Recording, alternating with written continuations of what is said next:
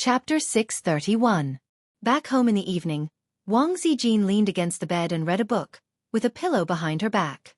Her black curly hair was scattered, and the orange light at the head of the bed reflected on her face, which was as gentle as jade. She was also led astray by Qin Bao Bao.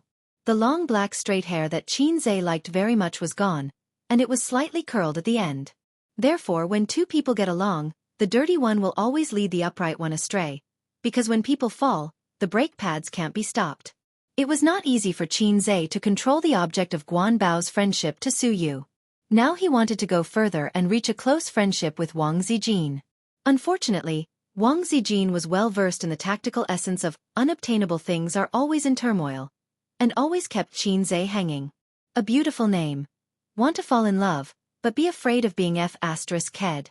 Bah, because love is not easy to f***ck. His sister was not at home, so Qin Zhe and her had been sleeping together. At most, they kissed, hugged and touched. Qin Zhe could rub against her, and she would allow it. But Qin Zhe only rubbed against her twice and did not do such a thing again. He couldn't be to you and not enter the house 3 times. In the future he would say to his son, "Son, Dad rubbed against your door 3 times, and it was not easy to get in." It was shameful to think about it. Moreover, doing this kind of thing, Qin Zhe and Wang Zijin were uncomfortable. One was a spring flood, the other was a big stalk. Harming others without benefiting oneself. Qin Zhe kicked off his slippers, lifted the quilt and went to bed. He hugged her in his arms and hummed a song. Yes, with a black pencil, draw a silent stage play. No matter how bright the light is, I will hug you. Wang Zijin put down the book with a smile in her eyes. It's good, what song? I wrote a new song. Qin Zhe said, I just donated it at the charity dinner and sold it for 5 million. Wang Zijin smiled. My brother is amazing, do you want a kiss as a reward? The tone of your voice is more and more like Qin Bao Bao. Qin Zhe kissed her little mouth. Since you are so capable, help me think about how to develop the company. Wang Zijin held Qin Zhe's waist and frowned. Purple crystal technology had developed to this point, and they needed to continuously expand their business. The competition in the internet was even more intense than in the industry. If they did not change, they would have to wait for death. She needed to constantly innovate, especially the path she was taking now. Didn't you say it's a mountain stronghold?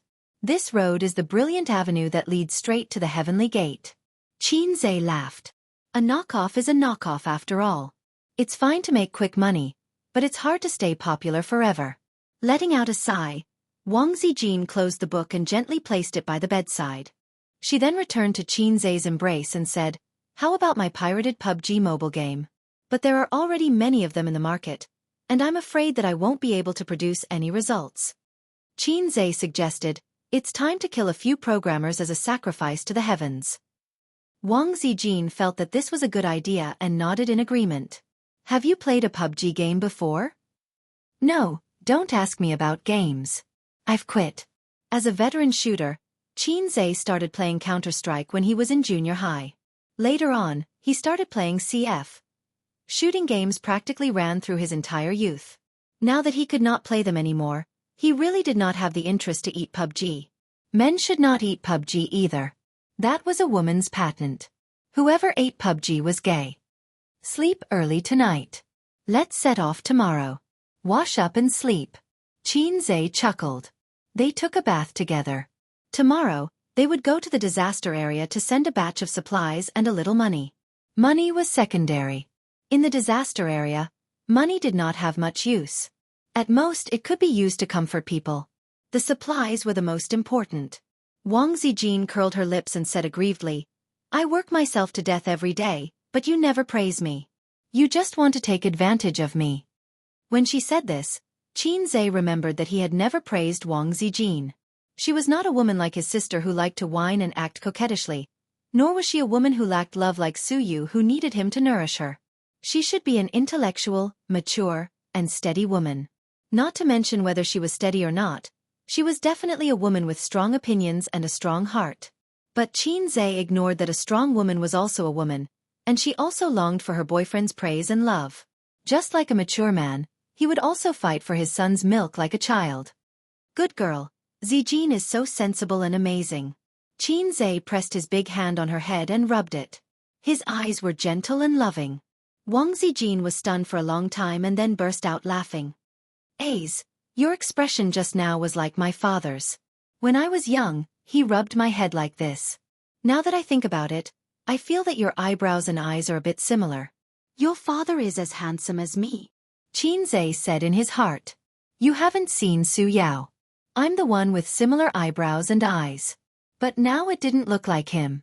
Qin's facial features had been optimized. Bah, my father was very handsome when he was young. He's as talented as me. That's also true. My father has been scolded by my grandfather since he was a child. But my grandfather also said that among his children, my father is the only one who can be regarded as a talent. But my father's qualifications are not as good as mine, Wang Zijin said proudly. You must not like your father. Why? Your father is too serious. Otherwise, you wouldn't like a humorous and interesting man like me. Humph, stinky man, my father was very serious when he was young, and it's the same now. Stinky man, take you to take a bath. Qin's hand passed through her legs and wanted to pick her up. Wang Zijin held him down and said, change into your swimsuit first. I'll help you get it. Qin took out a set of blue swimsuit from the wardrobe beside the bed. It was fashionable and sexy. It was not the kind of swimsuit that was paired with a short skirt or a tube top. It was a bikini. There were more than 10 similar swimsuits in his sister's wardrobe.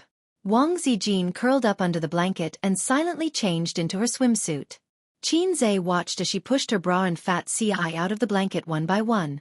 When she lifted the blanket, the swimsuit had already been changed.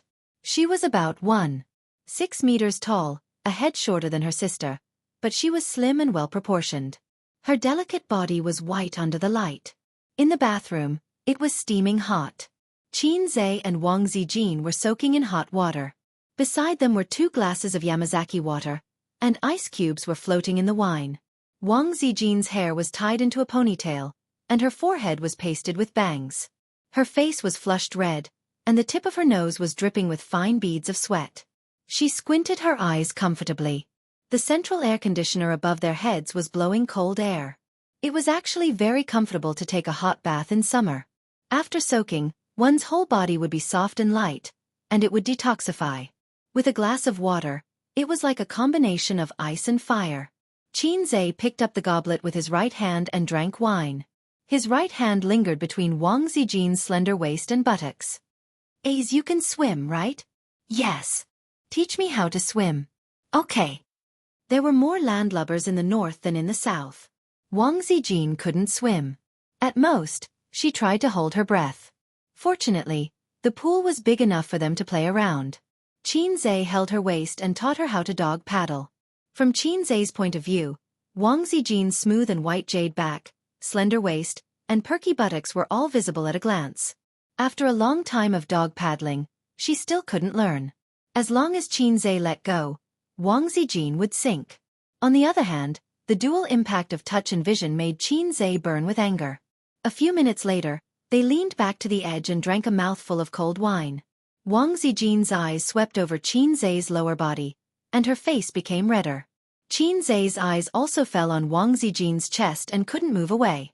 The crotch-peeking cat and the man-peeking cat looked at each other silently. Sister Ziwei, can you do something else?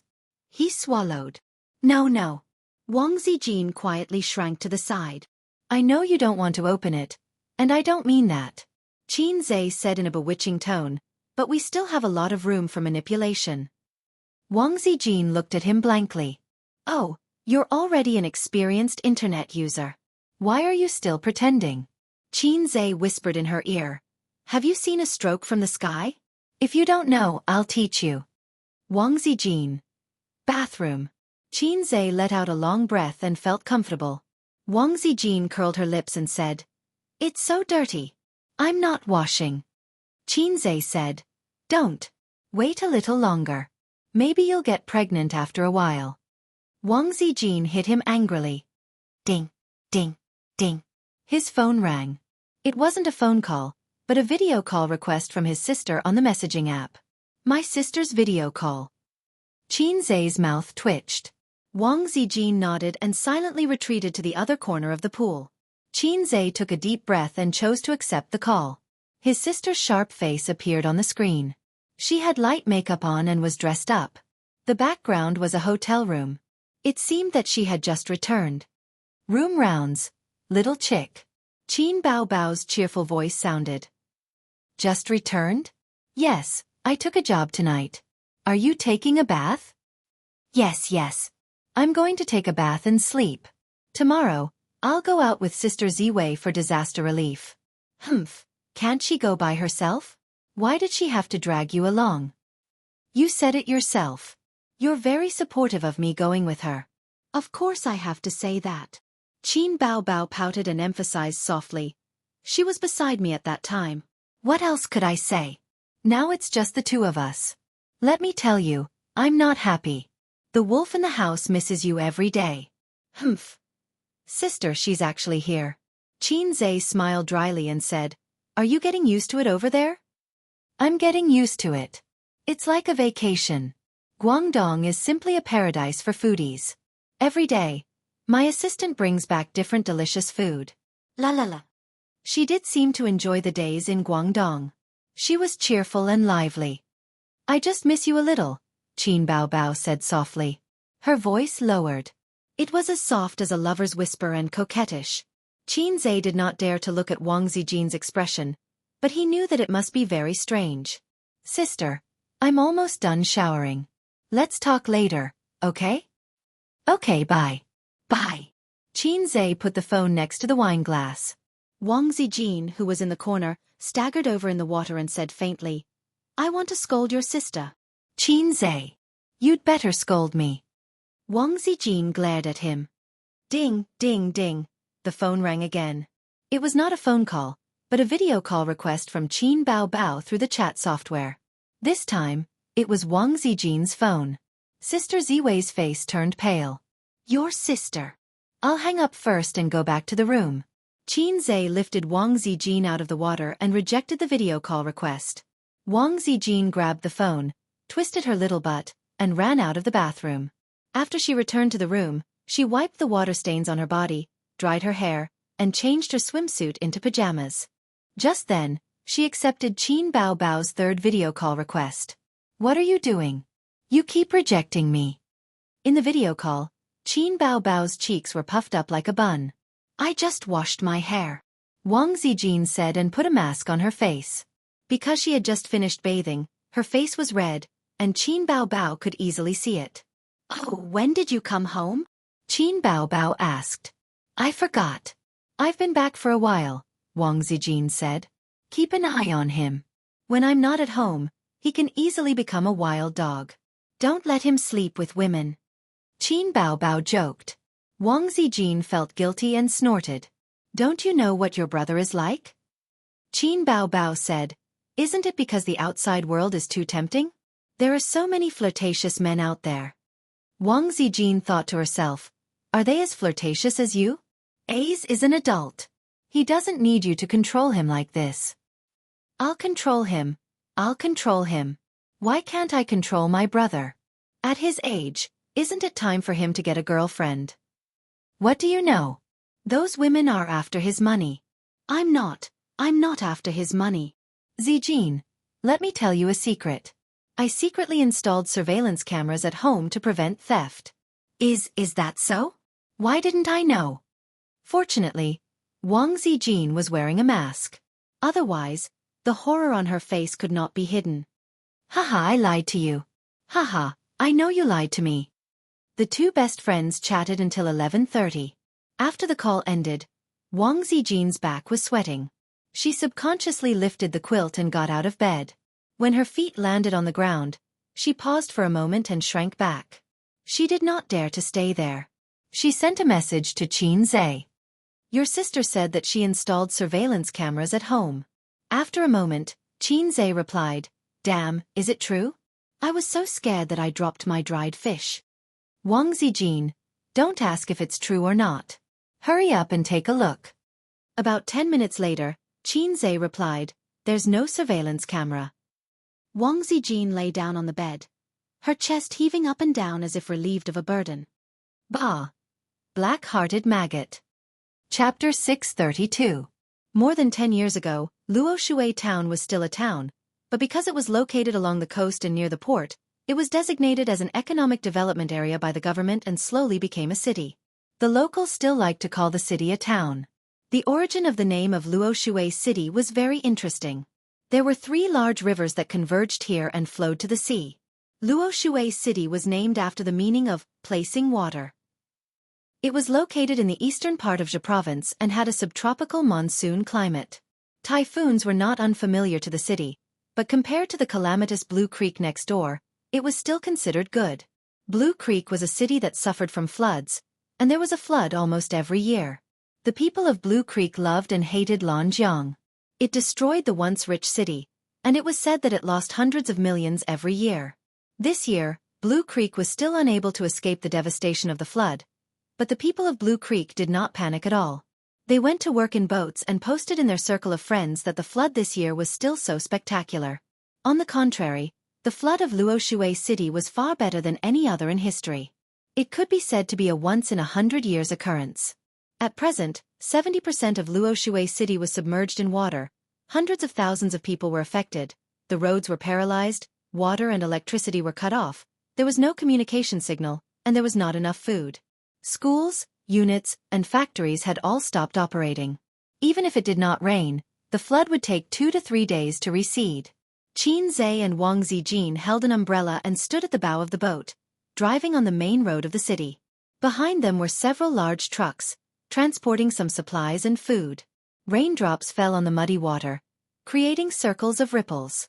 The main road was drained, the water was not turbulent, and the depth of the water just reached the position of the balls. The government invested a lot of manpower and resources in disaster relief. Other than the soldiers, there were also some volunteers and charity organizations. At this time, on the street, many disaster relief workers could be seen trudging in the deep water, pushing a basin and delivering supplies from door to door. Some citizens were evacuated to the suburbs to settle down, while others were trapped at home, relying on food reserves and food distribution. Leader, is there a way to get rid of the water on the street? Wang Zijin asked a district leader beside her. This time, the district leader in charge of receiving them was surnamed Wu. He was a middle-aged man with parted hair. His trousers were stained with mud. He said helplessly, "We've already tried our best to divert them. This road is still considered good. Some parts of the road have already turned into rivers. The rainfall this time was once in 100 years. The 3 rivers flooded at the same time, and the water did not flow to the sea in time. The river water flowed backwards, and Luo Shui City was like a frying pan, instantly flooded. This kind of natural disaster is not something that can be resisted by humans." He seemed to be very familiar with this speech as he spoke it very smoothly. This time, they were going to send the supplies to 2 distribution points, one in the suburbs and the other in the town. The total value of this batch of goods was about 200,000 yuan, including mineral water, compressed biscuits, instant noodles, canned food, ham sausages, and other fast food. 2 more batches of supplies would arrive tomorrow and the day after. "How are the casualties?" Qin Zhe asked. The district leader surnamed Wu said, "The government responded promptly and launched rescue operations immediately. There are no casualties for now." "Was this a joke? Didn't you just say that it wasn't something that could be resisted by humans?" In fact, Qin Zhe could use Wang Zijin's connections to investigate the real situation, but that would be meaningless. He took out his phone and logged into Luo Shui City's flood forum. After a few days of emergency maintenance and rescue, the network had been restored, but the power supply had not. It was common sense that there was no power supply in the flood area. Everyone who had electrocuted fish with a battery knew this. Once the power supply in the flood area was restored, people would float up one by one like fish. Therefore, candles became a source of light for many citizens. Of course, they could not go online. If a smartphone was not charged for a day, it would automatically shut down. Only the citizens near the material distribution points could go online because there was electricity there. Qin Zhe glanced at the forum. Most of them were foreign netizens asking about the situation in Luo Shui City. The replies were very uniform, saying that there was no big problem. The citizens who were really caught in the flood could not go online at this time. There were also a few posts by citizens who were not affected much, Sleeping in tents every day, there are so many mosquitoes. I really want to eat chicken. When will it return to normal? Eat chicken, eat chicken. Their homes were flooded, and they still wanted to eat chicken. The inner jokes have been blocked. I'm so bored. I really want to watch jokes. I can only download TikTok and Kuaishou. Damn, it was blocked well. F***ck. My pig was washed away by the water. The loss is heavy. If you find the body, please return it to us. My dad said we can make it into bacon and sell it. They would not eat bacon this year. Qinzhe was a little relieved. At least it was not a tragedy. Just as he was about to exit the forum, he refreshed it and saw a new post. The rescue was not in time, the person is gone. He clicked on the post. It was a short video. After the video was buffered for more than 10 seconds, it could finally be played. A half-collapsed house stood in the middle of the flood. Looking at the environment, it should be in the countryside. In the corridor on the second floor of the dilapidated building, there was a man. He paced anxiously down the corridor like a white mouse that had nowhere to go. Below, the flood was surging, and the mud was wrapped in rocks. Boom! The house collapsed, and in an instant, the person disappeared in the ruins. The videographer took the video from his home not far away. Qinzhe turned his head, looked at the district leader, and typed in the comment, "This is a foreign video, right? Be careful to check the water meter. It's illegal to spread rumors." The comment failed, and the post was deleted. Half an hour later, the car drove out of the disaster area, passed through the city, and arrived at a nearby distribution point. Wang Zijin and Qinzhe each held an umbrella and watched the volunteers and staff moving the supplies. It was time for lunch, and the two of them had fast food at the distribution point. This was the treatment of leaders. Usually, no one would take fast food seriously, but at this time, it was not easy to eat fast food. Wang Zijin noticed that outside the distribution point, many soldiers were covered in mud, eating canned military food and compressed biscuits. Some of them directly fell asleep on the ground after eating. "Being a soldier is really tough," she said. "We are all soldiers of the people," Qinzhe said. "Have you been a soldier before?" "No. You'll regret it for 2 years if you were a soldier, but you'll regret it for life if you don't." Wang Zijin squinted. "What soldier?" "I'm a student who can get into the University of Finance and Economics. Wouldn't it be a waste to be a soldier?" Qinzhe looked disdainful. In fact, there was a very awkward truth that he was embarrassed to say. Although his parents did not want him to be a soldier, the government did not want him at all. To be precise, they did not even give him the qualifications to be a soldier. It seemed that when a man became an adult, he would have to undergo a physical examination or something. However, Qinzhe lived peacefully until he was 24, and no one informed him at all. This was very awkward. "I am willing to shed my blood for the country, but the country thinks that I am too weak and that my blood is not hot enough." If he had the chance to pass the physical examination and join the army, he would not be in the entertainment industry. He would be a super soldier in the city. On his left hand was a university beauty, on his right hand was a beautiful CEO, and on his crotch was a superstar. During the day, they kissed, and at night, they had sex. That was not right. If he was going to be a soldier, he would not have the chance to live with his sister. The low-level system would not choose him, but his sister. He could eat his sister's soft rice at home, live in a mansion, play games, and reward female streamers with a lot of money. Wherever he went, there would be people who would praise him and say, "My sister is Qin Bao Bao." Immediately, someone went up to flatter him and shouted 666. When he thought about it this way, he was unexpectedly moved. "My little brother is a salted fish. The next distribution point is in a town. Shall we go there first?" Wang Zijin said. "The situation there is much better. Most of the places can be walked. Rain boots are enough." "Miss Zijin, are you trying to empathize with the people?" Wang Zijin rolled her eyes at him. Actually, she felt that strolling in the disaster area with Qinzhe was very poetic, even though this method was a little unethical. It was like drinking tea with friends on the battlefield and having a seminar, and there were piles of bones under your feet. However, the emotions between people were not interchangeable.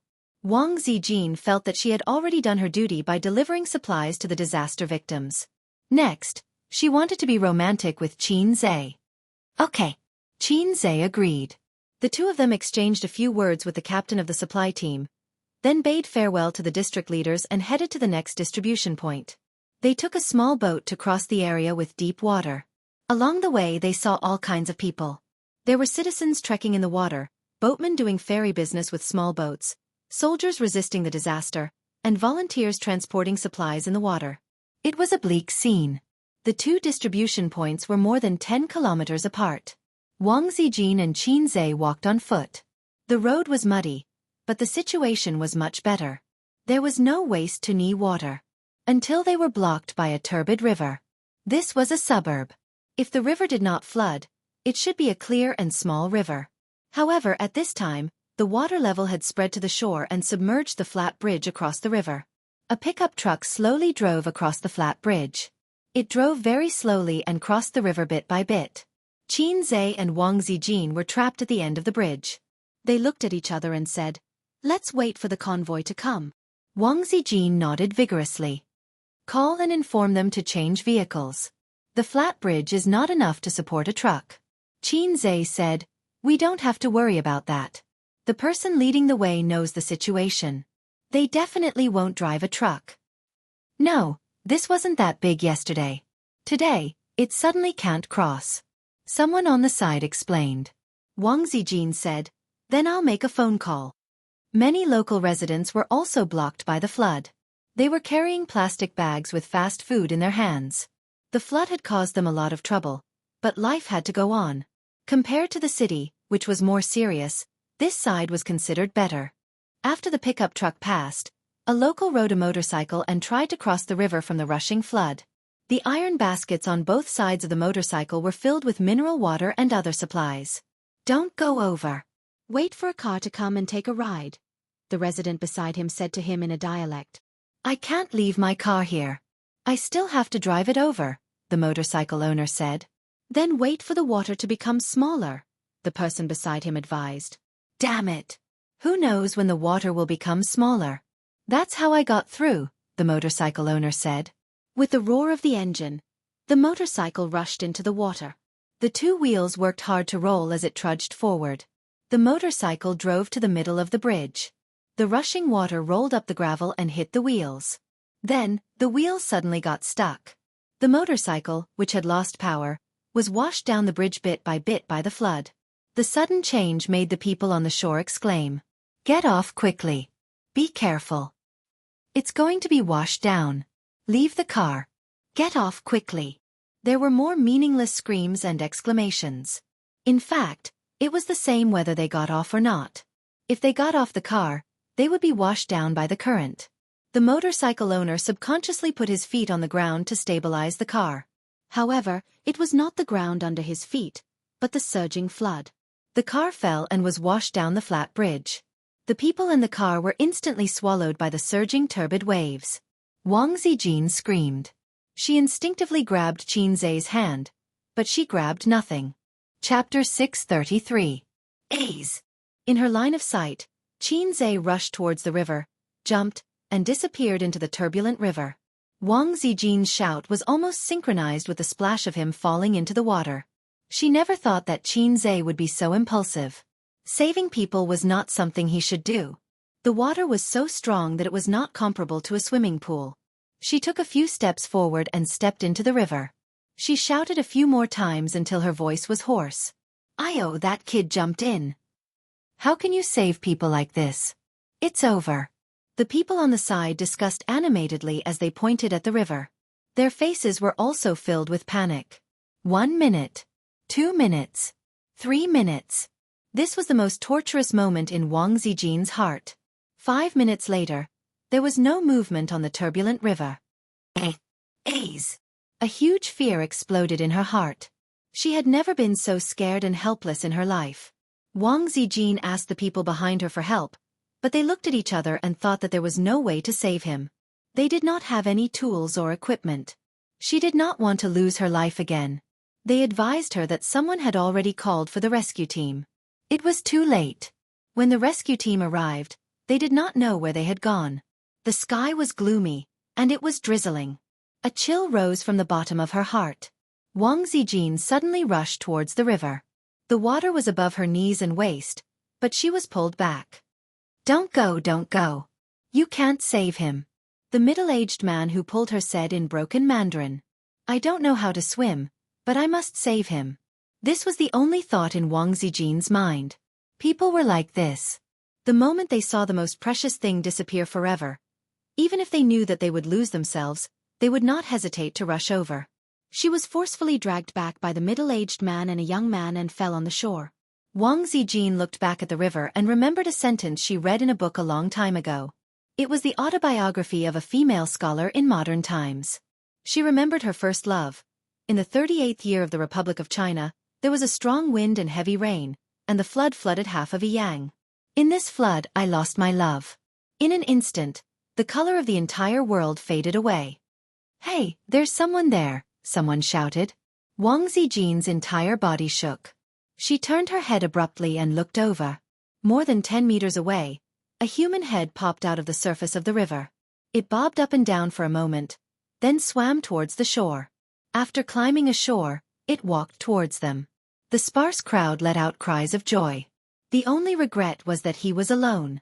Wang Zijin stood rooted to the ground as she watched him walk over. This idiot stood in front of her, stroked his bangs and sighed. I didn't save anyone. He looked extremely miserable. His entire body was drenched, and muddy yellow water dripped down along his body. His hair and face were covered in mud and sand.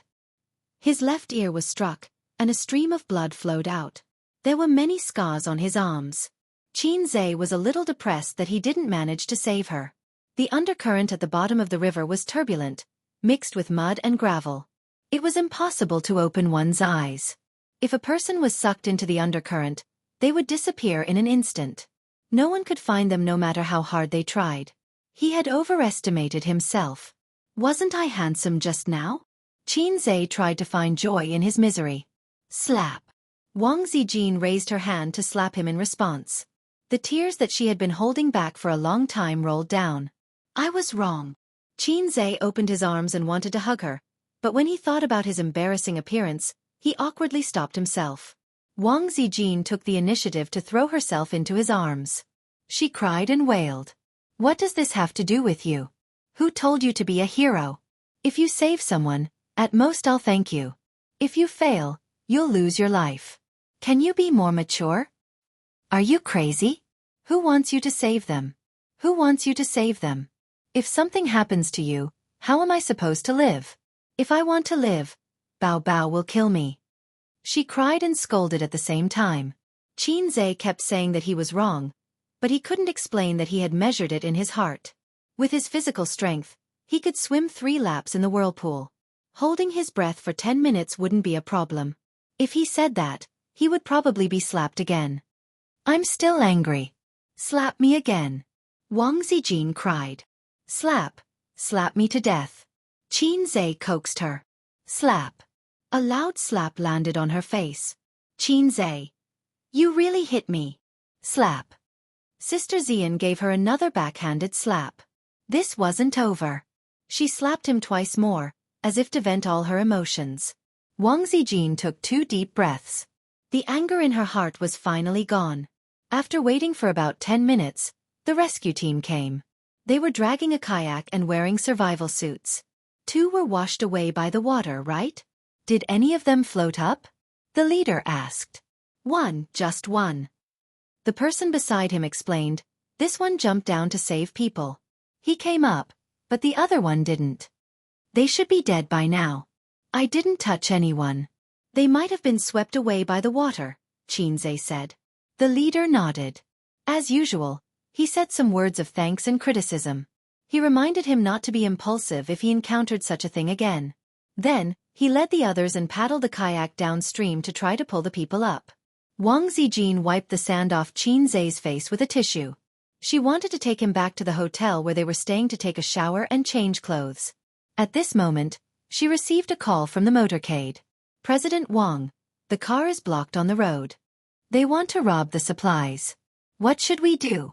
The person who called was the head of Tianfeng Entertainment's logistics department. This time, he was recruited by Qin Zhe to be a strong man. He followed the motorcade all the way. The truck driver was hired. Wang Zijin asked for the location and hung up the phone. She frowned and said, "The car is blocked on the road. They want to rob the supplies." Qin Zhe frowned. "Get the city government to deal with it." Wang Zijin, "I called, but no one came to deal with it." Considering how busy everyone was, it was understandable that they did not have enough manpower. Qin Zhe and Wang Zijin went back the way they came. After walking for about 10 minutes, they saw dozens of residents of the disaster area blocking the 3 trucks. They blocked the front of the truck and did not want to let them go. The head of the logistics department shouted. The residents were equally agitated. "What's going on?" Qin Zhe and Wang Zijin squeezed their way in. The head of the logistics department heaved a sigh of relief. They had managed to hold on until the boss arrived, so he explained the situation to him. There was a large-scale power outage in the city and suburbs. Many people's phones were out of battery and did not know where to get supplies. They were all relying on the surplus food at home. Meanwhile, some people were panicking because of the flood and wanted to stockpile more food. Hence, they wanted to rob the transport trucks. Qin Zhe climbed onto the truck and stood at the front of the truck. He took a deep breath and said loudly, "Everyone listen to me." Everyone looked in the direction of his voice. Qin Zhe said, "You all know me, right? I'm Qin Zhe." The effect was not bad. The noisy crowd quieted down a lot. Qin Zhe continued, "There will be bread and mineral water, but not here. Go to the distribution point to get your supplies." There were still people who did not give him face. For example, an auntie retorted, "It's the same for us here. We won't leave if you don't give it to us." Her tone was shameless. A commotion broke out. Qin Zhe tried his best to suppress his voice and said loudly, "Listen to me. You can't get any supplies by blocking here. I can guarantee that not a bottle of water or a loaf of bread will be given. And you have to be prepared to be detained for obstructing disaster relief. Don't think that the law can't punish the masses. This is a critical period. If you block the road like this, you will only add to the burden of the government." Seeing the looks of disdain on everyone's faces, he said in a deep voice, "We're not a government department. Donating resources is out of kindness, not an obligation. If your actions are exposed on the internet, what will other people think? What will other donors think? Let's not talk about anything else. Just the fact that you are blocking the road will hinder traffic. Just a few kilometers in front of us, there is a river. Not long ago, someone slipped and fell into the water. Look at me now. I jumped into the water to save people. Unfortunately, I didn't manage to save them. If such an accident happens again, but the road is blocked by you, what should I do? Tell me what to do." No one in the crowd answered. Wang Zijin stood by the car, raised her head, and looked at the man who spoke in a rhythmic tone. Qin Zhe continued, "If you want supplies, you can follow behind the transport vehicle. It will take you across the river and take you to the distribution point to get food. But here, it is absolutely not possible. The outside world is paying attention to the once-in-a-century flood in Luoshui City, but there are not many people who can really help you. You have to know how to save yourself, not cause trouble. Shouldn't you all want to see us overcome this crisis as soon as possible? Everyone should cooperate with the government, not cause trouble." Now, everyone stepped back and let the car pass. A few scattered people retreated, causing a group effect. Most of the people retreated silently. There were still a few uncles and aunties blocking the front of the car. Qin Zhe jumped down and threw them away like chickens. "Go, go, go. Hurry up and drive." The logistics minister took the opportunity to order the driver to drive. When most people chose to let them go, a few aunties were unwilling to give up and tried to stop the truck. However, they were not enough to pose a threat and were thrown away by Qin Zhe one by one. The truck slowly crossed the flat bridge. Before crossing the bridge, Qin Zhe asked the residents on the side. After getting an affirmative answer, he let the car pass. The two of them did not follow the car to the next distribution point. Instead, they returned the way they came. At 3 o'clock in the afternoon, they finally arrived at the hotel. This place was far from the city and was not affected by the flood. The two of them drove here. They planned to rest for the night and return to Shanghai tomorrow morning. On the way back to the hotel, Wang Zijin was still sulking. She didn't like to talk to him and had a sour expression on her face. Qin Zhe found it hard to imagine her fear and sadness. People's emotions were different. Wang Zijin felt that his attitude of admitting his mistake was not sincere enough. She was still considerate. If it were an ordinary couple, it would have escalated to a quarrel and a breakup. At 8 o'clock in the evening, after dinner, Qin Zhe sat by the window with a cigarette in his mouth and listened to the rain. In the bathroom, Wang Zijin was taking a shower. Qin Zhe shamelessly asked to take a shower with her and was kicked out by her. The sound of water stopped, and then the noise of the hairdryer was heard. A few minutes later, Wang Zijin walked to the window in a bathrobe. Hey, you're willing to talk to me? If I don't talk, can't you coax me? You don't even coax your girlfriend half as well as your sister. Actually, Qin Zhe turned around and looked at her. I watched a video during the day. Boom. The house collapsed and the people were gone. At that time, my heart clenched and I felt terrible. I wasn't completely impulsive. I thought about it and felt that I would be fine. However, I still couldn't save him. Wang Zijin sighed and hugged his head. She pressed it against her chest and said, "There are 3 great misconceptions in life. You can kill under the tower. I can kill him. You can save him." Qin Zhe said, "That makes sense. I won't do it again." The fragrance of the shower gel wafted into his nose. Qin Zhe licked her open collar. Wang Zijin's delicate body trembled. She said softly, "Ace, let's sleep. Sleep with me. Chapter 634. Sister Ziwei, have you finally thought it through? Qin Zhe stared at her. She stood under the light in pajamas. The beauty who just came out of the bath had a fresh and refined aura. Her eyes were clear and bright, hiding a trace of shyness, but she was very brave to look at Qin Zhe. God, the pretentious Sister Ziwei actually thought it through. Am I dreaming? Happiness came too fast, like a tornado, blowing Qin Zhe's thoughts in a mess. Isn't this a very normal thing? Wang Zijin cheered herself up and pretended to be calm. We have been dating for more than half a year, and our relationship can go further. You also know that we can go further. Qin Zhe's emotions were very complicated. First, he was excited, like a teenager dominated by hormones in adolescence. Finally, under the shameless begging, his little girlfriend agreed to go with him to see the Lord of Zhou. The excited mushroom dragon raised its head and wanted to roar to the sky. Then he hesitated. What are you going to do with Wang Zijin?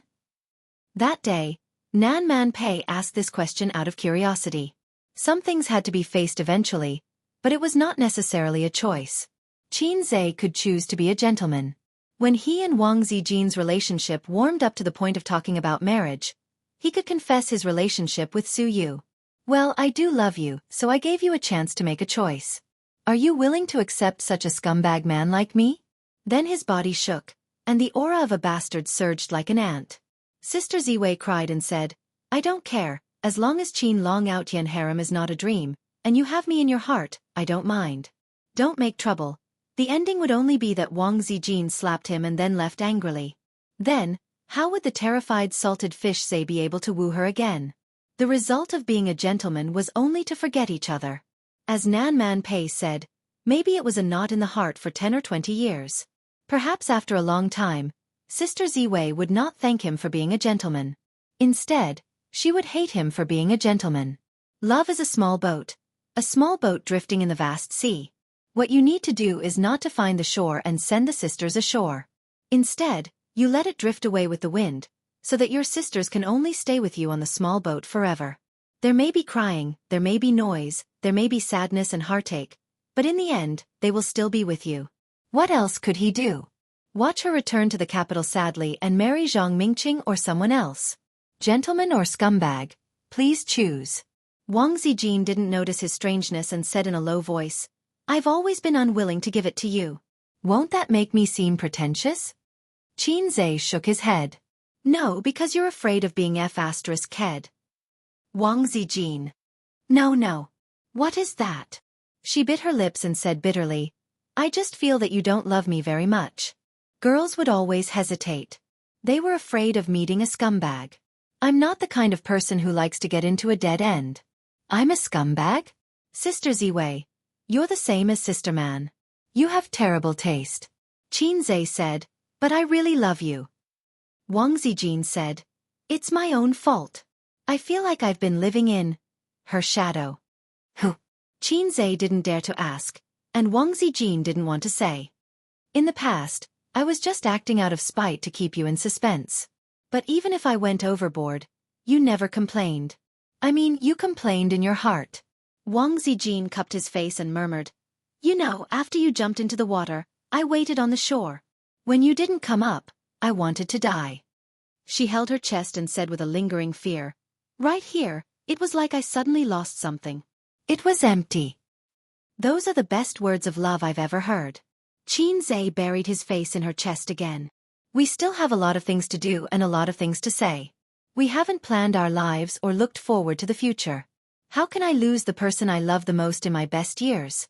I never thought that I would lose you, but when I felt that I was about to lose you, I realized how important you were. Only then did I realize that I still had so many things to do, and that I still had so many regrets, Wang Zijin said faintly.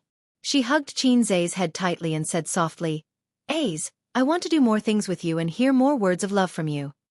Whether it was because of the emotional explosion or because of love, she wanted to break the last shackles with him.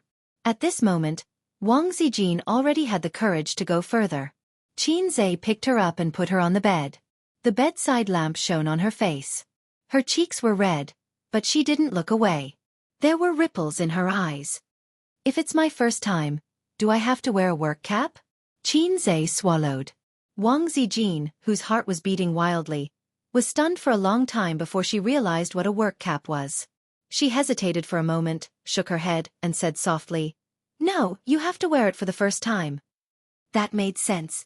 Qin Zhe untied the belt of her pajamas and peeled it off like a white lamb. She endured Qin Zhe's fiery gaze and finally couldn't take it anymore. She said in a trembling voice, "Turn off the lights." At this moment, if I were to say something like, "Only this way can I appreciate your beautiful body," I would probably be slapped in the face. Qin Zhe, who had been slapped 4 times today, obediently turned off the lights. "Sister Ziwei, I heard that the first time will hurt more," Qin Zhe said. Wang Zijin threw him a coquettish wink, her fingers clutching the bedsheets tightly. How could she not be nervous for the first time in her life? "Bang," Qin Zhe said. "Bang." "Yes, it's a broken river crab, Melon. That's what the books say." "I should be thankful for the flood," he said again. "You're still talking. If you're so impulsive next time, I'll beat you to death," Wang Zijin said angrily. "I just don't understand why kindness has become superfluous, why justice has become a cold joke, and why doing good deeds is ridiculed by others. Everyone is too utilitarian. The most common phrase people say is, 'What does it have to do with me?' People believe in the principle of doing things. Walk your own path, don't meddle in other people's business.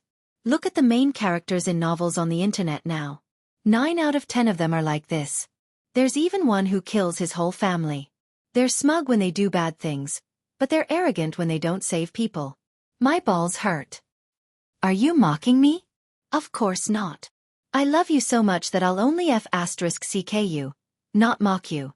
You say that I saved someone, at most it's just a word of thanks.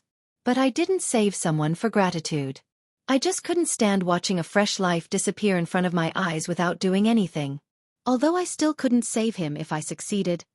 His life would have been saved." "Maybe you're right, but aren't we having a heart-to-heart talk now?" "Little sister, you don't understand. This is called warming up. If there's no foreplay, there'll be friction and fire. It'll be very painful. That's what Japanese movies teach us." After warming up, Qin Zhe gently parted her legs. "Wait, turn off your phone," Wang Zijin said. Qin Zhe slapped his forehead. Sister Ziwei was so considerate. If his sister called or video called, he didn't know if Wang Zijin would be scared, but he would definitely be. "You turn off your phone, I'll mute it." They both turned off their phones and muted it. Qin Zhe silently opened the interface of the system's point store. He clicked on the music option and played Itchy. "Come on, let's be happy. There's plenty of time anyway." "Come on, love. There's plenty of time anyway." Wang Zijin's body tensed up. Her 2 fair arms hugged Qin Zhe tightly. Tears welled up in her eyes. "Aze, you have to marry me." Shallow wine in front of people, hugging by the soft jade lamp, looking back into the embrace of love. Chapter 635. Wang Zijin got up at 9 o'clock in the morning and opened her eyes. She looked tired, but her eyes were full of happiness and sweetness. She was a first wife, and her heart was full of infinite tenderness. Qin Zhe woke up early, holding her with one hand and sending a message on his mobile phone with the other. Seeing her wake up, Qin Zhe silently turned off his mobile phone and kissed her on the forehead. "Oh, paparazzi aunt is dead." Wang Zijin smiled. She glanced at the last picture of the mobile phone screen before it was turned off. He was chatting with Qin Bao Bao. She frowned and said, "What did your sister say?" "She sent me a video last night. You know her temper. She came this morning to question me." Qin Zhe said, "She also sent you a message, but you didn't reply." "I said I was too tired during the day and went to bed early." "She's just a sister. She's more annoying than me, right?" Wang Zijin said a little bad thing. "Yeah." Qin Zhe nodded. He didn't defend his sister. Wang Zijin was a little happy. "Are you tired?" Qin Zhe's soft body was full of warmth and fragrance. The morning was an impulsive time. "I'm not tired." After saying that, Wang Zijin felt that something was off. "Little sister, do you want to do it again?" "Go." Wang Zijin rolled and shrank to the corner of the bed with the quilt. "Hey!" Qin Zhe's body was exposed. He quickly hid 20,000 miles under the sea and then rushed to grab the quilt with Wang Zijin. "Then don't make trouble. I'll sleep for a while." Wang Zijin pushed his chest with her small hand. "Yeah." Qin Zhe had experience in this. After the first time he taught Su Yu, she was also in pain for a long time and specially went to buy anti-inflammatory drugs. Although he restrained himself last night, he still tossed from 9 o'clock in the evening to 10:30, and Wang Zijin cried. After all, she was not as good as Su Yu and could not stand Qin Zhe's destruction. The servant helped Jiao Jiao up weekly. It was the first time she received the favor, so Wang Zijin's exhaustion was understandable. It was raining outside at 9 o'clock in the morning. The sky was gloomy and dark. Qin Zhe hugged Wang Zijin's soft body and slowly fell asleep. His body is really good. He can sleep whenever he wants. Wang Zijin muttered. She was so tired that she couldn't fall asleep. The joy and happiness of reality were far more attractive to her than sleep. She quietly stared at the face that was right in front of her. It was just like before, but this time, her mentality was completely different. In the past, Qin Zhe was in her heart, but now, Qin Zhe was in her body. It was not the same thing at all. Wang Zijin quietly approached Qin Zhe's face and kissed from his eyebrows to his lips. Her heart was as sweet as honey. She didn't know if beauty was in the eye of the beholder.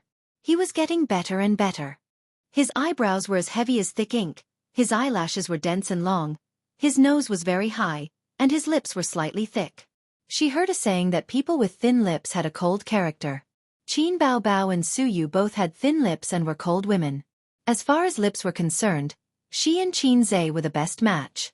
Wang Zijin thought. Donating to the disaster relief this time had not been in vain. Although she had slept with a man before getting engaged, she had gained a lot of happiness. The previous Wang Zijin had died. Now she was called Nyabalu Zijin. At noon, Wang Zijin woke up refreshed, but there was no sign of Qin Zhe beside the bed. She rubbed her eyes and sat up. When she saw Qin Zhe standing by the window in big pants, she was relieved. She leaned against the bed and stretched her waist lazily. "What time is it?" 11:30.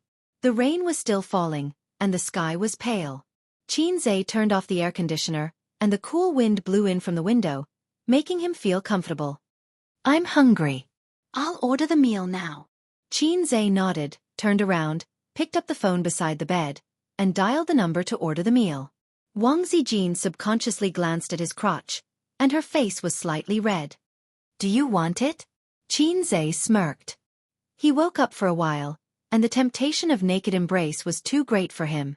Other men were exhausted after the first spurt of energy, but he was more and more courageous. So he went to the window to cool down. Wang Zijin spat and wrapped herself in a towel. "I'm going to take a shower. One more time before you shower." Qin Zhe pounced on the bed and pulled her back to the bed. He straddled Wang Zijin, put his hands on his hips, and shook his human cannon, a lewd smile on his face. Oh, Wang Zijin's face turned pale, and she begged softly. Call me brother. Then call me daddy? Zijin bit her lip, too embarrassed to speak. I'll come if you don't call me that. He shook even harder. Brother. Brother. Her face was red. Qinzhe finally let her go. Looking at her back view, he shouted, Let's shower together. Get lost. Wang Zijin slipped into the bathroom and closed the door with a bang. Qinzhe lit a cigarette, sat cross-legged on the bed, and laughed. I've finally gotten hard. In his own words, after being dominated by his sister and Wang Zijin for so many years, he was finally unyielding today. Qinzhe realized something. Women were different from each other. He used to see people on the internet saying, they're all the same after the lights are off. The person who said this must be a short-sighted otaku. But it turned out that women were different. He probably wouldn't be able to see it in this lifetime. He hoped that he could taste it one by one. I have a little donkey, but I never ride it. His phone rang. The caller ID showed Su Yao. Hello. Qinzhe frowned and answered. Ace, are you at the Grand Hyatt Hotel? Su Yao asked. How did you know? I'm here too. Let's have lunch together? His attitude towards this biological uncle of his could not be considered to be respectful and distant, but it was also impossible for him to interact with him harmoniously. Like his mother, he only hoped that he would not disturb his peaceful life. Uncle just wants to have lunch with you, Su Yao said. Okay. Qinzhe called to cancel the order. After waiting for 20 minutes, Wang Zijin came out of the bathroom. She looked brand new. But her complexion was a little bad. She had light bags under her eyes and a slightly pale face. The way she walked was also a little awkward. The food isn't here yet. I'm starving. She was disappointed that she didn't see lunch. I booked a private room downstairs. Let's go down and eat. Qinzhe leaned over and looked at her eyes. What are you looking at? The book says that after a virgin is broken, the eyebrows will not be smooth.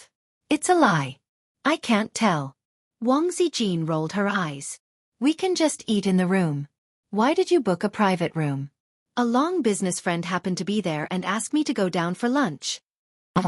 Wang Zijin had no objections. She asked, Do you want to take a shower? I've already showered. They left the room and went downstairs. On the way, he saw her walking in an awkward way with small steps. Qinzhe asked, Does it hurt? Yes. She frowned. Qinzhe said, I'll ask the waiter later if the hotel has any anti-inflammatory drugs. Wang Zijin blushed and nodded. Pushing open the door of the private room, the first thing she saw was Su Yao opposite the door. Beside him was a young girl with regular features and a clean temperament. The moment she saw Qinzhe, she was elated. But she tried hard to suppress the joy on her face. Her gaze and expression made Wang Zijin a little uncomfortable. It was just like how Qinzhe was uncomfortable with those naked gazes on his sister. It was an instinct to protect her food. Yan, ask the waiter to serve the food, Su Yao ordered. Su Yan answered happily and ran out of the door. Su Yao, the big boss of one city. He also has shares in the factory in Shenzhen. He's a business partner, Qinzhe introduced. Wang Zijin, my girlfriend. Wang Zijin reached out her hand and said, Nice to meet you, Mr. Su. Good. Su Yao shook hands with her and was slightly absent-minded. Was this also his niece-in-law? Sure enough, as Guang said, this nephew was a bit romantic. Su Yao cast a questioning and worried look at Qinzhe. As an elder, he naturally had to pay attention to the emotional problems of the younger generation. He could see that the relationship between Su Yu and Qinzhe was by no means an ordinary relationship between a boss and a secretary. It was a very pure feeling. But Su Guang also said that Qinzhe's girlfriend was called Wang Zijin. It should be the one in front of him. Then there was a question. Did Wang Zijin and Su Yu know each other? Unfortunately, Qinzhe didn't care about him. He brought Wang Zijin here, which showed that he didn't care about Su Yao's feelings. If it were his father, Qinzhe would kneel in minutes. Su Yao sighed in his heart. He still couldn't walk into his nephew's heart. When it came to Qinzhe, he didn't just feel guilty. This was his sister's first child. It was an unbearable memory filled with blood and tears. This child was something that his nephew, as well as his own son and daughter, couldn't compare to. He was good to his sister's other child just because he was the uncle. This couldn't make up for the regret and guilt in his heart. Otherwise, he would have let go of it all these years. How did you know I was here? Qinzhe asked again. Su Yao inexplicably appeared in the disaster area and knew that he was in this hotel. Qinzhe felt that it was unreasonable. He even suspected that Su Yao had been paying attention and monitoring him. Chapter 636. The news of you donating to the disaster area is all over the internet. Su Yao smiled and said, "Coincidentally, I also donated." At this point he sighed. Qinzhe was stunned. He turned on his phone and browsed through the news. Sure enough, yesterday's entertainment headlines were about him personally donating to the disaster area. After casually flipping through the comments, the netizens praised him. This is much more generous than other celebrities. What's a celebrity? Don't compare him with a celebrity. Being a celebrity is just his part-time job. Oh my God, he donated 7 million a few days ago, and now he's going to the disaster area. My husband is really caring. I'm giving Qinzhe a thumbs up. If it's a show, I hope he can continue to show off. Thumbs up. Qinzhe nodded in satisfaction. The more positive his image was, the further he would go. It was the same in all walks of life. Even writing novels had to pay attention to positive energy. Some people who drove every day to destroy idioms and dictionaries were considered unorthodox. At this moment, Su Yan, who had ordered the dishes, returned. A moment later, the waiter brought plates of dishes to the table. The dishes had been prepared long ago, but they had not been served yet. Qinzhe turned off his phone reluctantly. He clinked glasses with Su Yao and said, "Do you need to personally come to the disaster relief?" Su Yao smiled faintly. "I'm also here to discuss a business deal." Business deal? A post-disaster reconstruction project. Qinzhe instinctively smelled something fishy. He looked at Wang Zijin. Wang Zijin put down her chopsticks and chewed her food. As she ate, she typed on her phone. She looked very cute. Donation in exchange for project. It was concise and comprehensive. Qinzhe, who was no longer the same as before, immediately understood. As expected, it was a dirty deal. Whose money was the easiest to earn? Women? Children? Of course it was the government. Building railways was profitable. Building highways was profitable. Building railways was profitable. Building highways was profitable. Earning until your legs went weak. But this kind of project could not be obtained by ordinary people. In the process of earthquakes and floods, we can often see many companies donating tens of millions to hundreds of millions to disaster relief. This was not just about love. For these companies that spent money to contribute, the government would give them something in return. It was good that everyone knew about this kind of deal. Don't spread it. There was no wine on the table, so the four of them ate quietly. Qinzhe and Su Yao occasionally exchanged a few words. The intelligent and sensitive Wang Zijin immediately noticed that something was wrong. Although Qinzhe was not a smooth and slick person, he was still very good at socializing. If they were business partners, how could he be so cold? If their relationship was broken, why would he attend the banquet? She picked up her phone and was about to ask Qinzhe when she received a message from Qin Baobao. "Have you had lunch?" Wang Zijin replied, "I'm eating now." Qin Baobao. "That's good." Wang Zijin. "Huh." Then, Qin Baobao sent her a few pictures. The first picture was of deep-fried grasshoppers. Fat grasshoppers were skewered with toothpicks and fried until they were golden yellow.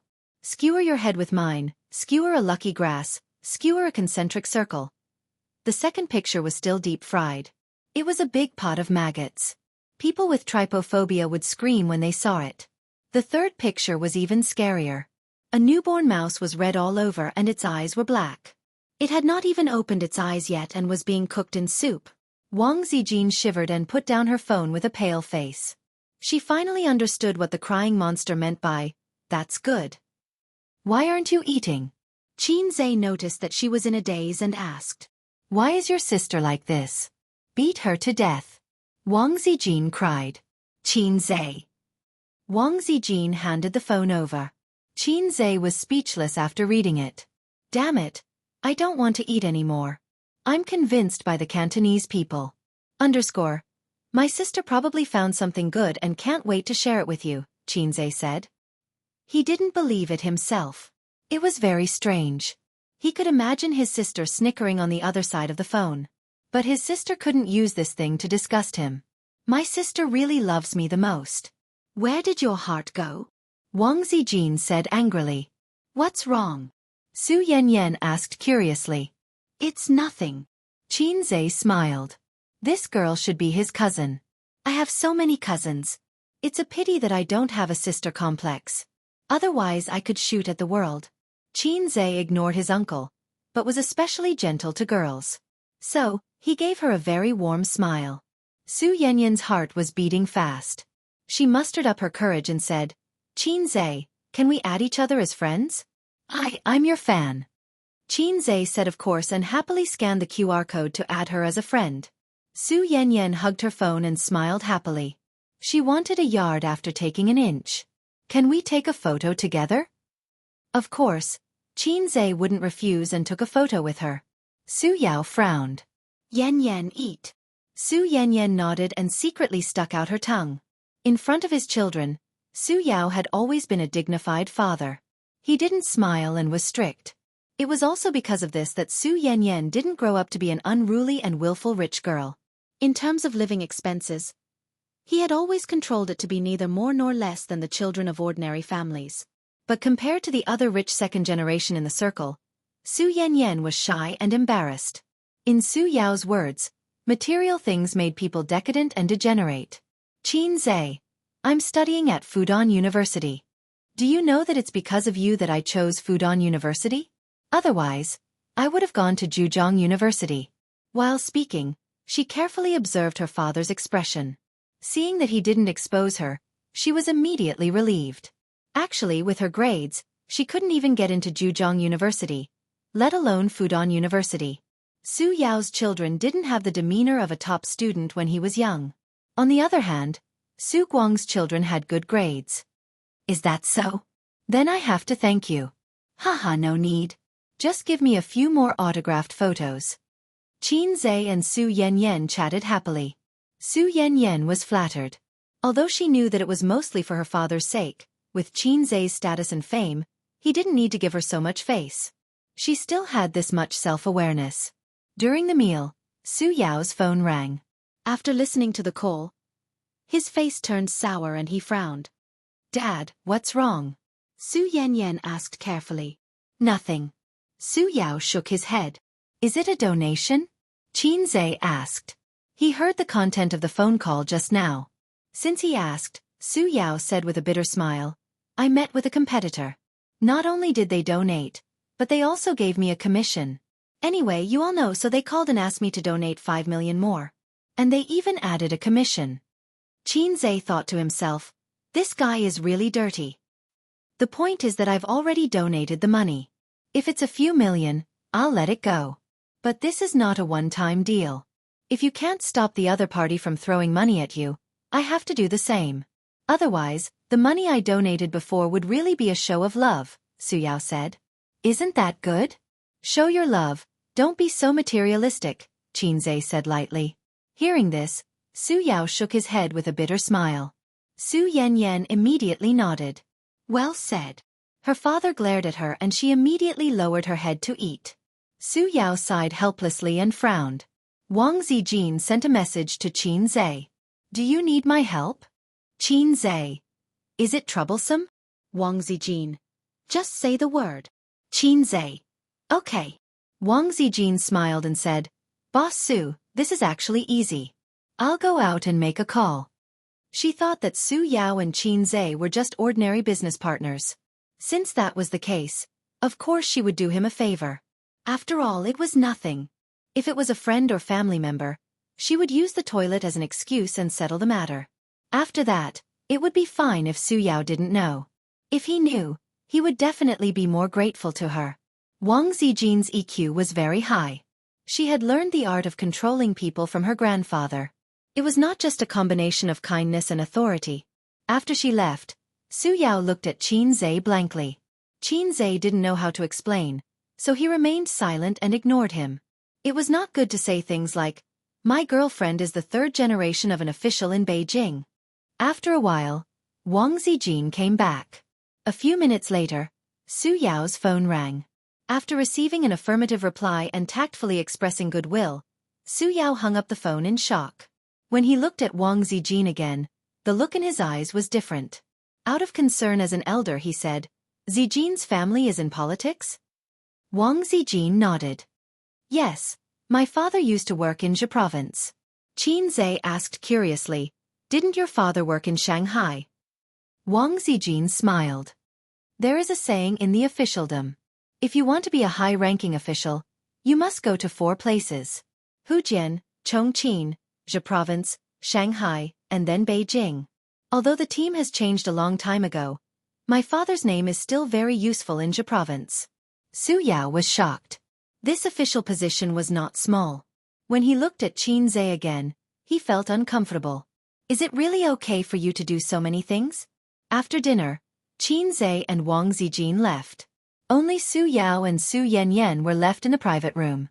Su Yanyan was playing with her phone excitedly. She uploaded a photo of her and Qin Zhe to her circle of friends. She was replying to the envy and jealousy of the girls in the circle. "Dad, I didn't expect Qin Zhe to be so amiable. I thought his kindness was just a disguise on the screen. He's so handsome and warm. I like him so much. I have the illusion that I've become friends with him. Do you think he will still talk to me if I contact him the next time I go to Shanghai?" Su Yanyan chattered. Su Yao smiled silently. He thought to himself, "Become friends? You two are actually cousins." But he would not say this, and there was no need to say it. "It's a pity that he has a girlfriend. I'm so sad. But I think he must have a good impression of me." Su Yanyan was probably too excited. She said what she said to her friends in a sentimental tone. Su Yao's eyelids twitched. He said angrily, "You only know how to chase after celebrities all day. Can you spend your time on studying?" Su Yanyan. She sat upright and lowered her head. She felt wronged. She did not know how she made her father angry. After leaving the private room, Wang Zijin searched for Su Yao on the way to her room. She was surprised. "Su Yao from one city. He's quite famous. How do you know A's?" There was still a difference between a billionaire in the industry and a billionaire in the internet industry. The former's total assets were definitely several times more than the latter's. Groups of billionaires were piled up on the internet. But among the same level, those who could do well in the industry were the real powerhouses. Maybe she did not need to do anything just now. Su Yao could handle it by himself. I can't explain it." Qin Zhe sighed. "What do you mean?" "I don't want to talk about it." Qin Zhe thought of something. In fact, even without the system, he was destined to be extraordinary. Even if he failed to rely on his father, he could rely on his uncle. Looking at Su Yao's attitude, even if Qin Zhe wanted shares, he would gladly agree. "I owe my sister. I can't repay her in this lifetime." When they parted in Su Town, Su Yao once lamented in front of Qin Zhe. Chapter 637. Back in the room, Wang Zijin started to pack up her toothbrush, bath towel, pajamas, towels and other daily necessities. Qin Zhe sat at the table and texted his sister. "Qin Bao Bao." Did Wang Zijin scream? "She's scared of bugs the most." "Qin Zhe, I just want to know if you ate it." Qin Bao Bao. "Yes, it was delicious." Qin Zhe. "Okay, please remove the kiss reward from my life." Qin Bao Bao. No, sister didn't eat it. I just saw them eating it and took a picture to show off and pretend that I ate it too." Qin Zhe's lips curled up. He knew that his sister wouldn't eat such things. She would usually get scared when she saw cockroaches.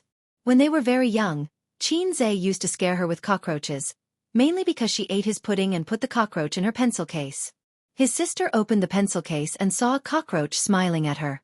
She was so scared that she almost became retarded.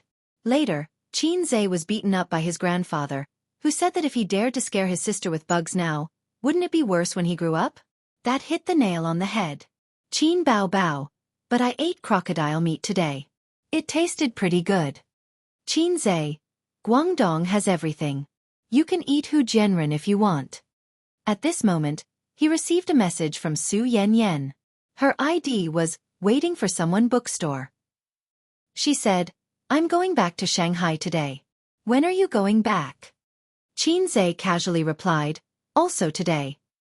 Then there was no follow-up. The avatar showed that she was typing, then stopping, then typing again, then stopping again. The girl was probably hesitating whether to reply. Anyway, it's on the way back. Let's go back together? But she was afraid that it would be too abrupt. In the end, a little girl that he hadn't seen for a long time came to strike up a conversation with him. Little brother, are you in an online relationship? I have a mature voice. During this time, Chen Qingyuan did not pester him much. Qinzhe was comforted. A young girl should have a young girl's life and longing. Longing for an old man like him was nothing. In high school, shouldn't she like the school hunk who galloped on the court and dominated the classroom? But later, Pei Ziki told him that Chen Qingyuan had been very busy recently. She was busy attending cram schools and said that she wanted to go to Harvard, Cambridge, and MIT. At first, everyone laughed at her. But who knew that in half a year, she had improved by leaps and bounds. She had rushed to the top 10 of the class and the top 50 of the grade. She used to learn English like this. How are you? How are you? Pregnant, pounces on a man. Admire, oh my God. Fail, useless. It was the same for English songs. In the past, when I liked an English song, I would howl all day long. Stomach cancer is making trouble again, stomach cancer is making trouble again, but it was different now. Her pronunciation was very accurate. He heard that her family had hired a professional English teacher for her and she learned English every day. Is this girl serious? Qinzhe's forehead was full of sweat. Because on Pei Ziki's birthday, he and Chen Qingyuan made a promise that they would talk about being girlfriends after she got into Harvard, Cambridge, or MIT. At that time, he thought that a girl who was bad at her studies wanted to get into a famous foreign university. Not to mention that she needed to rely on connections. In terms of grades, even if Chen Qingyuan worked together, there was no hope. Seeing that he did not reply, Chen Qingyuan repeated, Little brother, are you in an online relationship? I'm big sister Een. Qinzhe replied silently, Little sister, I'm not in an online relationship. I'm Lin Jingyin. Chen Qingyuan. Sigma. Degree winky face. You're right to be afraid. Go and tutor me. We'll talk about it after you get into Harvard. Even now, Qinzhe still did not think that Chen Qingyuan could get in. He was not interested in little sisters. It was not only because of his bad taste, but also because he felt that there was a generation gap between him and Queen Eggy. Queen Eggy talked about love all day long. She would often say, without love, I don't want to live. These were the leftovers from the 90s. Now that they saw Queen Eggy, they felt like they were looking at their younger selves. They were so embarrassed that they wanted to roll on the ground. Qinzhe's situation was different. When he was young, he could not get along with many of his peers. Because his family was too strict, he could not accept those who were not mainstream. Of course, in the eyes of his peers, he was the kind of boy who had old-fashioned ideas and was very boring. His cousin, Jiang Cheng, was said to have slept with several girls. Qinzhe was a writer. Shakespeare. Chen Qingyuan, I will definitely get into Harvard. Qinzhe, good luck. Chen Qingyuan, don't forget our promise. Qinzhe, let's talk about it after you get in. Chen Qingyuan sent a series of fighting emojis and did not continue to pester him. In fact, this was not bad. He could draw a big picture and let the silly girl work hard. Graduating from a prestigious university and graduating from a prestigious university were two different concepts. After graduating from a prestigious university, there was a chance that she would have a major in the future. After graduating from a prestigious university, she would be able to do well in the future. If she really got into Harvard, he believed that the maturing Chen Qingyuan would slowly choose to accept reality. Then she would spread her wings and soar. Years later, when she recalled it, it would be a sweet and precious memory. After Wang Zijin finished packing up, she urged, There's nothing left? If there's nothing else, let's go. Qinzhe glanced at the spot 3 inches below her lower abdomen and teased, Does it still hurt? She blushed, gently knocked on the chestnut, turned sideways slightly and scolded, Do you want to die? Qinzhe grinned. He remembered the night when he and Suyu became friends. When he first looked at Suyu's position, although Suyu was shy, she said, When you stare at the abyss is also staring at you. This was deleted. Don't look at it. Then Qin Zhe slipped and fell into the abyss. Sister Ziwei was more conservative and shy than Suyu in this regard. When you stared at the abyss rewarded you with a knock on the head. When you took off your pants and invited the abyss to do it again, the abyss shyly said, "Yamit, yamit."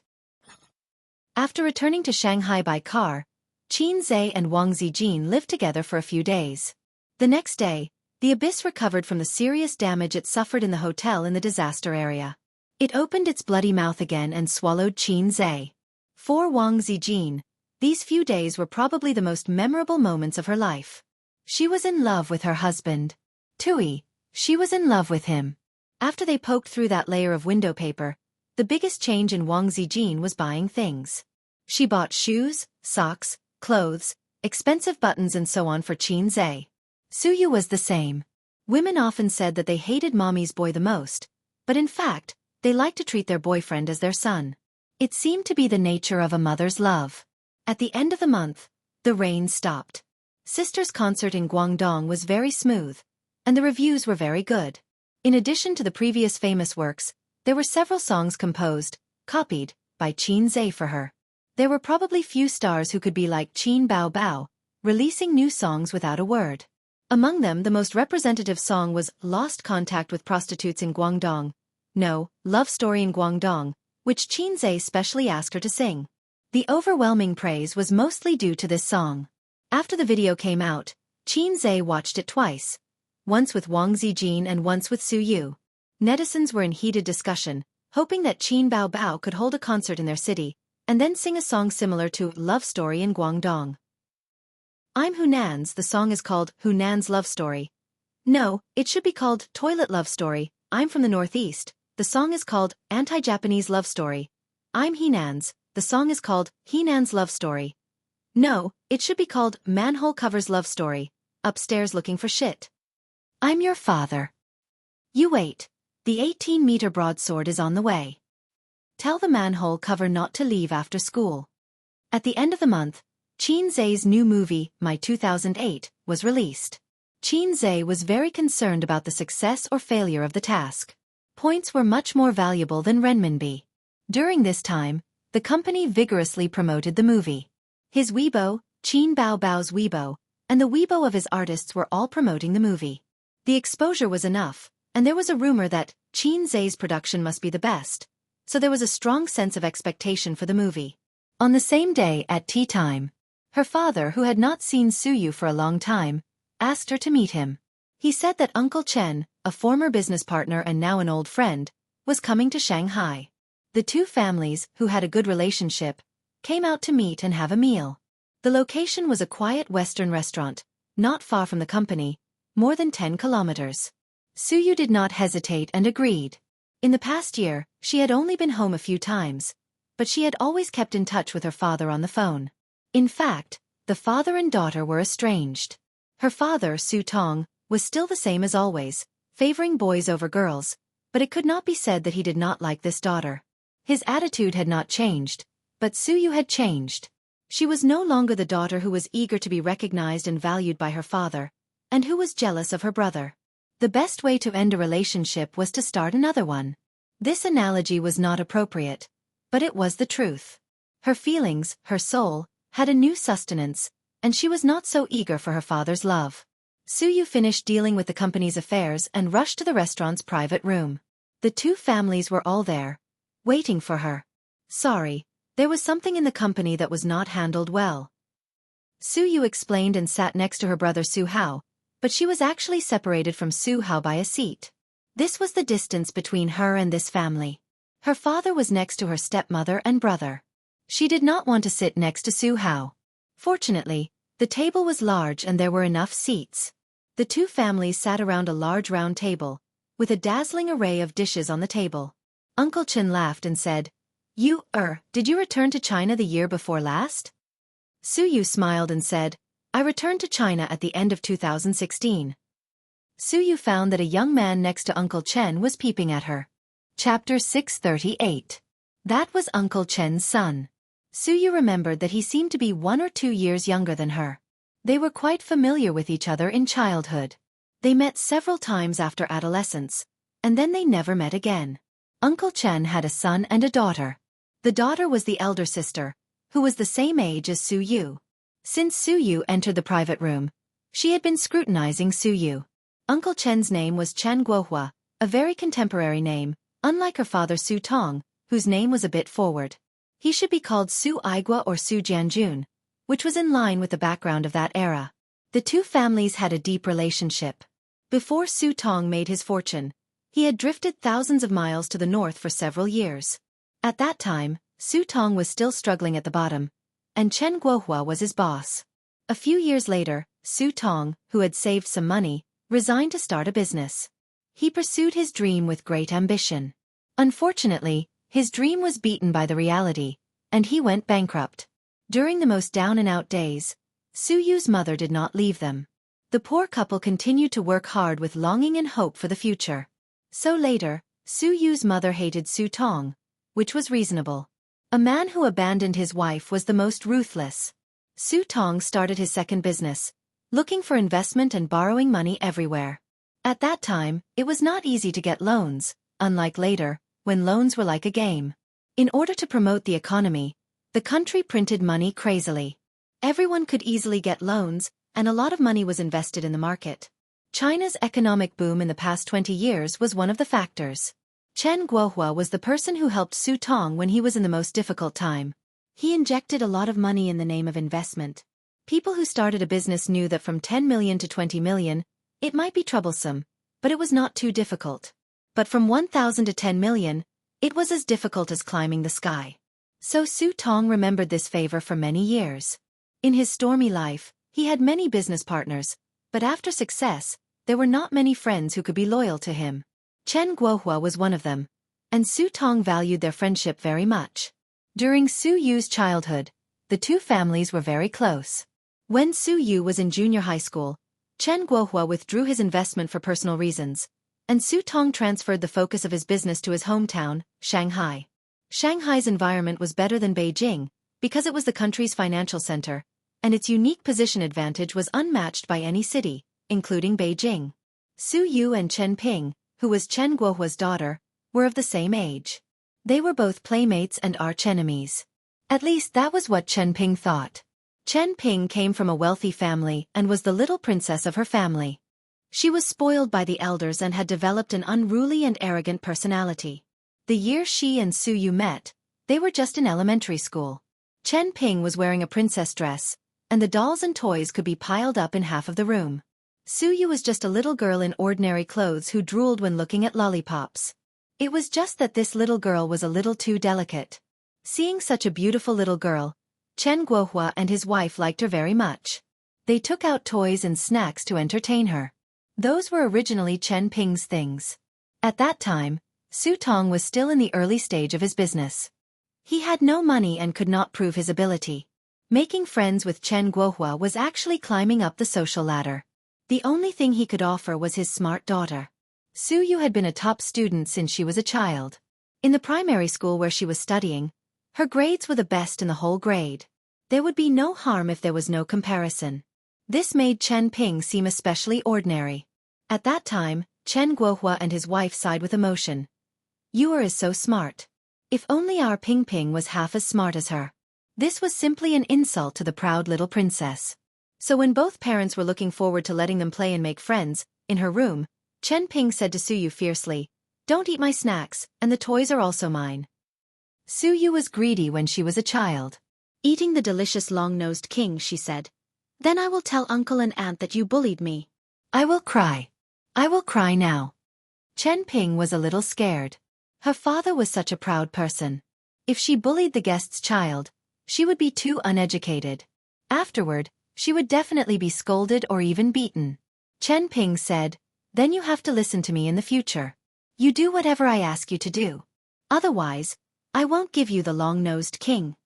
Su Yu was not afraid at all and said, "But if I don't listen to you, I still have the long-nosed king to eat." Chen Ping was speechless. For the first time, she was crushed by her peers with IQ. That time, she lost her temper and shouted in the room. Then Su Yu cried. The parents who were chatting outside heard the noise and entered the room. Suyu complained first, in Chen Ping's eyes, crying and saying that her sister bullied her. Chen Ping said no loudly and lost her temper. But the more she lost her temper, the more the adults believed that she bullied. In fact, she did bully. Afterward, she was severely educated by her parents. Since they were partners, Su Tong would often visit, or Chen Guohua would visit. Su Yu and Chen Ping could see each other every week. Sometimes they would do homework together. The two mothers checked their daughter's homework. Chen Ping could always hear the mother sigh that her daughter was not Su Yu, and that Su Yu was not a woman. Later, Su Tong's business became better and better. Su Yu's clothes became more and more beautiful. Her snacks became more and more expensive. She had more and more toys. Chen Ping's last advantage was gone. The relationship between Su Yu and Chen Ping was similar to that of Qin Zhe and Qin Bao Bao. One side was always so high and mighty, while the other side struggled in their shadows. The difference was that Qin Zhe's sister could kiss and have sex. Chen Ping only got heartache from Su Yu. However, she had been proud and liked to compare since she was a child. Later, when they met occasionally in their teenage years, they were also very aggressive. Su Yu was not a gentle character and did many things deliberately to hurt her. Chen Guohua said with emotion, "A doctor who returned from abroad is different. You must have taken care of the company very well. I remember it's called profit investment, right? Su Tong, I have envied your daughter for many years. Look at my Ping Ping, she has nothing to do at home all day." In a word, not only Chen Ping's face was not good, but Su Tong's family was also a little embarrassed. Mother Chen said fair words. "Isn't Ping Ping helping you to take care of the company?" Chen Guohua said, "Hey, with her level, she is lazy in the company all day." Chen Ping said impatiently, "Dad, you are annoying." While speaking, her eyes inadvertently glanced at Su Yu. Seeing her smiling and aloof appearance, she snorted in her heart. After not seeing her for many years, she was getting more and more beautiful. No wonder her brother had been secretly looking at her. Her fiancé beside her also glanced at Su Yu from time to time. Chen Ping glared at her boyfriend, who smiled awkwardly. When men see beautiful women, great beauties, they always can't control their eyes. This is a natural phenomenon. Su Yu was in her prime and tall. She was wearing one of the 3 uniforms, an office lady's suit. When she wore this kind of suit, it was a pure and natural temptation. Su Tong took a sip of wine and jested, "What are you talking about? It's enough for a girl to find a good husband. I also think that you is too career-oriented. She hasn't found a boyfriend at this age." Chen Guohua was surprised and said, "No way, you doesn't have a boyfriend?" He noticed that his son's eyes lit up. Su Tong could only say that he had a general impression of his daughter in Qin Zhe, but it was not very clear because Su Yu didn't talk about it directly and didn't take Qin Zhe home to meet her parents. His mother's relatives knew, but the relationship between Su Tong and his ex-wife. The two sides didn't contact each other anymore. Su Yu didn't speak, showing a subtle and restrained smile. Chen Guohua picked up a mouthful of food and said, "Young people nowadays are so calm, but we elders are worried. Chen Qing also has no girlfriend. You young people have something to talk about. Can you talk about it?" Many people had a complex of children's marriages. Young people fantasized about having a handsome or beautiful child to marry. Adults were keen to have children's marriages with their best friends. This phenomenon used to be very common, but with the change of time, free love was emphasized, and parents' orders were no longer effective, so children's marriages gradually disappeared. Chen Guohua expressed his meaning implicitly and obscurely. "Add me on WeChat?" Chen Qing took out his mobile phone and stared at Su Yu expectantly and passionately. Su Yu was stunned, smiled, and took out her mobile phone to add him as a friend. In fact, she was silent because it was inconvenient for her to say it. Of course, she could explain that she had a boyfriend, and there was no need to mention Qin Zhe's name. But she was so angry that she was not in the mood to talk. The relationship between the two families was so good that she was embarrassed to refuse. She simply added him as a friend, which was not a big deal. Chen Qing took back his mobile phone with satisfaction and a smile on his face. For a man who had been single for a long time, getting the WeChat account of his stunning goddess was the biggest gain of the day. Su Yu's reaction also made him happy. She was not cold, not alienated, but reserved and polite. Su Tong still remembered that he was a father. Friendship was friendship, but he could not forget to check for his daughter, so he asked, "What is Chen Qing doing now?" Chen Guohua said angrily, "When he just graduated, he said that he would go to the company to gain experience and slowly take over. After half a year, he resigned and set up an entertainment company with his friends." Su Tong said, "Very good. It's very promising to do this in the capital." In the entertainment industry, most of the popular stars graduated from Beijing Film Academy and China Drama Academy. Therefore, there were many entertainment companies in the capital, and the industry was developed, which was incomparable to Shanghai. "Uncle Su, it's true that it's promising, but the competition is also fierce. You can't get good seedlings at all, and you need strong financial support. Times have changed. Starting an entertainment company from scratch, 90% of the small companies are struggling and need to find another way. So, my friends and I developed a mobile live streaming platform to cultivate female anchors from the platform. Since it's profitable and has good seedlings, we can bring them into the entertainment industry. This way, it's easier to make newcomers popular," Chen Qing said. After that, he glanced at Su Yu. Su Tong laughed loudly and said, "Young people are flexible. I'm old and can't keep up with the times." Su Tong and Chen Guohua clinked glasses. Chen Qing said, "Our era is actually more difficult than yours and my father's, but if you look carefully, there are still many opportunities. With money and funds, investing in the entertainment industry will never be a loss. Just look at Qin Zhe, who is very popular in the entertainment industry now. His success, in addition to his own talent, is mostly due to luck. I also want to try to see if I can achieve his scale." There was a sound of agreement at the table, and Su Tong praised him for his ambition.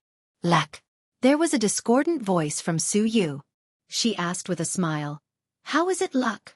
I remember that Qin Zhe is not a rich second generation. He started from scratch." Chen Qing's heart moved, and he asked, "Sister Su likes Qin Zhe?" Of course, he didn't mean that kind of like, but the like of a fan to an idol. Su Yu smiled, and her eyes curved. "I like him very much." Chen Qing took the gentleness in Su Yu's eyes as a woman's infatuation. He felt uncomfortable and said, "So he relies on luck. How did he get his initial funds?" Su Yu said, "Stocks." Chen Qing said, "Yes, last year's bull market made him a lot of money. If he didn't have this luck, how many years would it have taken him to start from scratch and reach the scale now? Uncle, am I right?" He wanted to get approval from Su Tong. Su Tong nodded awkwardly. The man next to Chen Ping echoed, "That's true. He directly crossed the most difficult starting stage." Chen Qing said with assurance, "In more than a year, from stocks to Tianfeng Entertainment, he now has at least a few billion yuan, or even tens of billions. He is indeed very powerful. Now everyone says that he is a legend, an inspirational role model for people born in the 90s, and an unsurpassable monument. But in fact, everyone regards him as a myth. If it wasn't for that bull market, which happened to be caught by him, he wouldn't be able to reach this point. The era has created him. Of course, he is really powerful." Young people with middle school syndrome looked down on people and would proudly say, "He is very powerful, so what?" Mature men looked down on people and would humbly say, "He is not very good, but he is really very powerful." The order was different, and the effect was different. The latter sounded more mature and restrained. But the meaning was actually the same, disdain. Su Yu blinked. Maybe fishing for money in the stock market is not based on ability, but luck? The sound of agreement at the table stagnated. Chen Qing defended himself.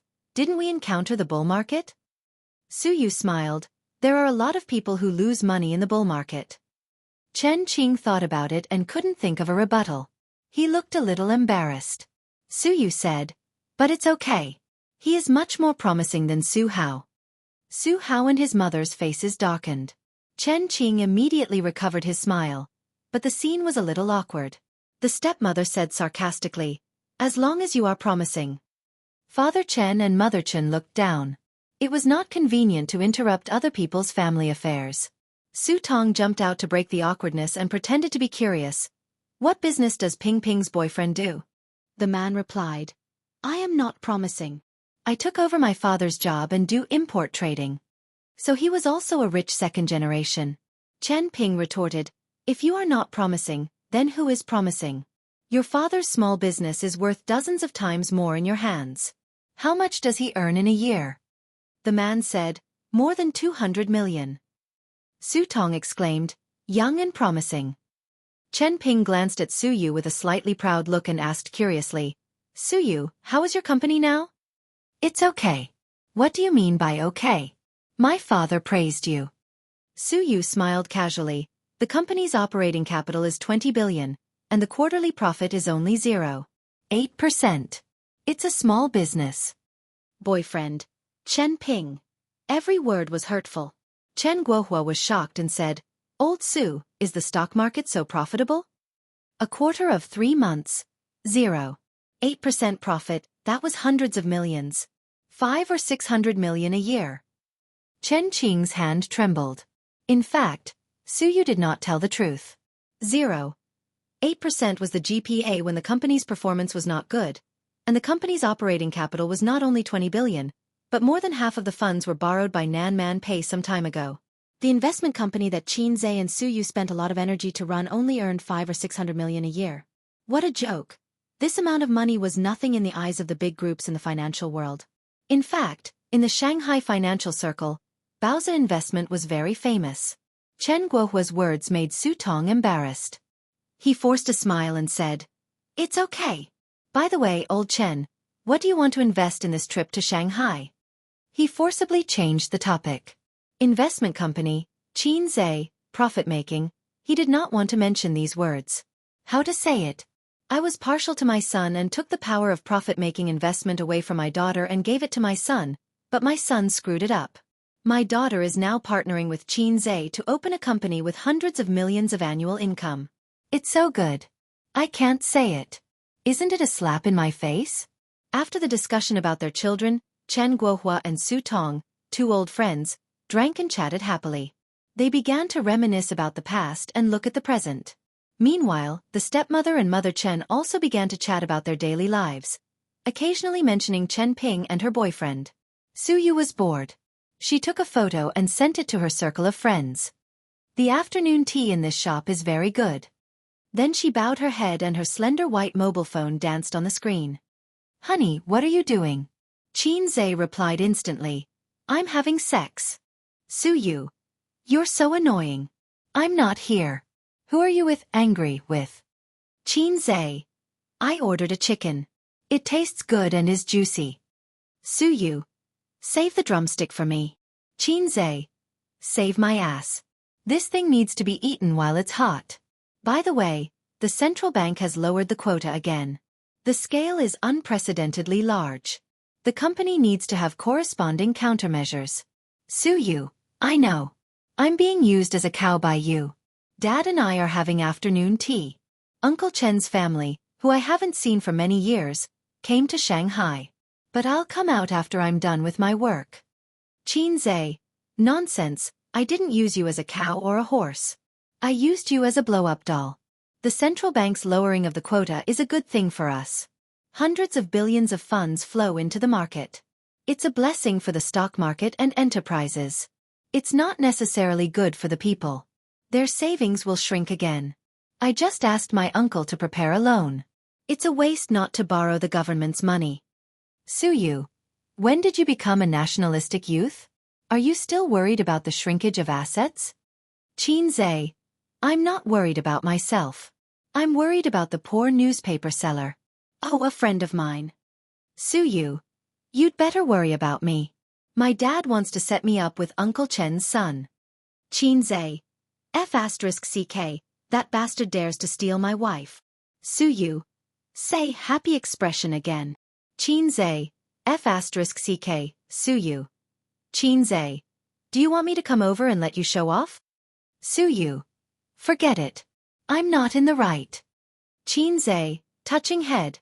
At the end of the chat, Su Yu smiled bitterly. You didn't even ask for the address. I want you to come, I'm being sarcastic. At this time, she received a message. Going to the bar for a drink tonight? It was from Chen Qing. She looked up and saw the latter's warm smile. No. Su Yu replied. Chen Qing bowed his head and typed. Don't like to drink? Then watch a movie. Qin Zhe's new movie is just released tonight. You like him, right? Suyu. No, thank you. She thought to herself, to watch Qin Bao Bao and Qin Zhe being intimate on the screen? Go away. Chen Qing frowned slightly. Can't make an appointment? He took this as a girl's reservedness. He stretched his eyebrows and continued to type. But at this time, Suyu turned off her phone and looked at the table with a smile. He had to put down his phone helplessly.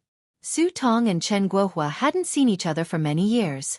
Although they kept in touch by phone, the last time they met was 15 years ago. Men could talk for a whole day. Time passed slowly.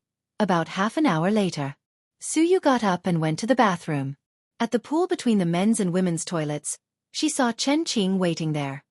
Are you busy with the company? Chen Qing smiled. It's okay. Suyu smiled. You are amazing. I especially worshipped you when I was a child. Because of good grades? Because you are good. Suyu smiled and said, Thank you. My dad should stay in Shanghai for a while. If you are free in the evening, let's watch a movie together. I also admire Qin Zhe. Chen Qing said. Suyu thought for a while, tilted her head and smiled. You want to pursue me? She suddenly went straight to the topic. Chen Qing was stunned for a moment. His strong mentality, which had been trained for a long time in the field of flowers, quickly showed up. He looked sincere. You are very beautiful. Because you are beautiful? Isn't that the first attraction between men and women? Suyu laughed. It makes sense. If you say it's because you are good, I will turn around and leave. Chen Qing smiled. He thought he was very accurate in judging women. His answer just now seemed casual, but in fact, he had considered it. Suyu was not like a pretentious woman, so he chose to answer more calmly and honestly. It seemed that the bet was right. To be honest, Suyu was too outstanding. Her height, aura, and appearance were impeccable. Her cold and cheerless temperament was like poison to men, the kind that scratched at their hearts with 100 claws. By the way, how old are you this year? 25. 25. Do you have a net worth of 1 billion? Chen Qing said confidently. I believe I can reach it before the age of 30. With big sister Sue as my role model, I definitely have to speed up. Besides, if I don't know how to make money, how can I support you?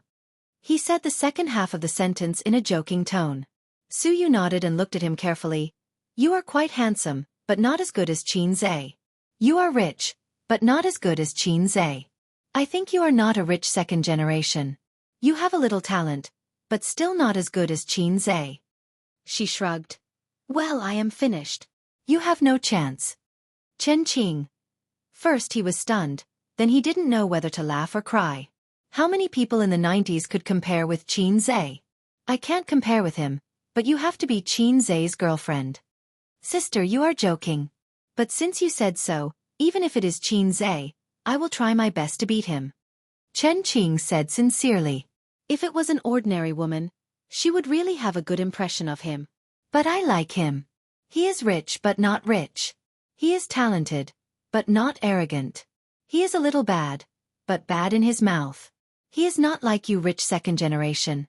You are always a gentleman, but who knows what kind of virtue you have in private. Chen Qing frowned.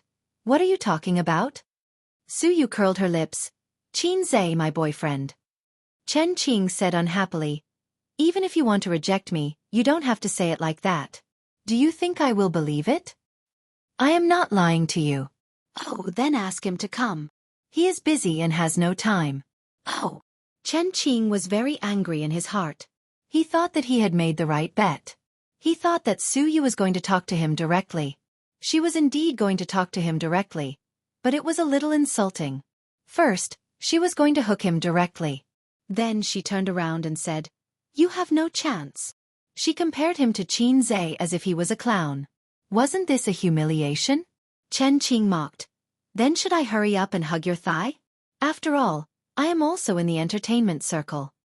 Okay, the thigh is here. Hurry up and hug it. Suddenly, someone said behind him. Chen Qing turned his head and saw a man wearing sunglasses and a mask standing behind him. He was holding a plastic bag in his hand. I called a chicken. Suyu's eyes were shining brightly, dazzling. Qin Zhe took off his sunglasses and mask, grinned, and complained. Go back to work. Do you want to eat afternoon tea for 2 hours? Qinzei. Chen Qing was stunned in place. Suyu bit her lips with tears in her eyes. Qinzei said angrily, let's go. Which private room? I will go and pretend to show off in front of people. She laughed and happily hugged Qinzei's arm. I will take you there, I will take you there. Qinzei turned his head and looked at Chen Qing. He reached out and patted him on the shoulder. Sorry, I didn't bring my business card. If you need anything, you can call her. I don't mind hugging her thigh. I have long legs that are 1.8 meters tall. On the way back to the private room, Suyu's voice was a little floating. How did you know I was here? You didn't even ask. Didn't you post it in your circle of friends? It shows the location. Then how did you know I was in the toilet? I drove for half an hour. I really wanted to go to the toilet. I happened to hear you talking to that guy. Suyu quickly patted her chest and pretended to be scared. Fortunately, I almost promised him to go to the movies. Well, if we go to the movies, I will beat you. Qinzei gave her a chestnut. What are you holding in your hand? She covered her head and looked at the plastic bag. Drumsticks. Suyu's eyes were red and she choked. First, don't go in, I want to cry. You are so moved that you cry? Qinzei opened his arms and held her in his arms, putting his hand on her trembling shoulder. Suyu took his arm and pushed open the door of the private room. Everyone looked over and was slightly stunned. When Qinzei took off his sunglasses and mask, the private room, which had been noisy before, was suddenly silent. Dad, I brought Qinzei over to let everyone know. This is Uncle Chen. Aunt Sue. She is Chen Ping, my playmate when I was a child. Next to her is her fiancé.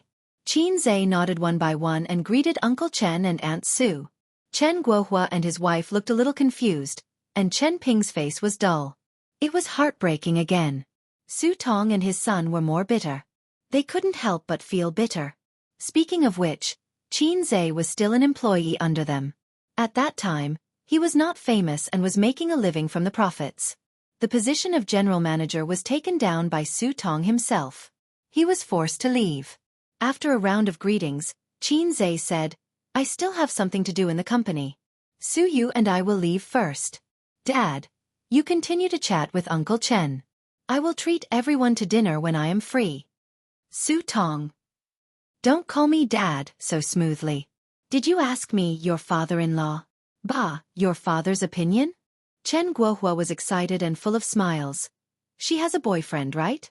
Old Su, you are not loyal. You kept it from me. He hurriedly handed the business card to Qinzei. Qinzei took it and led Suyu out of the door. Chen Guohua's voice came from the private room. Old Su, your son-in-law is amazing. Your daughter is so beautiful. Su Tong. Chen Ping. Chapter 639. At 8:30 in the evening, in the cinema. Today is Friday. Qinzei's new movie, My 2008, is released. Thanks to the crazy publicity in the early stage, the film has attracted a lot of attention, and online tickets are very popular. The cinema will premiere at 6:00 p.m. The screening rate is 25%, but the movie tickets are sold out in a short time. By 8:30, the screening rate is adjusted to 40%, occupying almost half of the cinema. In the cinema, half of the screening rooms are showing this movie. The promotional poster of Qinzei and Qin Bao Bao hugging and laughing is particularly eye-catching. Hey, this lewd smile. I don't want to see it in an instant. In the corridor of the screening room, a tall woman wearing a mask pointed to Qin Bao Bao on the poster. Her smile is really not good. There is no restraint and calmness of an elder sister. Next to her, a shorter woman echoed and also wore a mask. Qinzei held a big bucket of popcorn and madly complained in his heart. Then don't come to see it. Why do you have to bring me along? It must be Su Teddy who caused this frightening scene. After afternoon tea, he went back to the company to make a plan. Suyu was moved and said, Husband, let's go to the movie tonight. Qinzei said no. There is still a sister Ziwei at home. His Hei's king power is limited to bed, and he has no courage to command in reality. It's not that he's a coward, he just thinks that his wife is used to love. Well, it's a coward. Suyu said, if you don't go, then I and Wang Zijin will go. In this way, Qin Zhe was forced to do something beyond his ability. He can't let them be alone. The chemical reaction is too fierce, more terrible than nitroglycerin. As a man, he must always be a stabilizing force. Qin Zhe came to Dinghai today. The movie has already started. The three people deliberately came a few minutes late and wore masks. The reason why Su Yu and Wang Zijin wore masks was that the two beauties were too eye-catching. Qin Zhe was afraid that he would be recognized. If the audience knew that Qin Zhe's real body was here, the scene would definitely boil over. According to the movie tickets, they entered Theater 6. The seats were full, and the light from the big screen illuminated the heads. Qin Zhe and the other two chose to stand at the edge. He took off his mask, and the dim atmosphere was the best cover. Everyone's attention was on the movie. As long as he didn't look at the passers-by silently, no one would notice him. Just like that, Qin Zhe started watching the movie with his best friend on his left and right. If it was Long Out Yen, he should be hugging his left and right. At the very least, he should be holding his sister's small hands. Using the popular description of that era, the two beauties looked at each other and smiled happily. They snuggled in Long Out Yen's arms and shared this man's love. The theater was filled with a happy atmosphere. Cross out this sentence. Brother Sun was innocent. In reality, Qin Zhe was sitting upright with popcorn on his lap for his best friend to enjoy. Su Yu was absolutely intentional. Fortunately, her little temper was limited to this, and Wang Zijin may be deeply in love with Qin Bao Bao. She has not dared to show her love with Qin Zhe blatantly. A delicate balance was maintained between the three people. The movie just happened to play when Qin Hao woke up from his rebirth and ran out of the house in a panic. In the old alley, Qin Hao opened his arms and smelled the haze of 2008. In his ears, there was the advertisement of the shop next door, China Anti-Cave, leading the life of three prostitutes, first come, first served. The BGM was exciting and cheerful music. This year, Qin Zhe is not popular. This year's economic crisis is coming. This year, there will be a big earthquake. Qin Hao went back to his room and took notes seriously. There was laughter in the theater, and many audience members were amused. This movie is good. It's funny.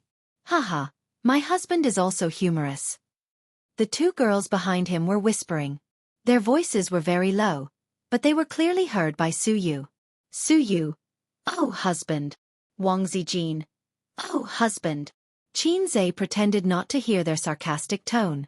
In the eyes of women, those who look average are called handsome, those who look good are called little brother, and those who look super handsome are called husband. I accept this sarcasm. Who made me so handsome? Wang Zijin and Su Yu came with a critical and scrutinizing mentality. But watching, the corners of their mouths hooked up. The movie was humorous and relaxed, and it was easy to immerse you in it. Coke movies and popcorn, leisurely and relaxed, let people temporarily get rid of the fast-paced lifestyle. But this relaxed and cheerful atmosphere did not last long. With the progress of the movie, the successful Qin Zhe began to flirt with his childhood sweetheart sister. Then on a dark and windy night, Qin Zhe used a sketch to draw an abstract image of a big cock. He looked at the tall and beautiful sister and confirmed that she was the one he wanted to sleep with. On the screen, the two kissed on the bed, from the lips to the neck and then to the chest. Qin Zhe, played by Qin Hao, arched and arched. Qin Bao Bao, on the other hand, hugged his head and pressed it against her chest, looking charming. Su Yu's eyes twitched. Almost at the same time, Wang Zijin's mouth twitched slightly. Even if they knew it was acting, they were not in the entertainment circle after all. They were not so generous and well-informed. Looking at the bed scene between Qin Zhe and Qin Bao Bao on the screen, they felt that they had been put on a hat. There was also jealousy. Normal men could not accept their girlfriend kissing other men, even if it was acting. It also reflected that the people in the entertainment circle were very big. To what extent? For example, there was a familiar joke, "I'll drink first, you can do whatever you want. I'll drink too, you can do whatever you want. I'll drink, you can do whatever you want." After a round, it was the groom's turn. He took the wine and said, "Let's drink together." Forthright. Su Yu and Wang Zijin squinted at Qin Zhe at the same time. Qin Zhe straightened his back and was expressionless. In front of the three people, the brother and sister kissed in a special way. At this time, he had to be calm. The key to stabilizing the sea was stability. If China moves, I won't move. Wang Zijin said faintly, "Yo, I heard from Bao Bao that they didn't use a double in this part." Su Yu was speechless. Qin Zhe couldn't bear it and said with a dry smile, "I'll go to the toilet." After going to the toilet, the bed scene was over. Wang Zijin and Su Yu recovered their calmness. He breathed a sigh of relief, so the three people continued to eat popcorn and watch the movie. When the popcorn was finished, Qin Zhe suddenly froze and looked at the popcorn in his hands silently. "What's wrong?" Wang Zijin, who was careful, saw it and asked. I forgot to wash my hands after going to the toilet," he said. Su Yu was chewing popcorn happily. The smile on Wang Zijin's face gradually disappeared. A little embarrassed, Qin Zhe comforted her. "Anyway, it's a familiar taste." Su Yu, Wang Zijin.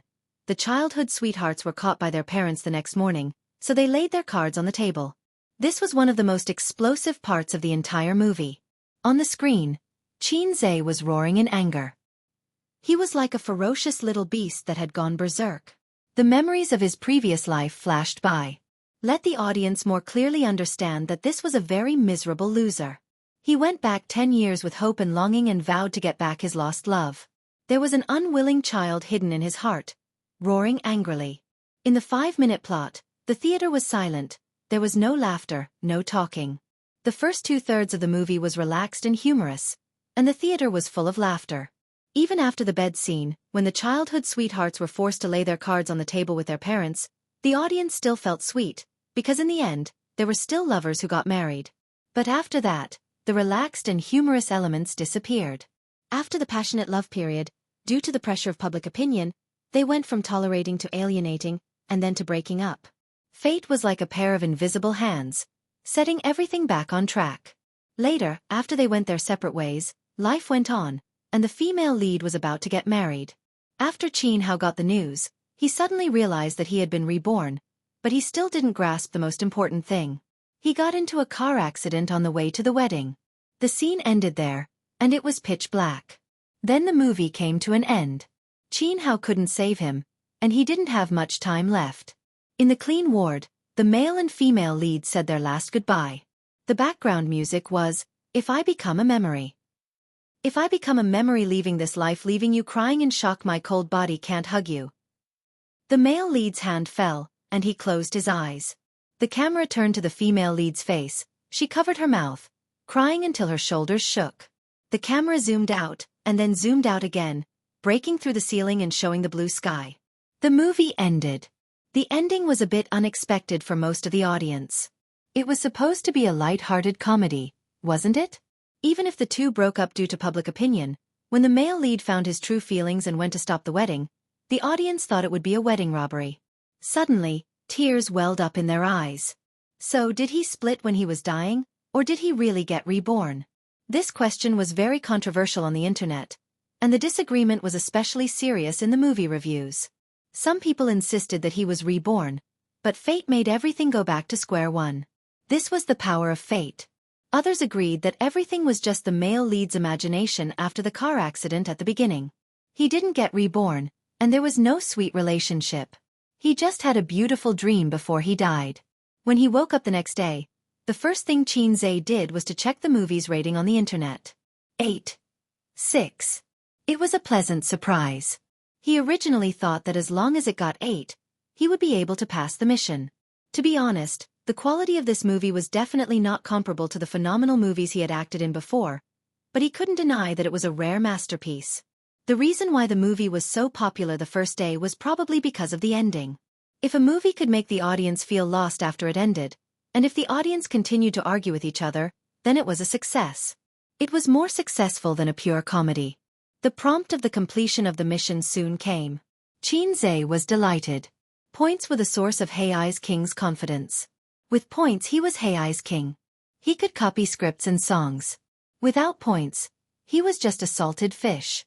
At most, he was a salted fish with a high IQ. Wednesday, 3:00 in the afternoon. Qin Zhe drove to the airport to pick up his sister. After floating in Guangdong for nearly half a month, she finally came back.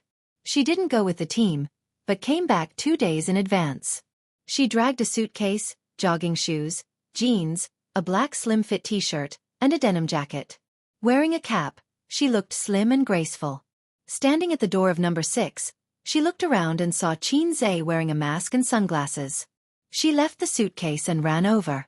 Other girls were like young swallows returning to the forest, but she was like a hungry tiger pouncing on a sheep. She jumped into Qin arms, hugged his neck with both hands, wrapped her legs around his waist, and shouted, "Little red man, I missed you so much." 12 days, they stayed in Guangdong for 12 days. Since they didn't go to Shujia town, this should be the longest time they had been separated. Qin held his sisters but with both hands and smelled the familiar body fragrance. He felt a sense of security and said with a smile, "Is Guangdong fun?" His sister said in a sweet voice, "It's delicious." Qin said exaggeratedly, "No wonder you're so heavy." "Ha, really? Have you really gotten heavier?" "I'm kidding. It's only more than 50 kilograms. "Nonsense. Your sister is 80 kilograms. Get lost. Did you forget your breasts in Guangdong?" "I don't know. Why don't you touch them?" "Ha." Our movie was released, and the box office hit 500 million in 3 days. Very good. But our mother is very calm. She used to pay attention to our movies. Maybe she's used to it? It's also possible that she will secretly watch it without telling us. After a moment of silence, Qin Bao said angrily, "Forget it." "Anyway." Qin rolled his eyes. "Anyway, I'll take care of it." "Comrade, your ideological awareness is getting higher and higher. Mom will probably explode when she sees this movie." He thought to himself. He was the scriptwriter of this movie, which meant that he adapted it based on his own life experience. Qin was constantly testing his mother's bottom line like how he used to rub Wang Zijin. This metaphor was a bit wrong, but that was what it meant. He didn't dare to show his cards or flip the table. But little by little, he tested his mother's bottom line. The cycle was gradual. The pedestrians around them hurried past. When they passed by, their eyes lingered for a moment. But when they brushed past, they just treated them as an intimate couple. Qin held his sisters but with one hand and dragged the suitcase with the other as they walked to the car. Qin Bao jumped down from him and got into the car. Qin opened the trunk and put the luggage away. Qin Bao took off her sunglasses and mask, turned around, and saw that Qin didn't get into the car. Instead, he walked straight to a commercial car in front. "Qin is coming. He found us. Let's go. Let's go." "What are you afraid of? What can he do?" "This time, we've filmed something interesting. That woman is Qin Bao, right? Look at her figure." Chapter 640. There were 3 people in the car, and they were all professional paparazzi. One of them was holding a DSLR with an extended lens. Every move of Qin and Qin Bao was recorded on it. Normal siblings don't do this, right? The young man holding the DSLR was stunned. It's normal in public, showing off their sibling relationship to attract attention, but it's always like this in private. The other young man said. If they didn't know that the man was Qin and the woman was Qin Bao, they would have thought that they were a couple. But after knowing their identities and connecting them to their behavior, it was very chewy. After figuring this out, the eyes of the young man holding the DSLR lit up, and his face flushed with excitement. "This time there's big news. This month's bonus is enough for us to stay in Debao for a month." The truth wasn't important. Entertainment news never paid attention to the truth, and it didn't need to be reasonable like the news broadcast. Entertainment news only pursued the breaking news. With these few photos and some eye-catching statements, just the copyright alone would be able to sell like crazy. The other young man was also excited. The middle-aged driver frowned. Compared to this, shouldn't we think about how to deal with Qin first? He's coming. Why are we afraid of him? Will he eat us? That's right. In our line of work, which celebrity hasn't been provoked? The 2 young men were indeed young and aggressive. They were not afraid at all. Knock knock. Qin knocked on the driver's window. The middle-aged driver lowered the window a crack and pretended not to know Qin. He frowned. "What's the matter?" Qin smiled. "You've been following me all the way. It's been hard on you." The driver looked at him like he was an idiot. "I don't know what you're talking about." Zhe put on his sunglasses and went straight to the point. How about this? I'll pay for the photos just now, along with your DSLR. The middle-aged driver smiled and turned to look at the two young men behind him. The young man holding the DSLR said, "5 million, this DSLR is yours." Zhe was stunned.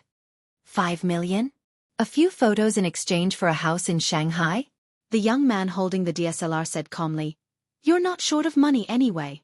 Is 5 million a lot? Don't you know how much money a female celebrity had to pay to keep her mouth shut when she was exposed for having an affair? More than 10 million. If you don't give it to us, we'll expose the photos. Is it nice to touch your sister's butt?" There were a few sneers in the car. The threat was obvious. In comparison, if he exposed it, he would definitely not make as much money as extorting celebrities. The key was that these photos could be big or small.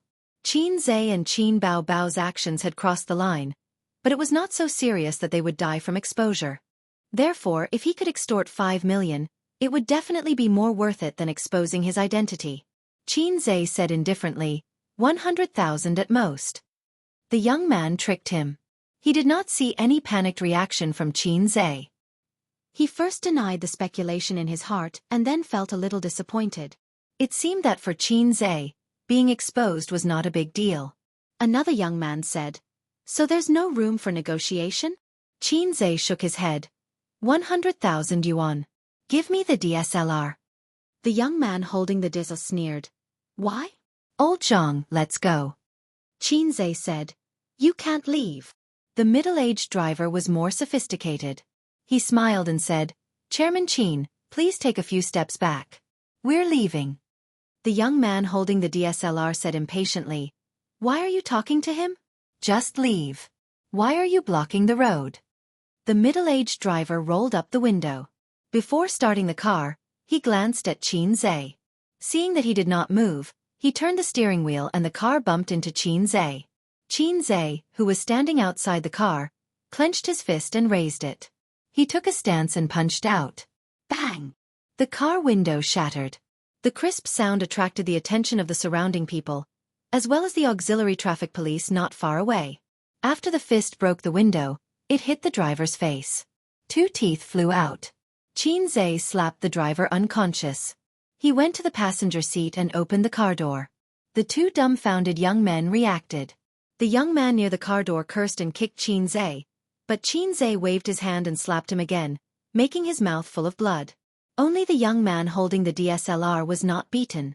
He hugged the door and his face was slightly pale. "We are not doing business. The photos are mine, not yours. I'm giving you face by talking about the price. Don't take something stolen as your own." Zhe stretched out his hand. "Give me the DSLR. The money is gone." The young man said, "You dare to rob us? We will call the police." Ignoring his stubborn resistance, Zhe gave him a loud slap. He snatched the DSLR from his arms and smashed it on the ground. The passers-by who saw this scene stopped to watch. However, Zhe was facing them and did not show his face. Therefore, they missed the opportunity to take a video. After doing all this, Zhe gestured to his sister in the car to not come out. He then took out his phone and called the company's legal department. Pudong Airport, Terminal 2, Gate 6. Get there in half an hour. Just then, the auxiliary police came over and said in a deep voice, "What's going on?" The young man was relieved and said loudly, "He's robbing." The auxiliary police was stunned. He subconsciously held the walkie-talkie and scolded Zhe, "Don't move." He planned to call the airport security. Almost all the first and second-tier cities in the country had police stations near the airport. The Pudong Airport police station was in the terminal building. Zhe said, "I'm Zhe. They are paparazzi. I just asked them for the photos, but they didn't return them to me." He took off his sunglasses, revealing his face, and quickly put them back on. The auxiliary police said, "Oh." He put down the walkie-talkie and said to the young man in the car, "Then you call the police yourself." Celebrities and paparazzi were trouble. If he interfered and was exposed on the internet, he might be hunted down. He extinguished the thought of being nosy and planned to be a bystander. Robberies were not under his control. He was just a traffic auxiliary police officer and did not even have a staff. Robberies were not under the control of the traffic police. And this kind of incident was not harmful because Qin Zhe's identity meant that he would not continue to do things that were out of line. The young man. He could only call the police himself. How could a qualified paparazzi be afraid of a celebrity? It was like a barefoot person who was not afraid of wearing shoes. Moreover, Qin Zhe had broken the law by hitting someone and smashing his SLR camera. Not long after, the people from the airport security police station arrived. They came very quickly because they heard that a celebrity and paparazzi had a conflict. They were not here to resolve the conflict, but to maintain law and order. Once Qin Zhe's identity was exposed, the airport's law and order were over. So when the young man arrogantly took out his phone and took a video of Qin Zhe, he shouted, "So what if I'm taking a video of you? If you have the ability, smash my phone again in front of so many police officers. Qin Zhe, do you dare to smash my phone?" Passers-by took out their phones and gathered around. The crowd blocked the driveway, and cars were stuck outside the crowd, honking desperately. The corners of the police officers' mouths twitched. This guy refreshed Qin Zhe's understanding of paparazzi. As expected, he was not afraid of paparazzi at all. He wanted nothing more than to fight with him. Just like that, he snatched the young man's phone in front of everyone and smashed it. "I want to sue him for damage to personal property," the young paparazzi said loudly. "Also, he hit my partner." He pointed to his red and swollen face and added, "I was hit too." The police officers symbolically held Qin Zhe back and tried to mediate. "Take him away, don't block here." The traffic police and auxiliary police officers had a look of disbelief on their faces. At this moment, a man in a suit and leather shoes ran over, sweating profusely. He looked around the crowd for a moment and forced his way in, panting as he came to Qin Zhe's side. "President Qin, the car was stuck behind, I ran over." "Did something happen to you?" Qin Zhe briefly explained the situation and said, "I don't have time to waste here, can you solve it?" Lawyer. Yes. He panted a few times and walked towards the police. "Who is the captain?" After a short communication, he returned and said, "President Qin, you go first, leave this to me."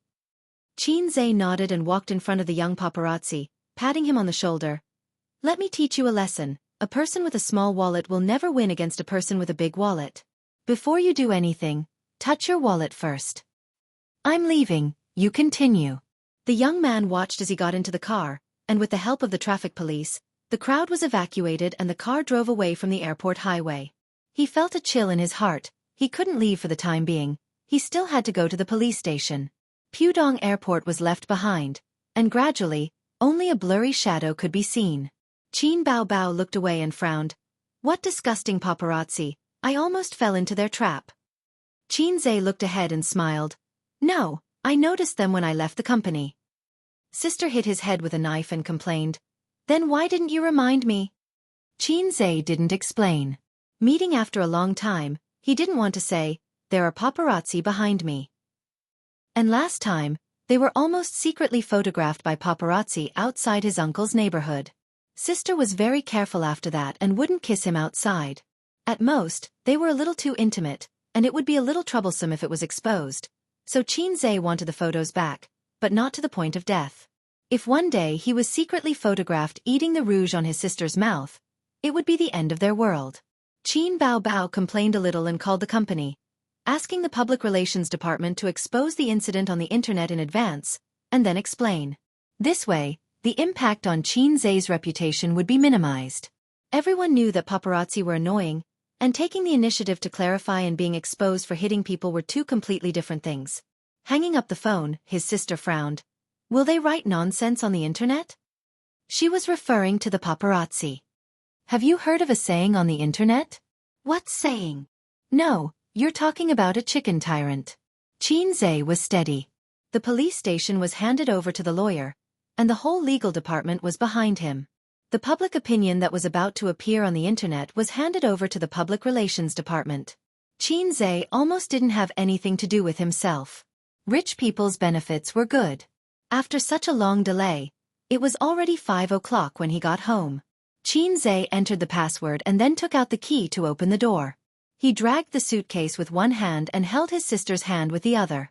Qin Bao chattered beside him, telling him the interesting things she encountered in Guangdong. Did you help me change the bed sheets? Yes. Did you clean the bathtub? The cleaning lady couldn't clean it. Yes. Good, I'll kiss you. The door opened, and Qin Bao Bao's words were stuck in her throat. At the entrance, Qin Ma was squatting, opening the shoe cabinet, and carefully arranging the messy shoes inside. Mom, why are you in my house? Qin Bao Bao's voice was full of fear. Your house. Qin Ma said in a bad mood. You're not married yet, where did you get a house? Her gaze fell on the hands of the siblings, whose fingers were intertwined. Qin Zhe and Qin Bao Bao separated as if they had been electrocuted. Qin Zhe, Sigma, degree winky face. Qin Bao Bao, Sigma, degree winky face. Once again, he was seen by his mother. Hei's king, who had been majestic at the airport just now, felt his legs go soft. Qin Ma was stunned for a long time, and forced herself to be calm. Why are you standing there like idiots? Come in. The siblings hurried into the house and saw the old man sitting in the living room. Dad, why are you here? Qin Bao Bao rushed over and hugged her father's arm like a swallow returning to the forest. The old man was sitting on the sofa watching TV, and his smile was full of fatherly love. Didn't you come back today? Your mom and I came to see you. Qin Bao Bao quickly expressed her loyalty. Dad, I missed you so much. Qin Zhe said dryly. Dad. He didn't know if his mom heard what his sister said, and he felt very guilty. The old man nodded. Qin Zhe sighed. If only I was half as sweet as my sister when I was young, my childhood would be happier. At the entrance, Qin Ma set up the shoes. The shoe cabinet had 4 layers, and the first 3 layers were women's high heels, Roman shoes, canvas shoes, jogging shoes, and so on. The 4th layer was men's sneakers and leather shoes. The little red guy came to live with her sister again. She sighed, and there was deep worry between her eyebrows. Qin Zhe helped his sister drag the suitcase to the room, took out her clothes one by one, and hung them in the fitting room. His sister's master bedroom not only had a separate bathroom, but also a fitting room. It was extremely luxurious. It was full of clothes for all seasons, and there were more than a dozen sets of swimsuits. It was a dazzling lineup. Qin Zhe's small hand swept over his sister's swimsuit, and he had a good time. Qin Ma and the old man rarely came to inspect the siblings' lives. Coincidentally, the new movie happened to be released, and Qin Zhe and Qin Bao Bao felt very guilty. When they ran out to buy groceries, the siblings were silent. When they went home with the groceries, they happened to run into Wang Zijin in the elevator, who was coming home from work. You bought so many groceries? Wang Zijin and Qin Bao Bao hugged and kissed each other's cheeks. My parents are here. Qin Bao Bao was worried. Wang Zijin's face was slightly nervous. She was already the daughter-in-law of the Qin family. At dinner, Qin Zhe and Qin Ma cooked. In normal families, it would be mother and daughter working together. But in his family, it was mother and son working together. In the kitchen, Qin Ma washed and cut vegetables, and Qin Zhe cooked. Ah Guang hasn't come back from Shen City for a long time. Qin Ma said. He's busy there, and he should be back at the end of the year. That's good, he has something to do, so he doesn't have to think too much. Qin Ma smiled gently. But is it okay to let him be the factory director? Your uncle is not very reliable. As a mother, she always put her son first and didn't want to see him suffer. It's okay, Su Yao has someone to help him. Oh no, it was a slip of the tongue. Qin Zhe's stir-frying motion paused. Su Yao. Qin Ma's face turned pale. Qin Zhe's heart skipped a beat, and he tested his mother's reaction again. Yes, my uncle introduced him. He said that he is a childhood friend of mine, and he is also from Su Town. Mom, do you know him? Qin Ma's hands trembled, and she looked at Qin Zhe blankly. Did he say anything to you? Mom, let me tell you a joke. Qin Zhe said. After dinner, the family of 3 sat in the living room and watched TV. The father said meaningfully, my son doesn't look like me at all. The mother said, there are some things that you should know. Don't worry about it. Our son is already 24 years old. If you insist on taking it seriously, you might lose your son and your wife. This was the joke Qin Zhe wanted to tell, but when he saw the panic and nervousness in his mother's eyes, he could clearly feel her fear. Qin Zhe felt as if his heart was stabbed by a needle, And he didn't say anything. She doesn't owe me anything. She raised me as if I were her own son. She raised me for 24 years, gave me a complete family, and let me have a childhood without inferiority and poverty. But what did I do? I kept testing her bottom line. I tried to open the scars in her heart. A while ago, the company was short of funds, so my uncle asked him to invest. He said that he was very optimistic about my factory and decided to invest. Qinzhe said happily, "I'll tell you a secret. I asked him for a lot of money, and he didn't even know." "Ha! Your son made a lot of money from this business." Qinzhe took the opportunity to remove his uncle from the picture. Qinma carefully observed her son's expression. He was a little proud, and nothing else. She didn't know that her son had the acting skills of an emperor. "That's good." Qinma smiled with relief. "Mom." "Yes, Mom." "Yes." "Nothing, I just want to call you." After dinner, Qinzhe and his sister sent his parents to the underground parking lot. After the old man got out of the elevator, he pulled Qinzhe to the side with the excuse of smoking. "Wang Zijin."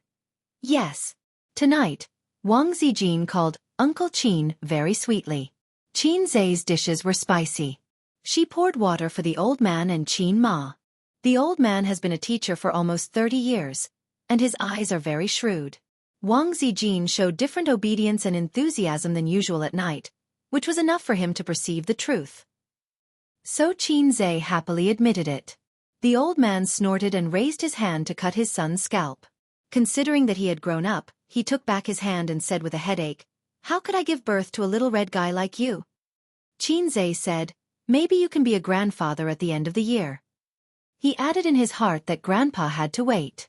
The old man said, "Su Yu or Wang Zijin?" Qinzhe said, "I don't know, maybe the two of them together?" He couldn't help but slap his son's head. The old man and Qin Ma drove home. Qin Bao Bao said blankly, "What did you say to Dad?" He looked so angry. Qinzhe said, "I said your daughter can't get married at 30 years old. Do you want to take a gamble?" Qin Bao Bao kicked him and said, "Get out." He just didn't want the old man to ask too much. If he asked, Qinzhe couldn't answer. Any proposal that made him choose one of the two would make him upset and disgusted. After sending her parents away, Qin Bao Bao opened a bottle of champagne to celebrate the success of her concert.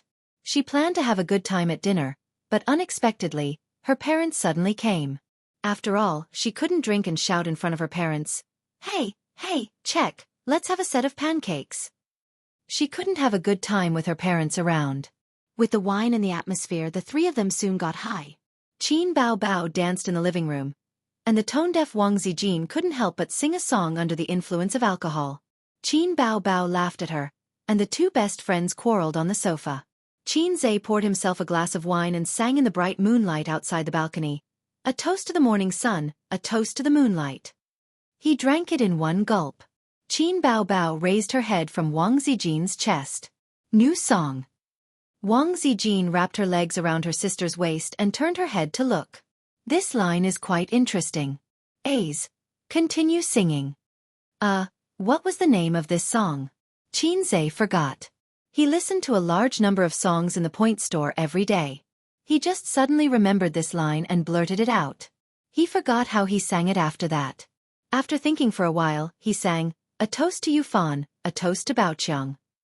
Pour another glass to Nai Liang." "What nonsense is that?" Sister said. "I don't know either. I only remember that there was such a line in the song review in the store." At night, Qinzhe waited in his room until 10:30 p.m., but his sister didn't knock on the door. He was puzzled. After being separated for so long, his sister should have attacked him at night. He went out and knocked on his sister's door a few times, but she ignored him. Tired? So she went to bed early? After returning to his room, he sent a message to Wang Zijin. "My sister is asleep." Wang Zijin. "Okay. Qinzhe. I'll come to your room tonight." Too explicit. Delete it. He had an idea and edited it again. Tianjing, Anhui, Hunan, Jiangxi. Wang Zijin. "Qinzhe, Sister Ziwei is very smart. You know." After a full 5 minutes, Wang Zijin finally understood and replied, "Shandong." Qinze. Pfft, you fake wife. He took off his shoes and sneaked to Wang Zijin's room, only to find that it was empty. Where was she? Where did she go? He ran to the toilet to take a look. There was still no one. Just as he was in a daze, his phone rang. There was a message. Sister, don't knock on my door. Zijin is in my room. I'm sleeping with her tonight. Annoying. You made me so nervous just now. How am I going to explain it to her? Be good. I'll sleep with you tomorrow. Qinze. Degree? Chapter 641. Qinze didn't sleep well at night. He had an indescribable dream, and then he was awakened by the murderous aura in his crotch. He reached out and touched it. Damn it. Qinze lifted the quilt, got up like a carp, took out a few tissues to wipe himself clean, got out of bed, and took out a new pair of boxers from the wardrobe. He looked at the boxers in his hand with a blank face. Was this overflowing? Men's thing was like a woman's period. It would come every month, but men could release it manually, while women could only passively endure it. It could be seen that between men and women, initiative and passivity were destined. How many years ago? He could still encounter this kind of thing. He remembered that except for a few times during his adolescence, later, when he was in junior high school, his classmates used MP4 to watch the magical romance movies from Japan. He comprehended the famous 5 dragons embracing the pillar technique without a teacher and opened the door to a new world. Then he never had this kind of experience again. It seemed that only 3 days had passed, and the vault was full? Yes, it meant that he was making a lot of money every day. Qinze threw the boxers on the ground, patted his waist with satisfaction, and whispered, Son, tell me, do you want to sleep in Zijin's mother's house or Su Yu's mother's house tonight? Papa will definitely satisfy you. After changing into sportswear, he sent a message to Wang Zijin. A moment later, the sound of the door opening came from his sister's room. Qinze saw Wang Zijin come out with 2 dark circles under her eyes. Her eyes were straight, her hair was messy, and her oval face was confused. Obviously, she didn't wake up. What's wrong with you? What time did you go to bed last night? Qinze asked. Around 12 o'clock. Wang Zijin yawned. Your sister tortured me to death. How did you do that? Qinze was shocked. Chatting endlessly. I fell asleep, and she woke me up several times. Qinze thought for a moment. Anyway, my sister won't wake up until 7 o'clock. Why don't we go back to the room and sleep? You don't have to go to the company in the morning. Wang Zijin rolled her eyes at him. No way. From 5:30 to 7 o'clock, the morning exercise was over. Qinze went to the breakfast shop to buy food, while Wang Zijin went to the supermarket next door. Soon, she came out with a plastic bag containing 2 packets of instant noodles. As they walked side by side into the neighborhood, Qinze asked curiously through his mask, Why did you buy instant noodles? It's for you. Me? I don't eat instant noodles. Not eating. Wang Zijin smiled slyly. Kneeling. Qinze. Wang Zijin said, You'll be punished for an additional 10 minutes if you break a strand of instant noodles. Learn about the new kneeling punishment. Qinze said angrily, What did I do wrong? Wang Zijin snorted, Why did you knock on her door last night? Qinze said, I wanted to see if she was asleep. If she was, I came to your room. Who knew that before I could sleep with you, she had already slept with you? Wang Zijin blushed and said angrily, Sleep with your head, vulgar. Qinze said, Haha, isn't it vulgar to call me brother? Wang Zijin chased after him with the instant noodles in her hands. The 2 of them ran into the neighborhood happily. Half of the instant noodles were broken before they even knelt. Qinze slipped downstairs like a wisp of smoke and found Wang Zijin holding his knees with both hands, gasping for breath. She had not gotten enough sleep and had been doing morning exercises for a long time. She was exhausted. Qinze returned and said, You're tired, aren't you? I told you to sleep, but you insisted on being brave. Wang Zijin said angrily, Are you really going to sleep? Won't I be more tired in bed? After all, she was Zijin who was afraid of being F***ed. Qinze said sympathetically, Idiot, can't you tell that I'm joking? I'll carry you upstairs. Wang Zijin snorted and let him carry her. She obediently wrapped her arms around his neck. Qinze laughed and said, "Idiot, can't you tell that I'm joking? What I said just now was a joke. You can't run away now. I'll let you have a taste of Qin's acupuncture later." Wang Zijin was speechless. She suddenly remembered a poem that suited her current mood. "The children of the southern village bullied me because I was old and weak. They carried me into the bamboo. My lips were dry and my mouth was dry. I sighed when I returned." Qinze let out a series of deranged laughter. Wang Zijin said angrily, "Aze, don't be a rascal. Your sister is about to wake up." Qinze said, "It's okay. You know how fast I am." Zhe King could stab 3 times in 1 second. Wang Zijin pouted unhappily. "Are you angry? Then I'll tell you a joke," Qinze said. Wang Zijin shook her head fiercely. No, I'm not angry." Qinze ignored her and asked, "Ducks quack quack, sheep bleat, and dogs bark. Do you know how chickens crow?" Wang Zijin said angrily, "Is this a joke? It's not funny at all. Roosters are enough. Mothers cluck cluck." Qinze said, "No, the chicken says Wang Zijin was stunned for 3 seconds. When she came back to her senses, she wanted to keep a straight face, but she couldn't help but laugh. Sometimes, she would wonder why such a smart person, a big boss with such a high net worth, would have such a cheeky smile on his face. He was not serious or steady at all. But she liked it. Thinking about it, maybe girls liked lively and interesting men. No one wanted to spend the rest of their lives with a wooden man. Therefore, beautiful women always met scumbags. Because scumbags knew how to play, introverted otakus always sighed that good cabbage was for pigs to play with. Wasn't this nonsense? Pigs would at least play with cabbages, but otakus would only look at cabbages and silently release their hands. The 3 big tumors of society: otakus, coders, and civil servants. Civil servants equals otakus plus coders. When they arrived at the door, Qinze put her down. He really wanted her to sleep in the morning and go to work at noon. The Qin's needle technique was purely a joke. He knew it was fake from the name. The real thing should be the Qin stick technique. Couples hoped that such jokes could be used as a regulator. Otherwise, they would easily lose their passion and treat each other with respect. Qin Bao Bao had already woken up. After washing up, she squatted on the chair by the dining table and looked at her mobile phone. Wearing loose teddy bear pajamas, she was waiting for her brother to come back and nurse her. His sister hadn't worn such loose cartoon pajamas for a long time. But when she wore these pajamas, it seemed to bring Qinze back to his university days. She still hadn't changed. She was beautiful, charming, tall, and a little cute in teddy bear pajamas.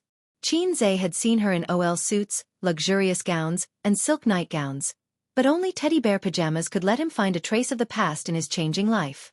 Each of them had a basket of dumplings, a bowl of tofu pudding, and 2 fried dough sticks. With Qin Bao Bao and Wang Zijin's appetite, after eating the tofu pudding, fried dough sticks, and 2 dumplings, they were basically full. The rest was for Qinze to eat. Qinze's appetite was at least twice that of an ordinary adult man. After dinner, under Qinze's request, Wang Zijin went back to her room to sleep. When Qinze opened the door, his sister pulled him, tiptoed, and pecked him on the cheek. She whispered, 11 p.m. Don't lock the door. At 11 p.m., Wang Zijin's biological clock determined that she had fallen asleep. Qinze. His sister was a woman of her words. If she said she would sleep with him tonight, she would sleep with him tonight. But he didn't want to sleep with a vegetarian tonight. Son, Dad went back on his words. 9:30 p.m., Fudan University, female dormitory. Su Yan was in the headquarters. Most of the dormitory buildings in the headquarters were old houses. Since she was a freshman, the living conditions were not very good. It was a 4-person room. The top bunk was a bed, and the bottom bunk was a desk. She heard that the living conditions in the southern and northern districts were better. They were suites with separate bathrooms. There was also a public washing machine in the dormitory building. But that was where the seniors who were taking the postgraduate and doctoral exams lived. The freshmen could only live in the worst dormitory in the headquarters. Just like in the martial arts world, the seats were all occupied by the seniors. The newcomers could only stand. Later on, Those young heroes who were able to conquer the heavens and earth at a young age were all unrealistic fantasies of otaku writers. The female dormitory was cleaner than the male dormitory, but it was not much better. There were all kinds of clothes hanging on the balcony. There were computers, books, and all kinds of cosmetics on the desk. The more pretentious ones even had curtains on their beds. No one knew what they were going to do in bed at night. There were 4 people in the dormitory. 2 of them were lying on the bed with face masks, and one was doing her toenails. Su Yanyan was sitting at the desk, watching Qin Bao Bao's concert video on her laptop. Yanyan, how many times have you listened to it? The girl doing the manicure asked. It's good. There's a new song in it. Are your ears growing calluses? The girl with the face mask said angrily. I don't think so. Su Yanyan said, I'm just wondering what kind of person Qin Zhe is to be able to create so many songs with so many different emotions. He should be someone with a very rich emotional world. Then you've seen him. What do you think? The girl with the face mask was lying on the bed. She could not move her face, so she could only look at Su Yanyan from the corner of her eyes. He's a very gentle person, like a warm man. His words are gentle, his eyes are bright, and he has a good figure. When he speaks, he always stares into your eyes. He gives off a very sincere and polite feeling. And he's more humorous. Su Yanyan recalled. I have his WeChat. As long as I want to, I can video call him. She always said that. Almost everyone who knew her had heard it at least 10 times. Her roommates were very disdainful of her way of showing off without any actual actions. She had probably seen Qin Zhe before. After all, there were pictures of him. But adding him as a friend and being able to video call him was probably just her bragging. Su Yanyan's family was very rich. This could be seen from her branded bags and expensive cosmetics that ordinary girls could not compare to. But this did not prevent the rich second-generation Su Yanyan from getting along well with her roommates because of her generosity. The face masks on the 2 girls on the bed were given by her. Not only that, her cosmetics could be used by everyone. She often treated them to meals on weekends. She was a rich second generation who was not arrogant and generous. She could eat anywhere. Yes, we know. You're so awesome. You can video call Qin Zhe. The big star doesn't do anything and just waits for you to video call him. Her roommate's teasing and laughter made Su Yanyan very angry. After hesitating for a moment, she opened the chat app and sent a message. Qin Zhe, are you there? Unsurprisingly, it was like a stone sinking into the sea. The girl who was trimming her toenails came over and mocked. Is it really Qin Zhe? You didn't just change your name, did you? The girl who sat up on the bed and looked down disappointedly lay back down and smoothed the face mask on her face. Although she said that she did not believe it, she still had some expectations. Su Yanyan rolled her eyes. His ID is his real name. The girl who was trimming her toenails curled her lips. His WeChat moments are also blocked. No one can see any messages. Who knows if it's real or not? Su Yanyan said, then let's make a bet. If I can video call him, the 3 of you will take care of the cleaning of the dormitory for this month. You will also be responsible for folding my quilt. If you lose, you will clean the dormitory for this month. Su Yanyan hesitated and said, no, the 3 of you will share.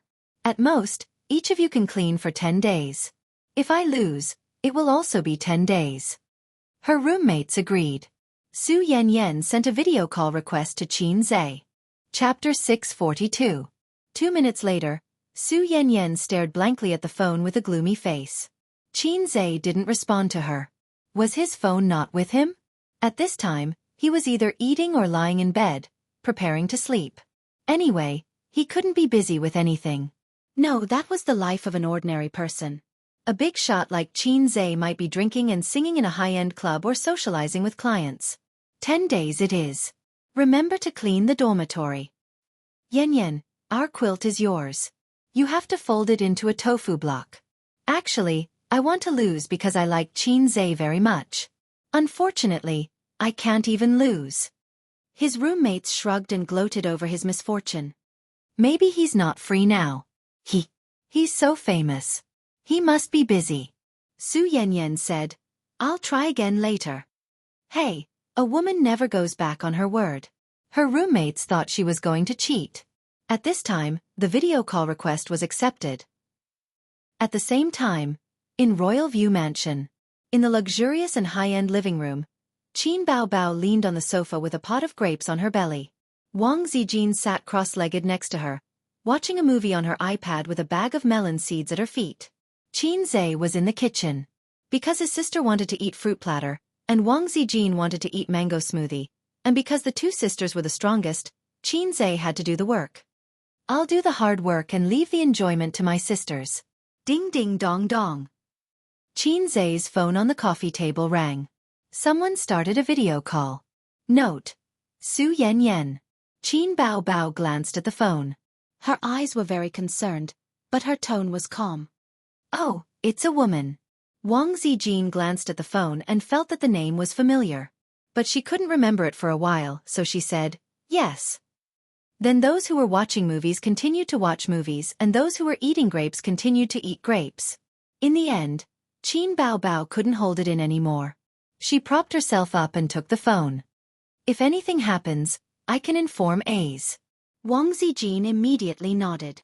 Then hurry up and pick it up. Hence, Qin Baobao clicked, confirm. It's connected. It's connected. Su Yen Yen shouted excitedly. Whoosh. There was the sound of chairs moving and people jumping off the top bunk. His 3 roommates rushed over excitedly. In the video, the person who appeared was not Qin Zhe, but a sharp oval face. Her eyes were soft and seductive. If she put on eyeshadow, she would be a vixen who could turn the world upside down. Wow, Qin Baobao. She's so pretty. She's barefaced. The girls exclaimed excitedly. Can you imagine? Being in a video call with a big star is even more exciting than seeing a live star in real life. In reality, there were many opportunities to meet big stars, such as commercial performances, concerts, variety shows, and so on. But who had ever video called a celebrity? It was just a video call between friends. In the video, Qin Baobao was stunned for a moment. Clearly, she did not expect there to be so many girls here. Then, she took a closer look at Su Yen Yen. She did not know if it was an illusion, but Su Yen Yen felt that Qin Baobao was obviously relieved. Who are you? Qin Baobao looked at the girl who looked delicate at most. My name is Su Yen. Su Yen Yen said cautiously. Is Qin Zhe here? Yes, but he's busy. What's the matter? No, nothing. Nothing? Video call? Su Yen Yen was speechless. That's it. Little girl. Call me another day. Bye. The video call was ended by Qin Baobao in a crude and simple way. She was different from her hypocritical younger brother. She would never force herself to smile. No matter how this girl met Qin Zhe, she was a love-struck fool. Qin Baobao had confirmed her looks and knew in her heart. She could not be bothered to continue talking nonsense with her. She was not like Qin Zhe. Even if he was annoyed and did not value you, he would still smile gently at you and pretend to care about you. It was to show his moral character as a socialist successor. This was what mediocre people always did. The more mediocre a person was, the more they cared about showing their moral character. This was because they could only rely on this method to win the approval of others. Therefore, the pride of geniuses and the gentleness of mortals were all reasonable. The video call ended, but the girl's excited expressions did not change. She's so beautiful even without makeup. Wow, the siblings are really living together. I saw Qin Baobao just now. Oh, I didn't have time to take a picture. What a loss. Su Yen Yen said carefully, well, does this count as my win? The excitement and enthusiasm suddenly faded. Her roommates quietly turned around. Where's Qin Zhe? I didn't see him. We won if you didn't see him. 10 days of hygiene. Don't forget to fold your blanket. They quickly unified their statements. Su Yen Yen was speechless. It's a little girl. Qin Baobao put the phone back on the coffee table, looking relaxed. I know this person. Wang Zijin said, I met her when I went to Luoshui City to donate supplies. Her father and A's are business partners. Her name is Su Yao. Qin Baobao said casually. Oh, who was Su Yao? She did not know him. If this girl was beautiful, she was going to ask Qin Zhe why he gave her his WeChat account. But she was only pretty. Her cousin, Su Yu, was much prettier than her. At 11 o'clock in the evening, Qin Zhe reluctantly left the room and sneaked into his sister's room. He turned around and quietly closed the door. Is Zijin asleep? His sister, who was lying on the bed reading a book, asked casually. She should be asleep at this time. Qin Zhe quickly got onto the bed. Why didn't you come over? Why did you have to make me come over? Is your bed more comfortable than mine? Qin Bao Bao said self-righteously. Qin Zhe thought to himself, this is different.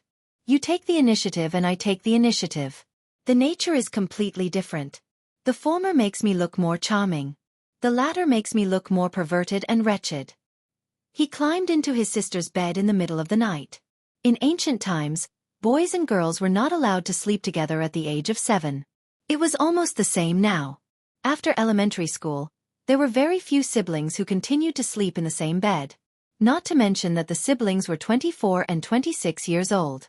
It was simply outrageous. Therefore, Qin Bao Bao would find excuses every time, such as that they had not chatted for a long time and reminisced about their childhood. Then, she would climb into her brother's bed openly. In ancient times, this was called Chu Shi Biao. Didn't Big Brother Kongming talk for a long time just to give him a good reason? The two of them pretended to talk about company matters for a few minutes. Qin Bao Bao was going to Shen City to hold a concert next month. So, they talked about this topic for a while. Until Qin Bao Bao turned off the lights and said that she was going to sleep. Qin Zhe once again felt his sister's soft body and hot curves up close. He fell asleep contentedly. The next day, when he woke up in the morning, Qin Zhe was not overflowing with energy. Fortunately, otherwise he would not be able to explain. However, he would have to distribute his wealth in the next few days. With his physique, he would be full in 3 days at most. He seemed to understand Teddy's helplessness a little. On this day, Qin Zhe, who had been busy with Bao's investment business, received a call from his sister. The program team of Superbrain had sent another invitation. Qin Zhe did not have an agent, so his invitations were all received by Qin Bao Bao's agent, Li Yanhong. This was the third invitation from the program team. The first two were mercilessly rejected by Qin Zhe. The first time was in the disaster area, and the second time was last week. At that time, he was busy exploring the principle of heat generation with Sister Ziwei. They were stuck together like glue, so he did not agree. He still did not want to go, but he recalled that when he was recording the program last time, he did say that he could continue to invite him next time. Well, the price of hypocrisy. Then accept it. I'm not busy recently. If he's a few days in advance, I'll still have to reject it, Qin Zhe said over the phone. Oh. His sister hung up. Qin Zhe held his phone and watched Superbrain. He was a guest in the first episode, and now, the show was already recording the 6th episode. The content of the first few episodes was mediocre. It was an elimination competition for the genius contestants. The last 2 episodes were quite exciting. The contestants stopped fighting, and the opponents changed to foreign geniuses and celebrities. This was the usual routine of the program team. Competing with foreign contestants could attract the interest of the audience. It was just that the results of these 2 episodes were not ideal. The domestic top students could not win against the foreign top students. If it's a competition of memory and answers, the geniuses produced by our country's exam-oriented education background should be the best in the world, Suyu said. But if it's something else, such as a puzzle game related to certain majors, our country's students are weak. I know. The physical education class that exists in name is the best proof, Qin Zhe said. Why did reading make people stupid? Because some people read the answer, not the train of thought. Before university, our country's schools taught the answer. The teacher would teach you the formula and let you use it to solve the problem, but he would not teach you why to use this formula. He taught the process, not the train of thought. But in fact, when people come to society, what they need is the train of thought, not the answer. Some people have not read books, but their train of thought is flexible. Some people finish their masters and doctorates. They have a lot of knowledge, but their train of thought is short and narrow. In terms of education, developed countries do better. Japan is completely ahead of us. Japanese schools pay great attention to clubs, so some students are only high school students, but they are proficient in computer maintenance, playing various musical instruments, and so on. But in China, Even in universities, clubs are just decorations. It's pretty good, but why is this kind of program not very popular? Suyu commented. Chinze said, it's normal. There are too many underachievers in society. With these rules, ordinary people may not understand them after listening twice. Chapter 643. After accepting the program's invitation, Chinze arrived on Saturday as scheduled. Suzhou was very close to Shanghai. It took 20 minutes on the high-speed rail. If he drove, he would arrive in about an hour. The assistant director of the show personally welcomed him at the door. The assistant director was a jack of all trades. He was not below anyone in the crew. He was ranked behind the director, and his status was not even as high as the popular host. However, it was decent and polite to use him to receive some big stars. After entering the provincial television building, the assistant director led him to the lounge. It was the same room as before. It was not big, but the decoration was very exquisite. For a big shot like Chinze, he must have his own private lounge. Unknowingly, your show is already recording the 6th episode. On the way, Chinze chatted with the assistant director. It was already the end of October. It had been half a month since the flood. In half a month, he had only slept with Sister Ziwei less than 10 times. Failure. Sorry. Teddy Kidney. Yes, our show is looking forward to Boss Chin every day, the assistant director replied slyly. Chinze was too lazy to talk to him. After listening to too many flattering words, he would feel conflicted and want to hear something else. However, if someone really said something offensive, he would want to slap him to death. Humans were such complicated animals. The show was scheduled to be recorded at 2 in the afternoon. It was just past noon, so there was still more than an hour left. Chinze sat on the soft sofa, drank some water, and took out his phone out of boredom. Brother, can you lend me 1,500 yuan? It was a message from his cousin, Jiang Cheng, 10 minutes ago. What do you need money for? Chinze replied. 1,500 yuan was a piece of cake. He would not even want to wipe his ass. However, his cousin was only a high school student. He should not bear the financial burden that did not match his age. If his cousin was a rich second-generation heir, it would not matter. 15,000 yuan would not be a problem for Chinze. However, he was not. If he raised him into a rich second-generation heir, he would be crippled. It's urgent. Speak. I can't say. It's urgent anyway.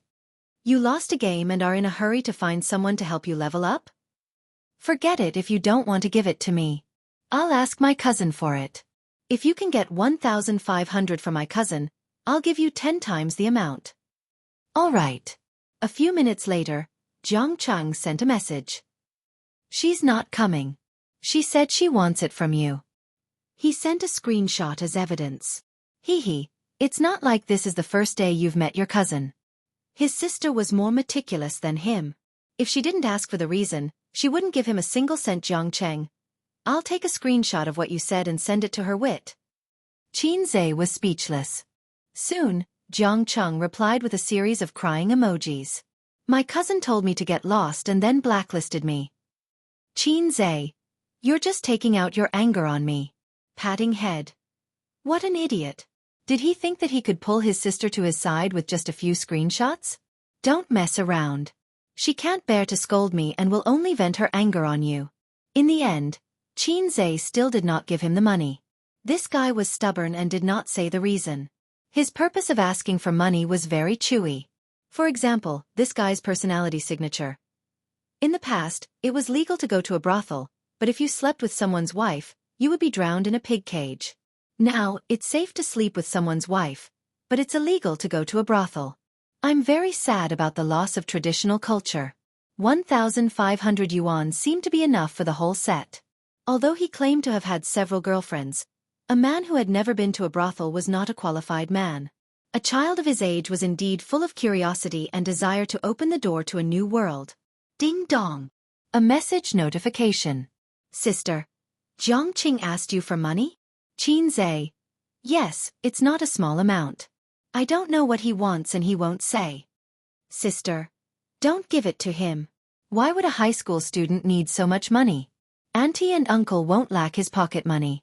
Children at this age are the easiest to be led astray. Qin Zhe, I understand.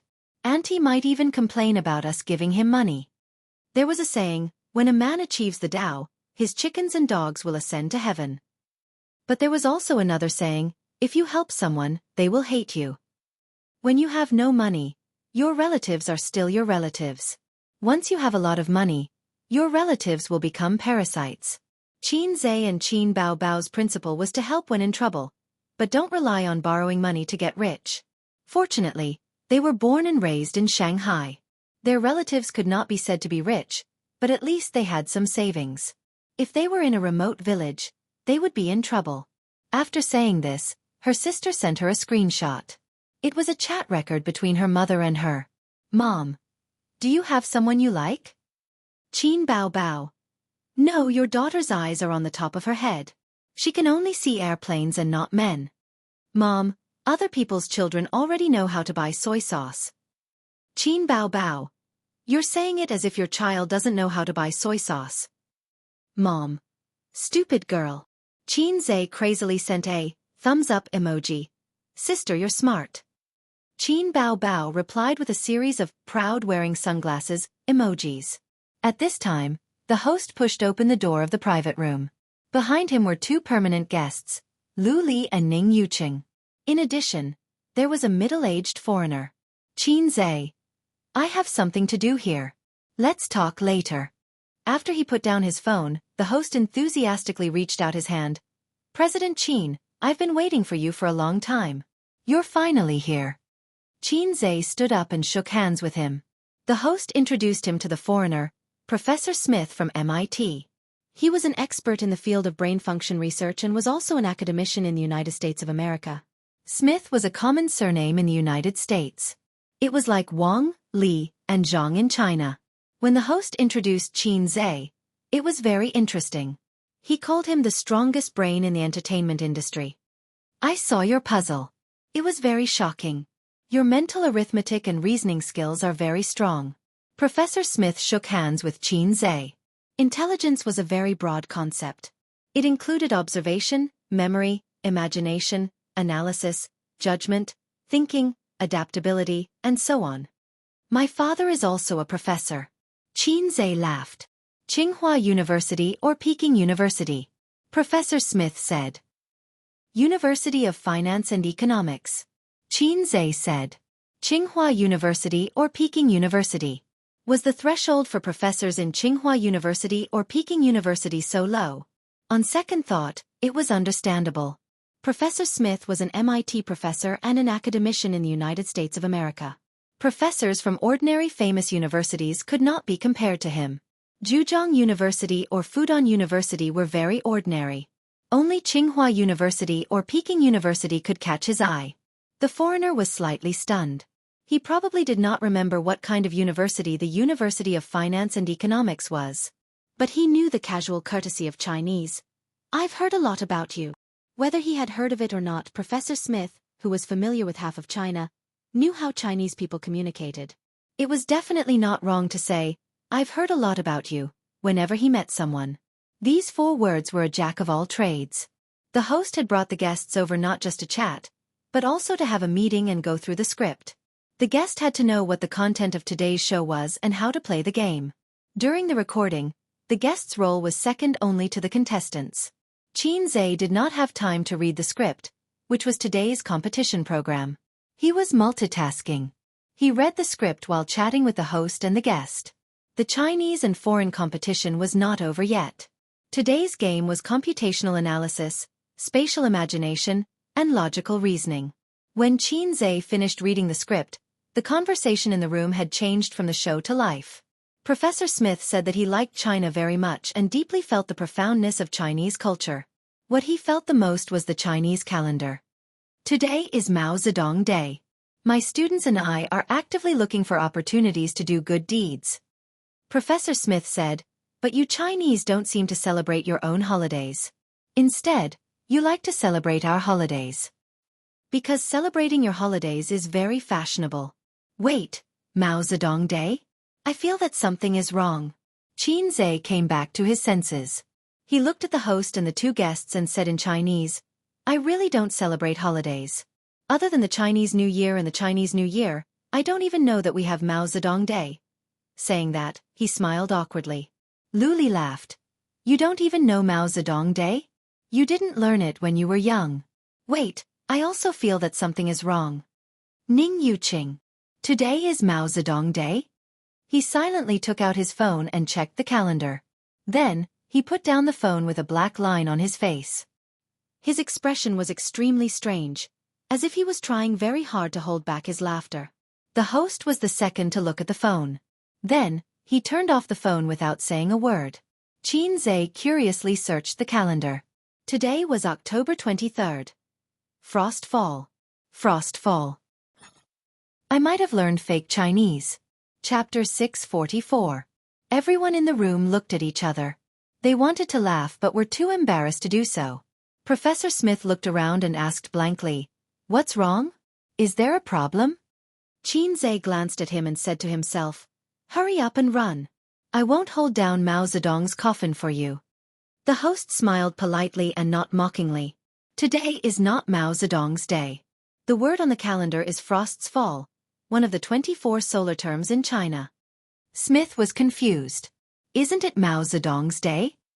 The host said, "Of course not. Mao Zedong's day is." He looked at his phone and said, "March 5th. Qin Zhe said to himself, "You should leave too. I can't hold down Mao Zedong's coffin." Smith was stunned for a long time. He remembered that a few days ago he had told the students, "When in Rome, do as the Romans do. Remember to do a few good deeds these few days." The expression of the students nodding vigorously was still deeply imprinted in his mind. Imagine, when the students were communicating with the China players, they would ask, "Did you encounter any trouble today?" The China students would say, "No, why do you ask?" The students would pat their chests and say, "Today is Mao Zedong's day.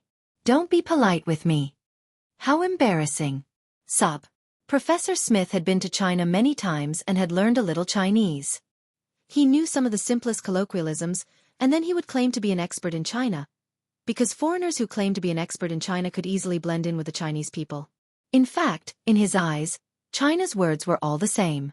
They were all square words. English was at least made up of letters. It was clear whether a letter was missing or an extra letter. Chinese was distorted. Sometimes, two identical words were actually missing an inconspicuous stroke. If you didn't pay attention, you wouldn't notice it at all. Moreover, Chinese was particularly troublesome. The same word, the same sentence, had many different interpretations and meanings. Because he often came to China for business, when Professor Smith was in America, he had found a Chinese colleague to learn spoken Chinese. He learned Chinese pronunciation for a few days and felt that it was okay. It wasn't particularly difficult. He just had to memorize it. But when it came to grammar, his colleague said, "Since you're learning spoken Chinese, you must understand the meaning of other people's words when you communicate with them. This is a little complicated in Chinese, so I'll explain it to you slowly." My colleague said, "Let me give you an example. There are two kinds of people who are easily dumped. One is those who don't know what love is. One kind was not knowing what love was." Professor Smith quickly dismissed the idea of learning Chinese. When their ancestors invented writing, they never thought of bringing foreigners along to play with it. Especially bullying. At the recording studio. Today, the audience was in high spirits. The tickets for this episode were especially popular. Before the recording of the show began, the production team announced that Qin Zhe would be returning to the show for this episode. The number of people who asked for tickets through their connections was several times more than the previous few episodes, and the demand could not meet the demand. This episode will be Qin Zhe, right? I really want to see him solve puzzles in person. That's why I'm here after watching the first episode. Then you probably won't be able to see it. If the first episode was an accident, then this episode's production team will definitely not allow it. The moment he appeared, all the limelight was stolen. Not necessarily. The production team might want this effect. Amidst the discussion, the audience took their seats. The lights, cameras, and everything was ready. The host specially introduced Professor Smith and Qin Zhe from MIT. When Hai Zhe King appeared, the audience was in an uproar and thunderous applause. It was no surprise to see the audience explode.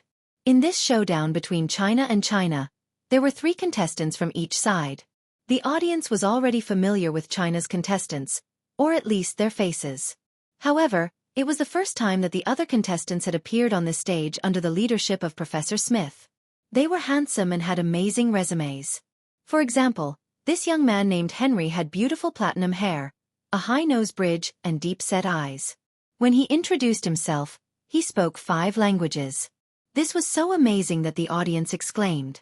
Moreover, through his self-description in the short video, this guy was also an excellent pianist, knew how to draw and knew magic. He was not a beginner, but a master. In contrast, the China contestants' resumes were much more ordinary. Excellent academic performance. Contestant Henry: I like Chinese culture very much. The thing that left the deepest impression on me is Chinese kung fu. It should have been a premeditated speech. This was the same as, I've heard a lot about you. It was a jack of all trades. However, he changed the topic and said, actually, I don't want to compete today because today is China's birthday. The host hurriedly interrupted. Professor Smith, is it like MIT and Harvard where many students are actually multi-talented? Henry was stunned for a moment. He was not used to being interrupted so suddenly. On the guest seat, Professor Smith silently breathed a sigh of relief. Yes, because the more fields you touch, the more helpful it is to develop your brain and thinking ability. The host said, amazing. Qin Zhe coughed and said, actually, it's not just foreign universities. Our country's university students are also becoming more and more versatile, like me. There was a burst of laughter. Lu Li joked, you're still a university student? Qin Zhe looked at her from the corner of his eyes and said pretentiously, I just graduated a year ago. Do you think it counts? Ning Yuqing laughed. Of course it counts. I agree with President Qin's point of view. Nowadays, not only schools, but even parents have begun to consciously cultivate their children's interests and abilities in all aspects. Qin Zhe said, when it comes to versatility, if I say I'm second, no one would dare to say they're first. The 2 of them began to flatter each other. Professor Smith asked curiously, can he sing? The guest laughed. The host said, more than that. He's the best songwriter in the entertainment industry, a famous actor, a famous singer, a film and television editor, and a financial scientist. Professor Smith was stunned. My God! The 3 foreign students whispered to each other. Lu Li said, actually, you should have heard of his works. I remember that Qin Zhe's opera too is very famous overseas. Ning Yuqing said, yes, the dolphin voice. Professor Smith said, of course. The foreign students suddenly understood and stared at each other in surprise. The audience laughed non-stop. Everyone's face was full of pride and satisfaction. Obviously, they were very happy to see the shocked expressions of the foreigners. Qin Zhe thought to himself, actually, I'm just doing the same thing as Xiao Ma. Ma Huateng started by copying ICQ. I started by copying songs. Ma Huateng became one of the richest people in the country by copying songs. I became one of the richest people in the entertainment industry by copying songs. Once again, it was proven that learning was useless and copying was reasonable. The first segment of the competition was to test the spatial imagination ability. A 3-dimensional maze. The prop was a rectangular glass cabinet. It was a complete maze from top to bottom. It was the same for the left, right, front, and back. What the contestants had to do was to restore the 3 mazes to their original state and find the correct route through them. It was a test of spatial imagination, reasoning ability, and memory. The one who took the shortest time won. The Chinese contestant was called Chen Sheng. He was a student from Fudan University. To be able to participate in this show, he had to be one of the best. Ordinary students like his sister could forget about it. He wondered if his brother Wu Guang was participating in the show together or sitting in the audience as a group of relatives and friends. Qin Zhe was too embarrassed to ask this question. The 2 contestants observed around the rectangular glass cabinet. They would step into it from time to time and look up and down to think. This process was boring for the live audience, so they needed the guest to mediate.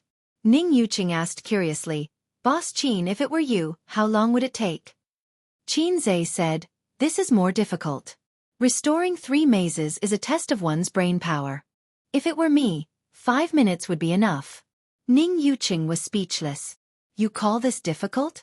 Lu Li suddenly said in surprise. Chen Shang went back. Our contestant ran back to his seat and began to draw the maze route on the table.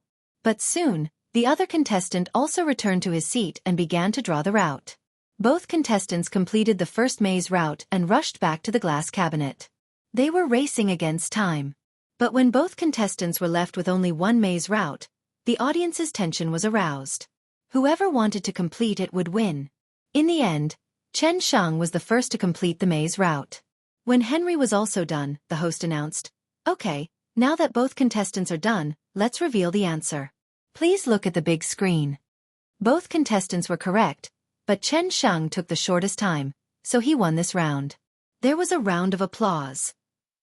The second round was a test of logic and mental arithmetic. The program team divided the origami of the three animals into several pieces. The contestants only needed to piece the pieces together to complete the animals. Whoever took the shortest time would win. Compared to the previous round, the difficulty of this round was lower. However, it was more exciting because it was purely a race against time. The MIT contestant was a black man. To be more precise, he was of mixed race. The Chinese contestant was a 13-year-old high school student. Smith said, "In this match, Denzel entered the arena with the intention of winning because he wants to challenge Qin Zhe after he wins." There was an uproar. Denzel stood on the stage and raised his microphone. "I've watched the first episode and was very surprised by Qin Zhe's puzzle skills. His mental arithmetic and logic skills are top-notch, so I want to compete with him. He said a lot of things that the audience could not understand. Only when the translation on the big screen was shown did they understand what this guy was talking about. You want to compete with Qin Zhe in puzzles? Haha, you're just asking to be humiliated. If he dares to challenge him, he must be confident. Besides, this guy is very good." With this reminder, many people recalled the content of the short video earlier. Back then, when the US was recruiting scientific talents, this guy was received by the US president along with dozens of other students. Although the US president was like a mascot that could be scolded by the citizens and met with difficulties in Hollywood, to be received by the US president, he was much more impressive than the geniuses from Tsinghua University, Harvard, and MIT.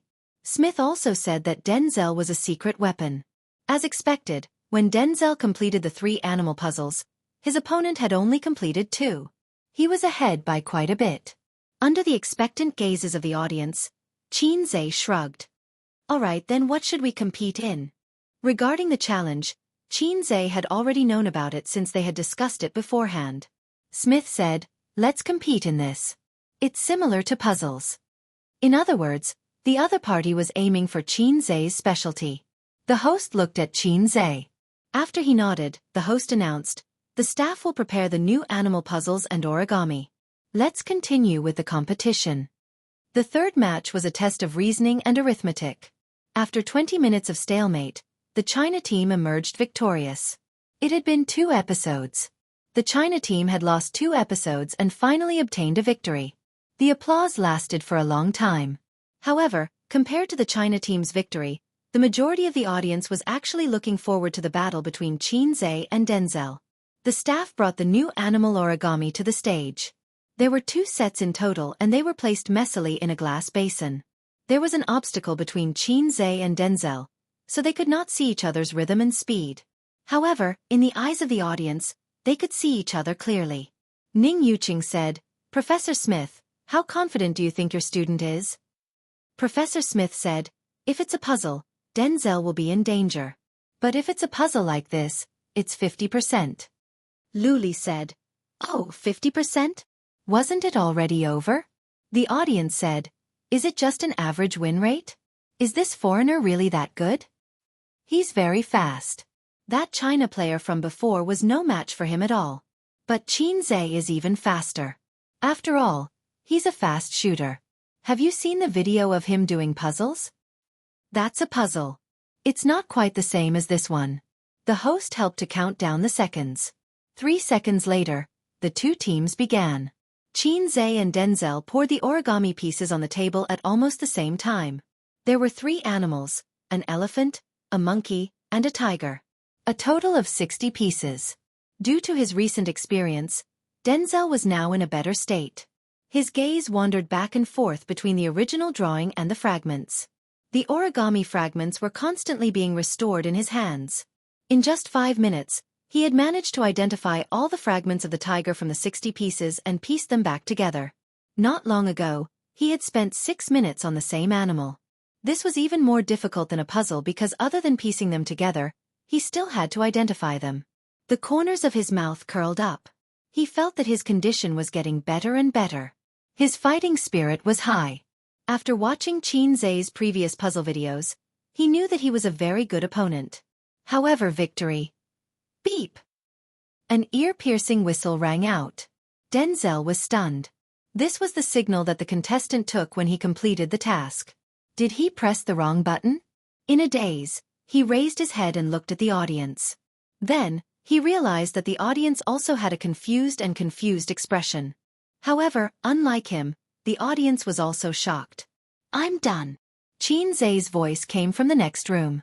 The partition was removed. Denzel saw the scene on Qin Zhe's table. It had been pieced together. At this moment, the genius contestant who was received by the President of the United States was not only confused and aggrieved, but also suspicious. The host said, "All right, let's watch the replay on the big screen." The big screen played the entire process of Qin Zhe identifying and piecing the origami pieces together. His smooth and pleasing hand speed was once again replayed on the stage of Super Brain. As for the identification, it did not exist. After he poured all the pieces out of the glass basin, he glanced at them and pieced them together. He did not stutter or think. His movements were as smooth as a machine. Denzel was dumbfounded. "Is he bullying me?" Professor Smith's eyes widened. That's too fast." He found it hard to believe.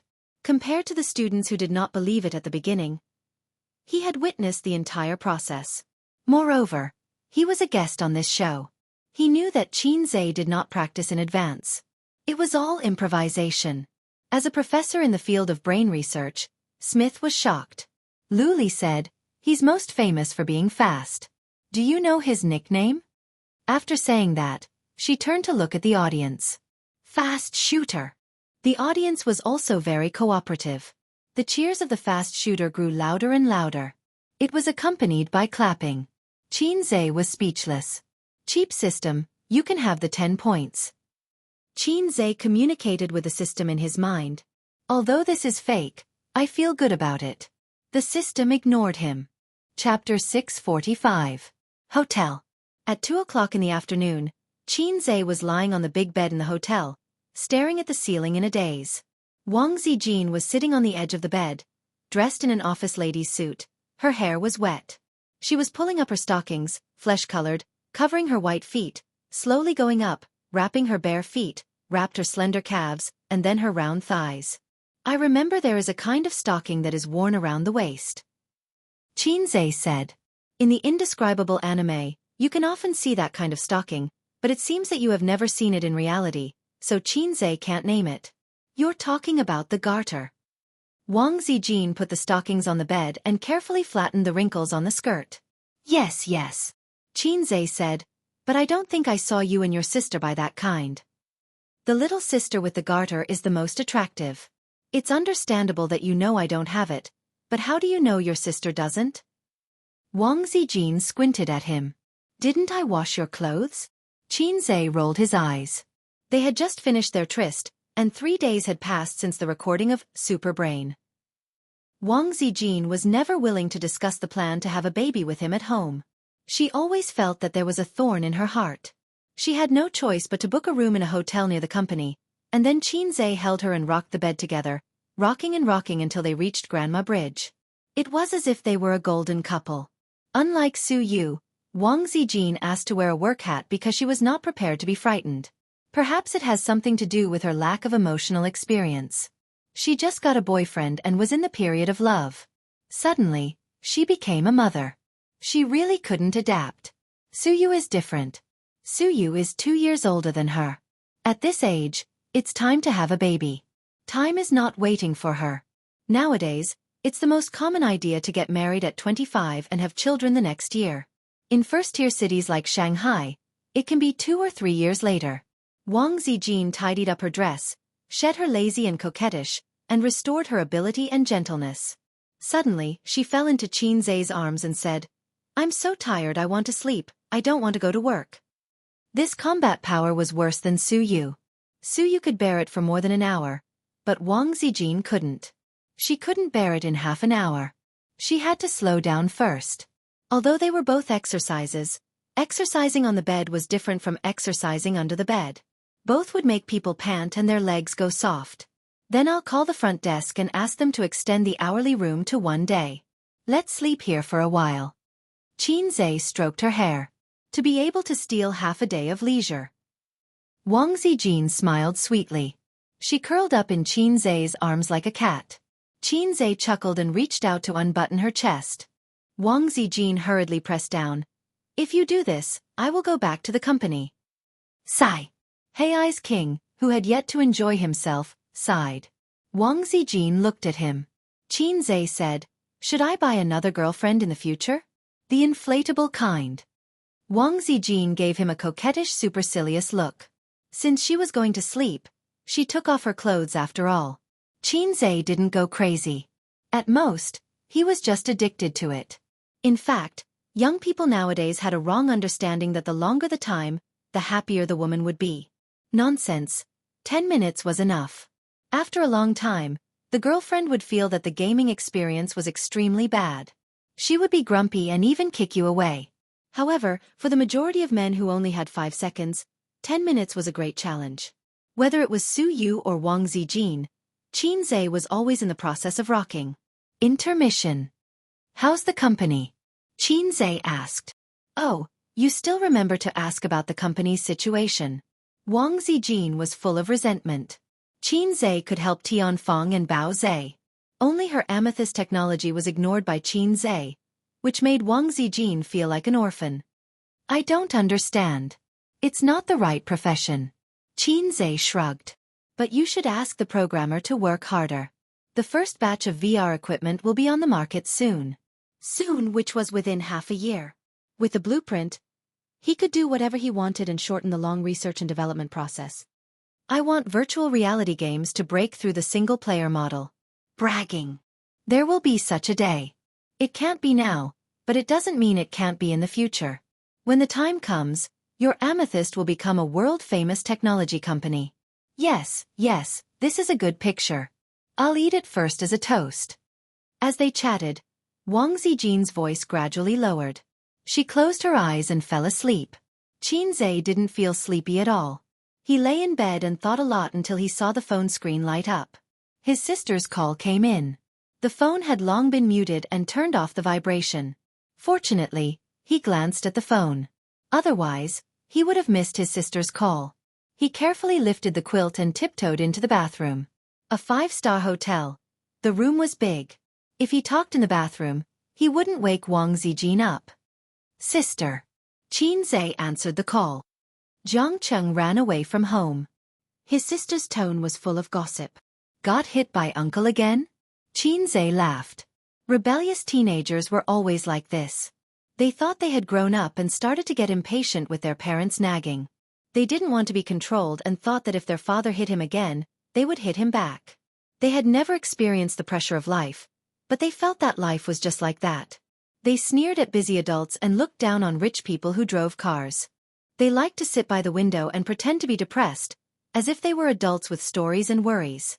His uncle had a bad temper and would hit him when he was angry. The father and son had often fought. His aunt often lamented that Ace was so obedient, but when it came to her son, he became like this. What a joke. Don't you know how evil your brother is? With a combination of kindness and power, if Qin Zhe could still be rebellious and run away from home, then he would be the reincarnation of Neza. The last time he ran away from home, he even threatened to cut off all ties with his father. Was he playing the same trick again? Oh, no wonder he asked us to borrow money. He wanted to run away from home a long time ago, Qin Zhe said. This is even more interesting. Qin Bao Bao clicked her tongue and said, he didn't borrow money to run away from home. He wanted to abort his girlfriend's child. His sister's tone was quite sad. His cousin, who was almost 9 years younger, almost became a papa. She was still a virgin. Qin Zhe was stunned. If he received this call a year ago, he would have cried until he fainted in the toilet. he would have cried and howled. What use do I have for this iron rod? Mom told me. Qin Bao Bao said, Jiangqing ran away from home yesterday. Until today, his phone was turned off. We asked around at his relatives' and friends' houses but couldn't find him. My aunt called Mom, but Mom said she wasn't home. Then Mom called me. Wait. Tell me clearly. Qin Zhe rubbed his temples. Jiang Cheng's girlfriend was in the same school as him. They were in the same grade and class. It was said that she was the prettiest girl in the class. The two of them got together in their first year of high school. It was spring. Spring was the season for animals to mate. They had plenty of pocket money on hand, so they found a youth hotel to experience the adult world. They were young. The boy only knew how to bang, and the girl only knew how to moan. The contraceptive measures were not good enough. Some time ago, the girl found that her period did not come. She checked online and found that she was pregnant. She panicked and felt that the sky was falling. If Qin Zhe knew that Su Yu or Wang Zijin were pregnant, he would be surprised and happy. But for a teenager, his girlfriend's pregnancy was definitely the end of the world. In fact, their relationship was classified as a secret relationship. Because their parents would not allow it, and the school would not allow it. No matter how times changed, the school's attitude in this regard had never changed. Once found, they would be expelled. The girl's pregnancy was not hidden from her parents. Her family exploded at that time. It was such a big matter, and a young lady like her would definitely not be able to keep her mouth shut and reveal everything. The other party's parents were still reasonable and did not make a scene at the school. After all, both parties had to bear the responsibility for this kind of thing. The girl would always be at a disadvantage. They made a scene at Jiang Cheng's house. Then the aunt's house also exploded. So she ran away from home to avoid responsibility? Qin Zhe said. I don't know. That's all I know. Qin Bao Bao's tone was not much worried. Instead, it was full of interest. In this kind of thing, the girl's family was the most troublesome. If this matter is not handled well, it will be very troublesome, Qin Zhe said. Now that she is missing and can't be found, how do we deal with it? Qin Bao Bao said, I heard from Mom that the girl's family is going to call the police. Chapter 646. Call the police? Qin Zhe sneered and said, Call the police to arrest Jiang Cheng? The police can't be bothered with this kind of thing. The police had no right to interfere. The other party was not a girl under 14 years old. Although 18 years old was considered an adult, there were many underage expectant mothers.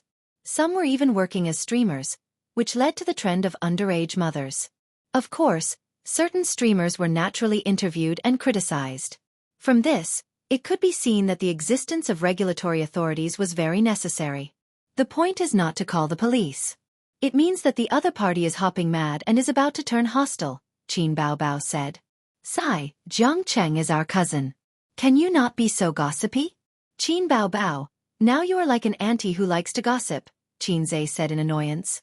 You also know that he is our cousin, not our biological brother. Although this matter is troublesome, boys will not be at a disadvantage. Qin Bao Bao smiled. This was not wrong at all. Indeed, girls were at a disadvantage. Therefore, parents were looking forward to their own pigs eating cabbages while protecting their own cabbages.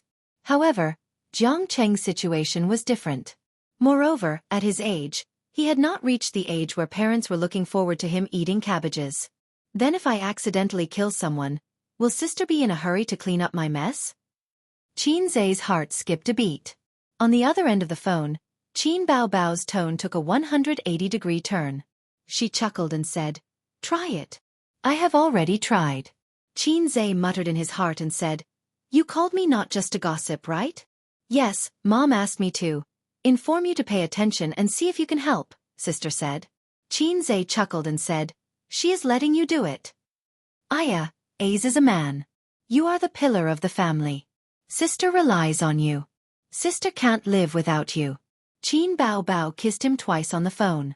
Sister liked to act pitiful and weak the most. But Qin Zhe just had to fall for it. Mediocre boys yearned to become someone's pillar of support, and his sister had taken advantage of salted fish Zhe's weakness. Just like before, he still fell for this trick. However, the difference was that the Qin Zhe of the past might not have been able to realize his sister's silent trick. After hanging up the phone, Qin Bao Bao called her mother back. Mom, I talked to Ace. He'll help. Mom asked you for help. Why are you looking for Ace? Qin Mu asked angrily. When it came to matters of the heart, she felt that it was more reliable to look for a daughter. After all, a woman's feelings were more delicate. After all, they were relatives within 3 generations.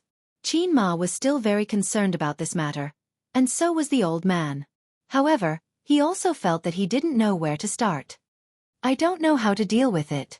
In my opinion, we should just agree to compensate them, Qin Bao said. You're so useless. Ever since you were young, you've been throwing problems to your brother. What can you do? Qin Ma complained and hung up. Qin Zhe had something to say about whether his sister was capable or not. Qin Bao Bao hung up the phone and wrinkled her nose at the phone. She grabbed the lollipop on the table, tore off the icing, and licked it with relish. If there was a problem, she would definitely throw it to her brother. Men were just puppets. The ones who really controlled society were women. She had understood this principle when she was 16 years old and shook her butt at her brother. In the hotel, Qin Zhe dialed his aunt's number. It rang for a while before it was picked up. Hello, Ace. His aunt's side was in a mess. She lowered her voice and said, Wait a moment. After a few seconds of silence, the noise disappeared. His aunt said, So annoying. Are the girl's parents still causing trouble at home? Qin Zhe asked. Yeah, it's been 2 days. His aunt was exhausted. Where's Uncle? He went out to look for Cheng Cheng. I'm the only one at home. Then how are we going to deal with this matter? It can't be just cursing at them, right? Qin Zhe said. Although the people of Shanghai were very particular about using their mouths and not their fists, and every single one of them was an expert in debating with a group of scholars, just cursing on the streets wouldn't solve the problem. For a family, if their underage daughter's belly was swollen by a pig, it was natural for the parents to explode. If this had happened more than a decade ago, Jiang Cheng wouldn't have been able to run away from home. His legs would have been broken a long time ago. Yes, they want compensation, his aunt said. There didn't seem to be a problem. It was only right for them to compensate. Both sides were happy to use this method to solve the problem. How much do they want? Qin Zhe asked. He understood his aunt and uncle's character. They were in the wrong in this matter. If the compensation was within an acceptable range, they would have let it go. 5 million. His aunt paused and added, Or a house. In your dreams. Qin Zhe sneered. His aunt hesitated and sighed. They know about our relationship. So they want to extort a sum of money? Yes, after thinking for a while, Qin Zhe said, Aunt, let me come over and talk. No need, Ace.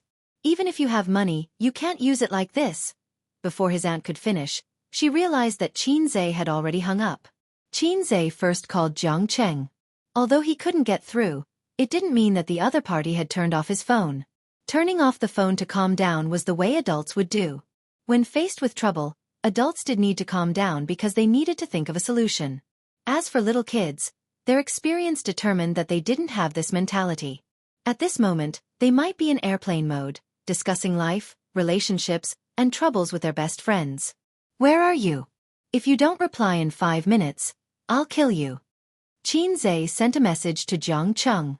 The other party held out for 4 minutes and carefully replied, Outside. Address. There was no reply. Still 5 minutes.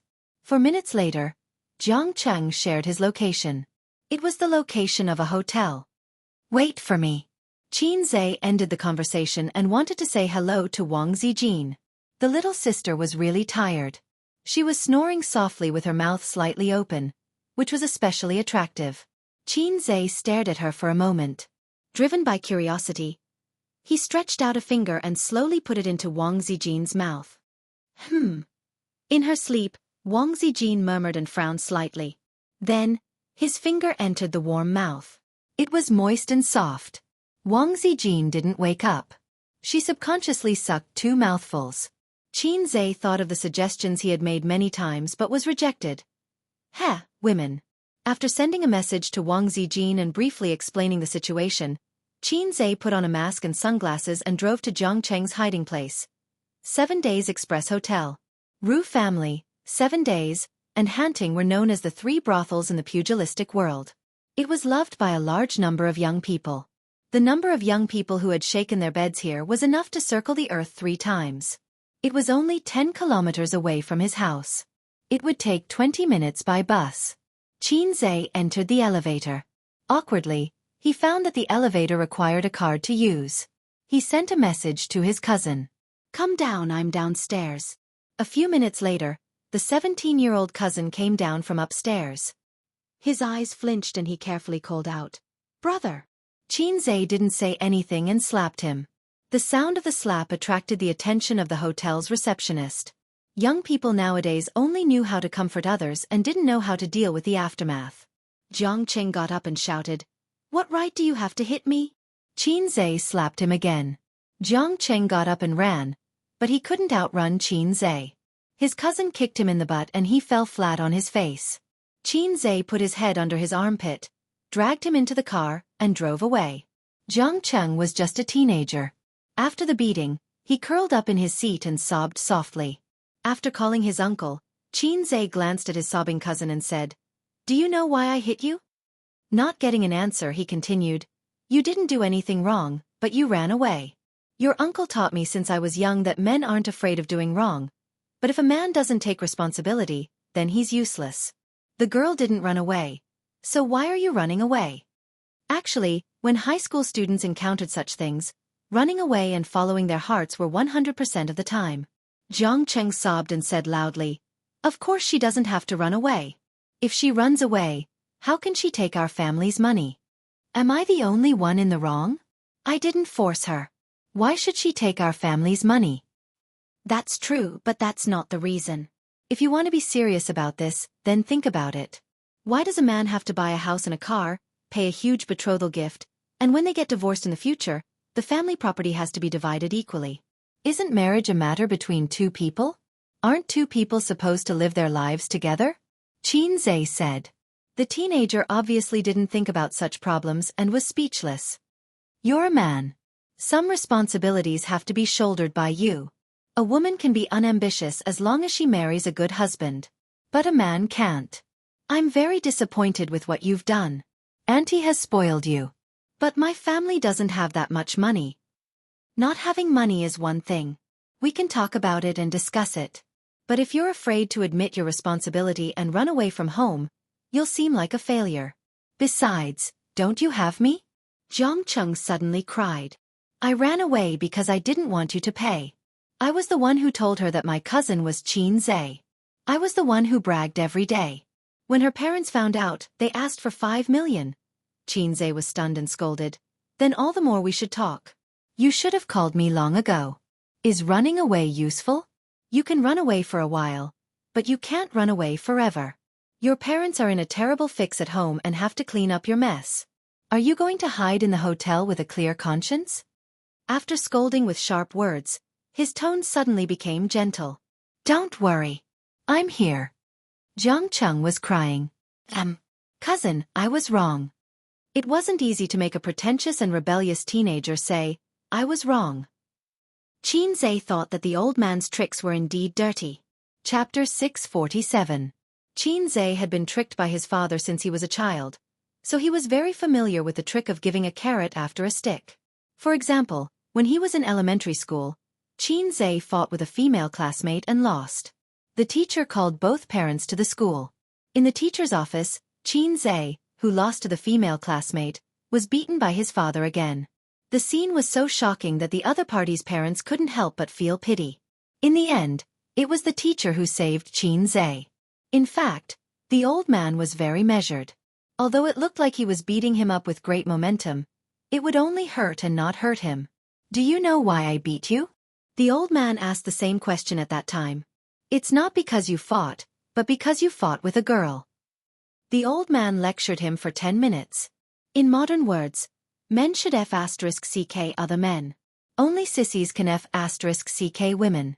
He successfully guided little Qin to turn the feeling of, "Dad only beats me," into "Dad beat me because he wants me to be successful and always stands on the same side as me." If Qin's childhood was just a feather duster, then he must be a rebellious youth now. The old man perfectly crushed the seed of rebellion in Qin Zhe's heart. As the saying goes, the son inherits the father's medicine. Qin Zhe perfectly inherited this from the old man. In an instant, his rebellious cousin was completely under his control. This time, you acted too hastily. Study hard in the future and don't have a girlfriend before college. Do you understand? Yes.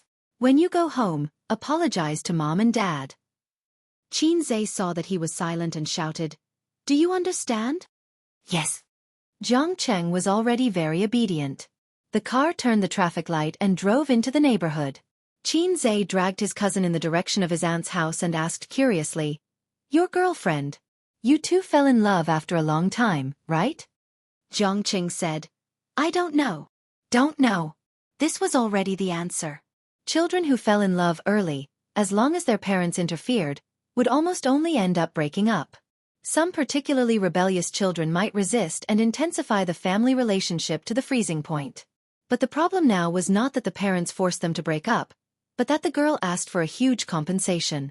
In other words, even if Jiang Cheng's friendship with Guan Bao was true love, it should be over by now. When a man recalled the first woman who got pregnant for him but couldn't be with him, he would sigh that he met the right person at the wrong time.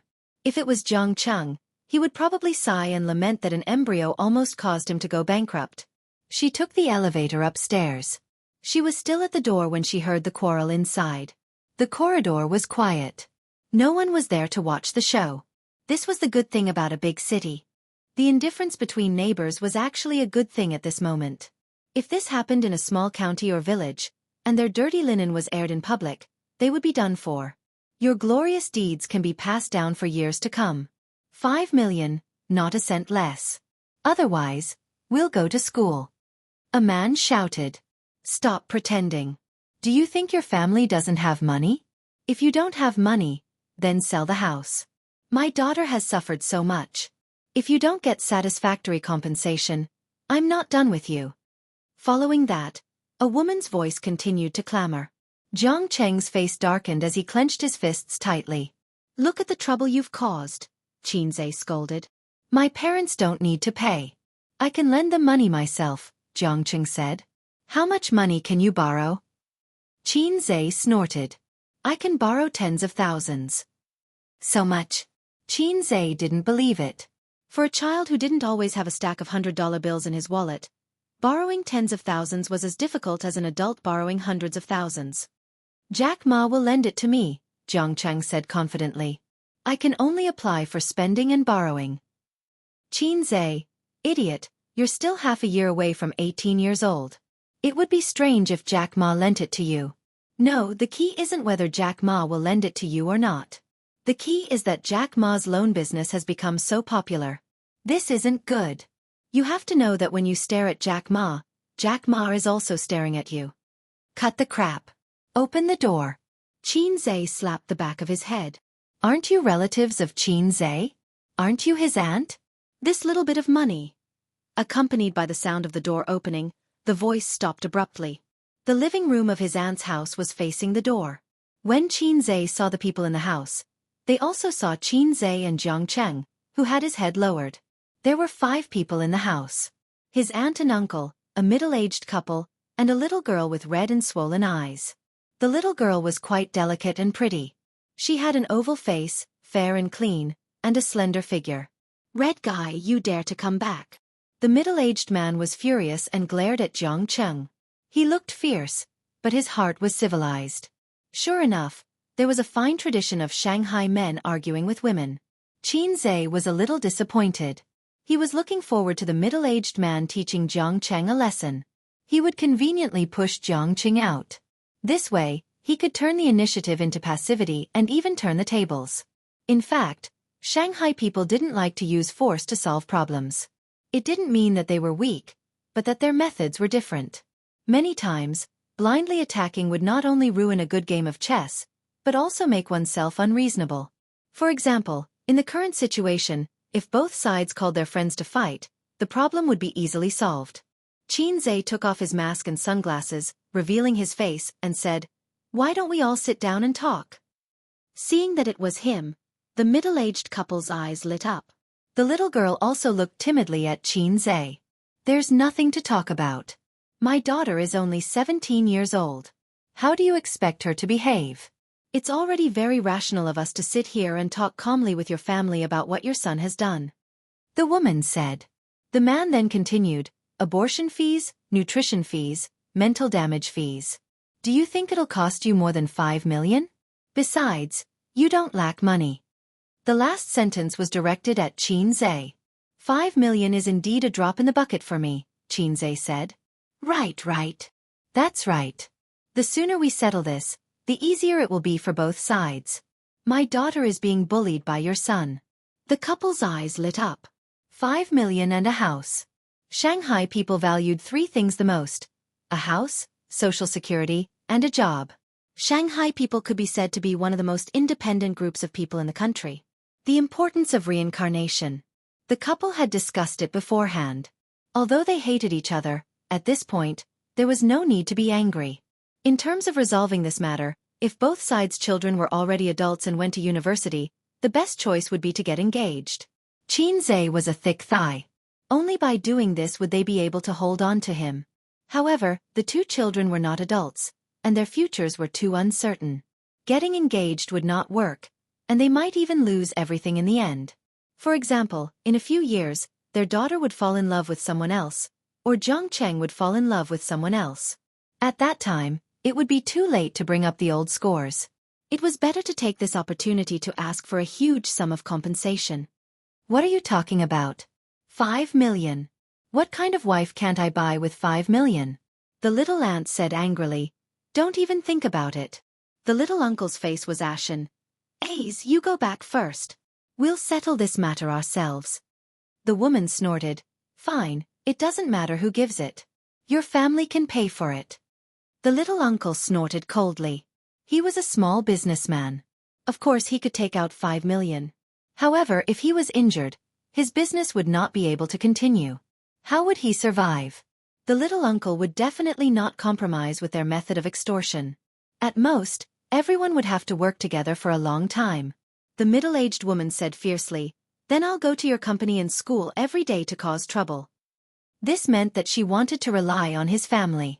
Qin snorted, If you cause trouble at school, your daughter won't be able to get away with it. The middle-aged man immediately said, That can't be helped. Who told you to bully people like this? Fine. Qin pressed his hand. Let's really talk this out. First, give me a reason for compensating you with 5 million. The middle-aged woman pulled her daughter in front of her and pointed at her, returning to the posture of a furious mother. My daughter is still underage but pregnant. How do you expect her to face others? Qin, you're a big star. Do you want to go back on your word? The middle-aged man glared at Zhang Cheng and said hatefully, I want to strangle this bastard. Qin spread his hands. But your daughter was willing, wasn't she? Everyone threatened her because of puppy love. But there's no reason for my aunt's family to bear the cost of your daughter's puppy love. Or should I say it more clearly, you didn't teach your daughter well and instead let others pay for your mistakes? On what basis? Go to school and cause trouble. Just as you said, I have money. I can find her a better school in minutes. What about your daughter? After she was expelled, do you have the means to let her go to a better school? You see, no matter what, we don't have to compensate you. The little aunt wanted to say something but was stopped by the little uncle's gaze. The middle-aged couple was shocked and angry. Their daughter was the one who suffered. They thought that with Qin here, the matter would be resolved quickly. Who would have thought that they would be bullied instead? Don't think that you can do whatever you want just because you're a rich star. Yes, we can't seek help from legal channels, but there's still the media. If this matter is exposed, your cousin will use his relationship with you to get an underage girl pregnant and abandon her. It will also be a huge blow to your reputation. You'll lose more than 5 million, the middle-aged man said in a deep voice. If you think that this matter will affect me greatly, then you're thinking too much. He's not my son. There are many famous people in the entertainment industry whose sons are doing drugs. And I have an entertainment company with a professional public relations team. Some time ago, I beat up the paparazzi at the airport. Did it cause any huge damage to my reputation? Qin sneered. Get lost. I won't give you a single cent. If you continue to stay here, I'll call the police and let the police take you away. The couple's expressions changed. They looked at each other and the woman suddenly burst into tears. "You bullies! Your son got my daughter pregnant and threatened us. I'm going to call the police and expose this to the media." The little girl was out of her wits and started to cry. The middle-aged man said, "I'll contact the media now." Qinze glanced at them and said to the little ant, "Call the police. Just say that it's a badger game." The little ant was confused and didn't understand. These two people know about Jiang Cheng's relationship with me, so they colluded with their daughter to seduce an underage boy and extort 5 million. That's all you need to say. I'll take care of the rest, Qinze said. The little ant widened her eyes and stared at Qinze. There was such a thing? When did my honest days become so dirty? The woman suddenly turned off the fire. The man glared at Qinze, while the little girl looked timid. Qinze ignored the family and said, "I gave you face, but you don't want it. Do you think rich people can be extorted by you? If I didn't have any means or connections, how could I be so rich? It's not difficult for me to have you go to jail for a few years. Moreover, you did extort me. I think it's reasonable to say that you colluded beforehand." Seeing that they were terrified, Qinze continued, "I'll give you two options. 1, I'll give you 300,000 and you can scram as far as you can. Your daughter will transfer to another school and you're not allowed to have any contact with Jiang Cheng. 2, I'll call the police now and send you to jail." The couple looked at each other silently. They could rely on the media and their daughter's pregnancy, but they couldn't rely on the law. In such a situation, according to normal logic, it was reasonable for them to ask for compensation. They just asked for a little more. But if Qinze really wanted to use his power to bully others, then the logic of ordinary people would be useless. 500,000. The woman bargained. Qinze pretended to take out his phone. 200,000 it is. I'll give it to you now. The middle-aged man gritted his teeth. There was still 200,000 in cash in the safe at home. His uncle gave the money on the spot. The middle-aged couple left with their daughter. The little girl stopped at the door and glanced at Jiang Cheng.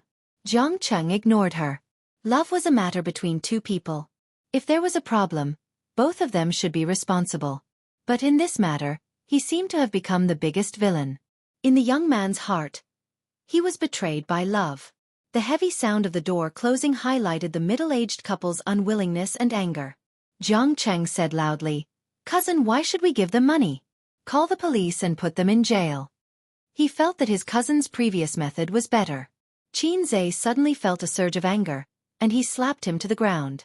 "Aze," his aunt called. "Do you know why I hit you?" Qinze said. Jiang Cheng got up and said reluctantly, "Because of responsibility." Qinze said, "No matter what her parents did, the child in her stomach is yours. You have responsibility. If it's your responsibility, don't run away. Call the police and they'll make you ugly. You'll know." In his uncle's study, Qinze and his uncle drank a few glasses of wine. "Aze, this matter is all thanks to you," his uncle said. 5 million was impossible.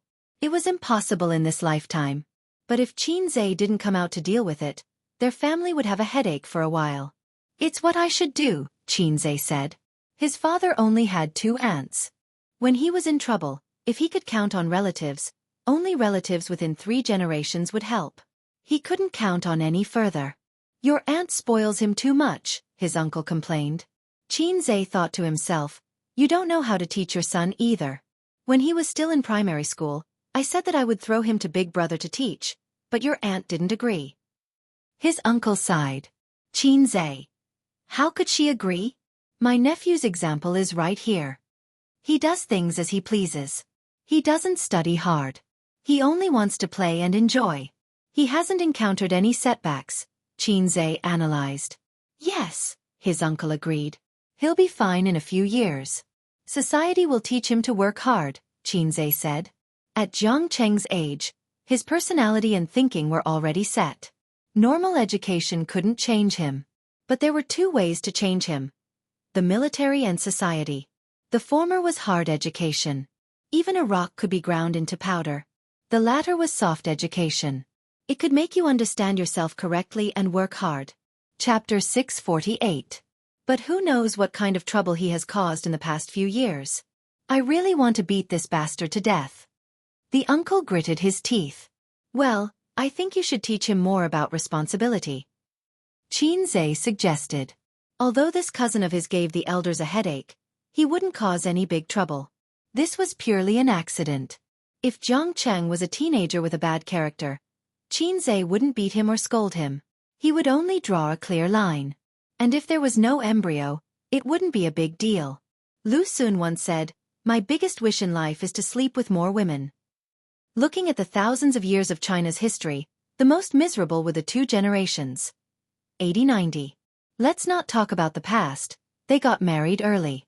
Let's not talk about the future, they would only become more and more open. Only the 8090 comrades were the most miserable in the long river of history. According to the information collected on the internet, 80-90's tragic self-narration, the 80s and 90s were the two generations with the most virgins and the last sexual experience. They cried silently in the toilet. The uncle said with emotion, "I really don't know how to do anything other than hit, but I see that big brother has been hitting you since you were young." Qin. Little uncle's heart was pierced. Everyone in the Qin family's circle of relatives knew that comrade Qin Zhenjiang was a son-crazy demon. If he wasn't beating his son, he was on the way to beating his son. Every time the relatives gathered, Qin would be teased.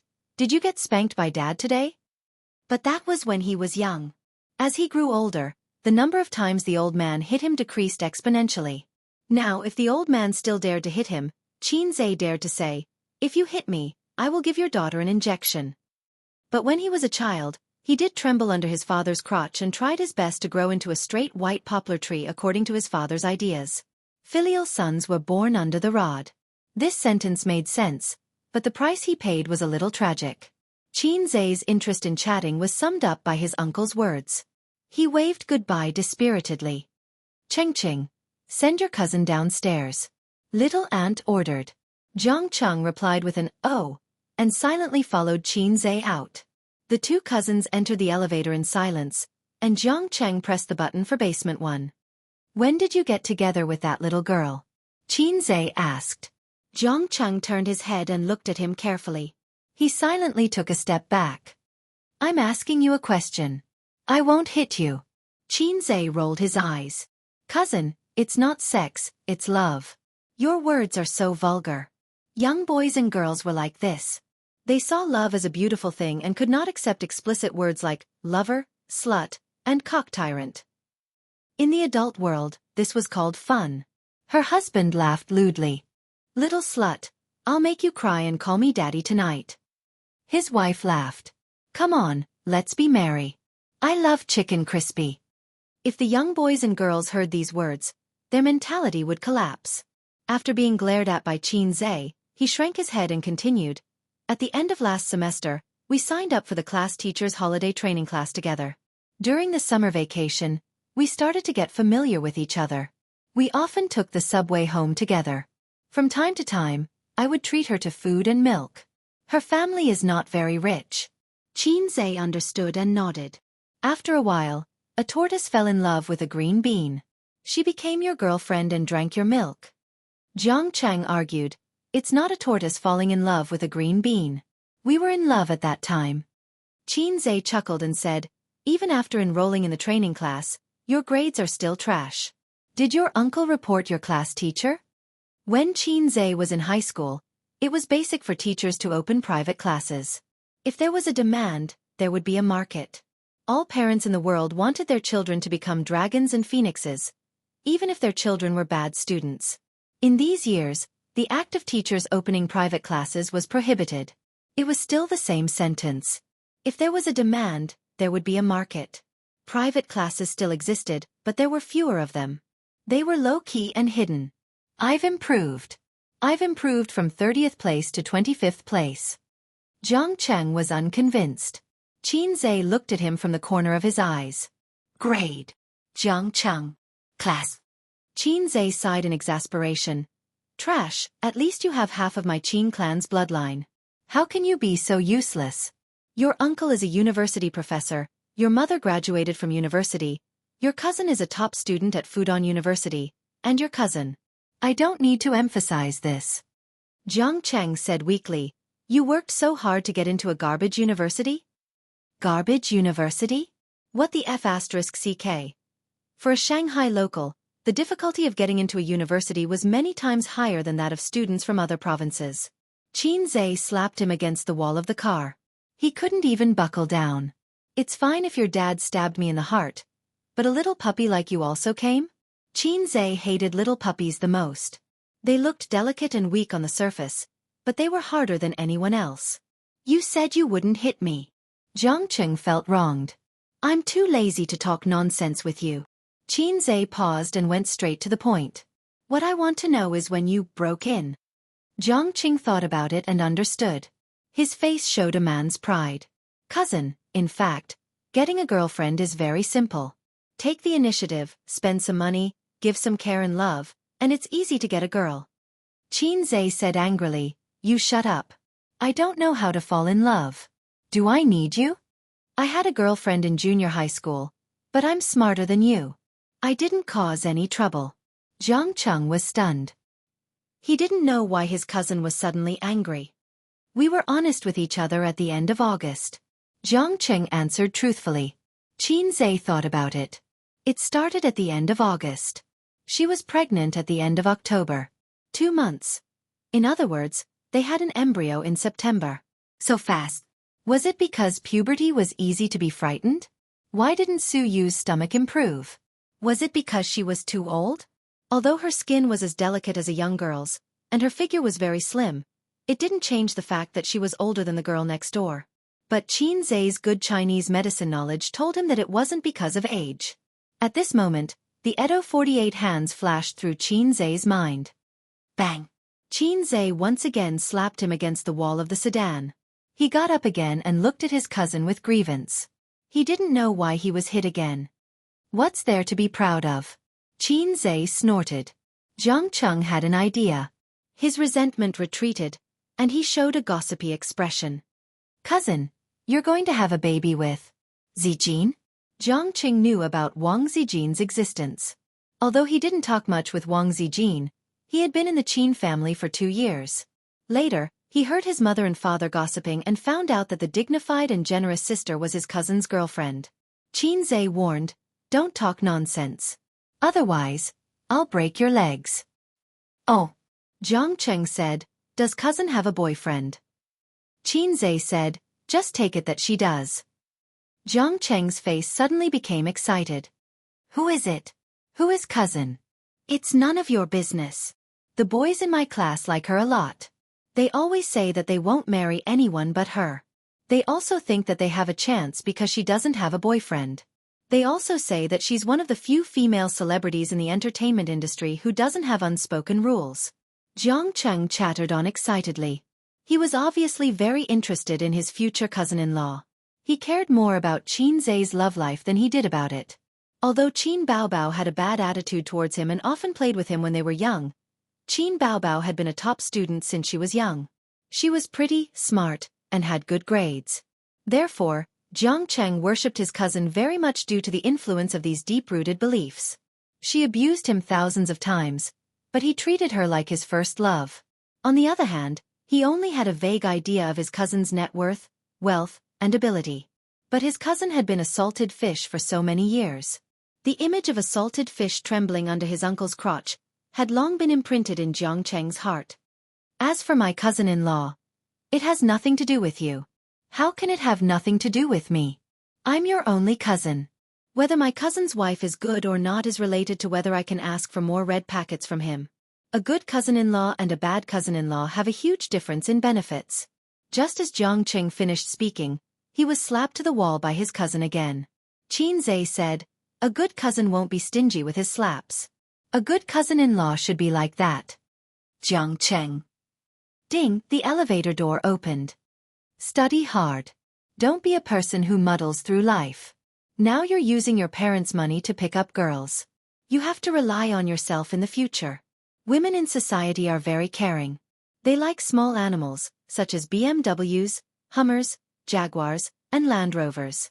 Of course, there's also lynx. But they won't like a little puppy who has nothing. Then what kind of animal is my cousin-in-law? Jiang Cheng asked curiously. Seafood? Qin Zhe walked out of the elevator and turned around. Study hard while you're in your second year of high school. In the future, if you can't even get into a garbage university, I'll bring my cousin-in-law to dote on you." He waved his hand and left. Qin Zhe drove out of the neighborhood and went straight to Tianfeng Entertainment. On the way, he talked to his sister. "Aunt's family matter has been resolved." Qin Bao Bao. "Aha, you've worked hard. Sister will reward you with a kiss." Qin Zhe. 200,000. Qin Bao Bao. "Small money." Qin Zhe. "I didn't pay for it. Aunt and uncle paid for it themselves." "I know. It's only 200,000. Aunt must have paid for it herself. I didn't ask you to go over to pay 5 million. I asked you to solve the problem." Qin Bao Bao said, "By the way, how did you solve it?" Qin Zhe told him what happened just now. His sister laughed especially happily on the other end of the phone, giggling like a little hen. "Ace, you've been led astray. You can even think of such a dirty trick. But evil people will be punished by evil people, right?" "That's right. That's why I gave that little brat Jiang Cheng a hard time." Qin Zhe said, "It's so unfair. When I was his age, I only knew the 5 dragons embracing the pillar, but he could study all kinds of postures." "Bah, don't talk about this with your sister." Qin Bao Bao pretended to spit, and with a seductive tone she said sneakily, "You've been living with me for so long. Did you use the materials here to cultivate your 5 dragons?" Yes. I still have them." Qin Zhe said, "After all, with an expert like my sister by my side, I have to cultivate well." Qin Bao Bao obviously didn't understand the last sentence. After a moment of silence she asked tentatively, "Really? Don't worry. I've cleaned you up. There won't be any accidents like the swimming pool. Get lost." His sister roared and hung up the phone. Qin Zhe snorted. She said that he liked to flirt, but she was different. She was obviously a coward, but she pretended to be calm and seductive. Qin Bao Bao felt indignant. She sent another message to him. "I'll give you something exciting." His sister's so-called excitement was at most a kiss on the lips. She probably felt that she was going to die from excitement. Qin Zhe ignored her. After the car stopped and they walked to the elevator, he replied, "What kind of excitement?" His sister replied instantly. She sent a picture. It was a contract. Qin Zhe swiped his finger across the screen and zoomed in on the picture. He saw the bold words, "Men's wear." Qin Zhe asked, "Is this the contract from last time?" Last year, when his sister had just become popular, this magazine had invited her to be the cover girl. They claimed that they came with great sincerity and enthusiasm, hoping to cooperate with his sister. Qin Zhe had heard of this magazine before, but unfortunately, he couldn't bear to spend money on it. Besides, to him, the trendy men in the magazine were not as sexy and attractive as the cover girls. They had long legs that could make a young man's mouth go dry. Later on, when he had money, he still didn't look at it because his sisters had helped him pick out his clothes. Not only did they like to shop for themselves, they also liked to help men shop. Qin Bao Bao replied, "Smile but don't say anything." Qin Zhe was speechless. Damn it. Smile but don't say anything. Qin Zhe put his phone back in his pocket. The elevator happened to stop and he stepped into the office. When he didn't see his sister in the office, he asked the ordinary-looking assistant, "Where's President Qin?" Xiang Yi's assistant subconsciously straightened his back and said respectfully, "In the second conference room." "What's the matter?" "Men's Clothing Magazine." Before Xiang Yi's assistant could finish, he realized that Qin Zhe had already left. Xiang Yi's assistant stood at the air vent of the air conditioner and felt the cold wind, feeling extremely miserable. "I've really offended him unknowingly." Qin Zhe rushed to the second conference room and saw his sister, who was dressed in a formal suit, chatting happily with a middle-aged man wearing glasses. Noticing that he had entered, his sister winked at him playfully. The middle-aged man got busy and bent over to hand him a business card without hesitation. "Hello, President Qin." Qin Zhe nodded slightly and took the business card with both hands. He glanced at it and saw the words, "Design Manager." He knew what was going on. "Since I was able to invite you this time, I'll be able to answer to my boss when I go back." The middle-aged man's face was full of smiles, showing his inner joy. "Actually, I've wanted to cooperate with your magazine a long time ago, but I wasn't confident back then. Qin Bao Bao smiled. Qin Zhe listened for a while and said, I don't think it's necessary. Sister, you're going to hold a concert soon. It's more important to practice your new song, isn't it? Qin Bao Bao smiled. Before she could say anything, the middle-aged man opposite her hurriedly interjected, President Qin, it won't take much time. I believe it'll be a pleasant cooperation. Qin Zhe said calmly, I'm busy, I don't have time. The middle-aged man was speechless. It was the same excuse again. Last year when the company invited Qin Bao Bao, Qin Zhe simply said, I'm busy, I don't have time, and sent the person sent by the company away. To hell with busy. Actually, the photo shoot wouldn't take much time at all. After all, many female celebrities were overjoyed to receive the company's invitation. It was a good opportunity to increase their fame. It was like gilding. When a female celebrity appeared on the cover of a magazine, her original diamond-studded cover would be gilded with a layer of gold. President Qin, we have a mature and professional team and the best photographer. We can guarantee that the shoot will be completed smoothly and definitely won't delay your schedule, the middle-aged man said. It couldn't be helped. Qin Bao Bao was too popular, and her reputation was rarely high. Last year, the company held the mentality that if they cooperated, it would be a win-win situation. This year, it was the men's magazine that wanted to use Qin Bao Bao's fame. Qin Bao Bao had never done a photo shoot before. This was a great gimmick. Qin Zhe thought to himself, of course, I know you're professional. So professional that it makes people slightly hard. But it was because of this that he didn't agree with his sister being the cover girl. He didn't want his sister to wear a bikini to show off her long legs, deep cleavage, and cute belly button for others to see. How could he share the benefits of He Eyes King with others? Actually, I don't like this magazine very much and I feel that it's completely meaningless. Don't misunderstand. I don't have any opinions about your magazine, Qin Zhe said. The middle-aged man's mouth twitched. Don't misunderstand? No opinions? Then what do you mean by having opinions about our magazine? His tone was slightly displeased. But we've already signed the contract. Boss Qin, why don't you take a look? Qin Zhe looked at his sister in shock.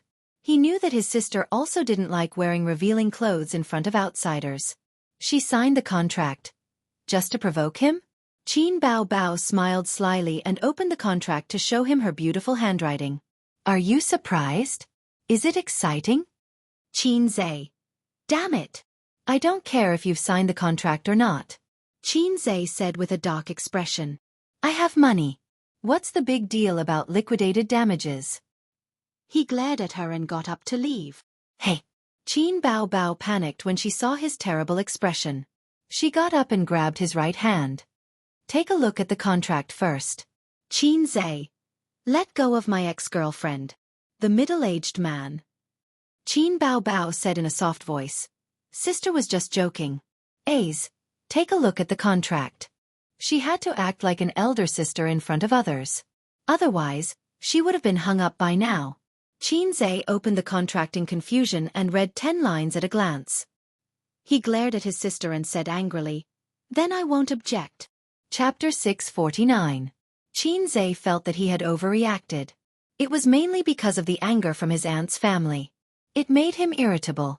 Lu Sun said not to be anxious. Take some medicine and it will not be a big problem. Look, a celebrity is a celebrity. It is worth learning.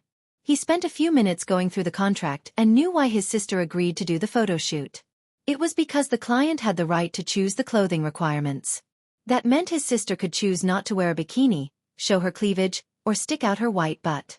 Qin Zhe said, This is not in line with your magazine's aim of stepping on the line.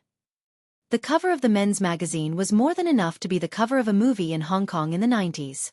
But with the cover of Art and Fashion, everything looked very impressive. If the relevant departments were involved, everyone would say that you are backward and a country bumpkin. And similar behavior of stepping on the line would be suppressed very badly in other industries. For example, the young newspaper seller who would never have a recommendation in his life. He really wanted to curse him. It is already the best that Boss Qin agreed to do the photo shoot. We only ask that the clothes are not so conservative. The middle-aged man said. Sure, Qin Zhe agreed. He glanced at his sister as he spoke. His sister, who had telepathy with him, immediately understood what he meant and nodded slightly. Qin Zhe confirmed that there was nothing fishy about the contract and was relieved. He said, "When will the photo shoot start?" The middle-aged man said, "This is what I want to discuss with Boss Qin. Our magazine wants to do it as soon as possible. After all, time and treasure. But it depends on your time." "I understand. Time is money. So, the day after tomorrow?" Qin Zhe asked his sister. In this era, everything was about speed. Both parties did not want to delay. Make money fast. Eat fast. Write fast. Fast food delivery, fast letter, fast gunman. Even the woman who lost her footing wanted you to do it as soon as possible. His sister nodded. After sending off the middle-aged man, the siblings returned to the office. Qin Zhe lit a cigarette and said, "Men are quite patient with you. Because I have the face." Qin Bao Bao raised her sharp face. She sat on the sofa with her legs together. Her long legs wrapped in silk stockings were tightly pressed together, and her face was tilted upwards to accentuate her full breasts. "They value you because the man behind you is me. If it were any other female celebrity, who would receive such treatment?" Qin Zhe's gaze swept over his sister's face and figure. He thought to himself, there are also breasts, legs, buttocks, and a small waist. She values you because the man behind you is me. If it were any other female celebrity, who would receive this kind of treatment? Qin Zhe said. Qin Bao Bao wiggled her butt.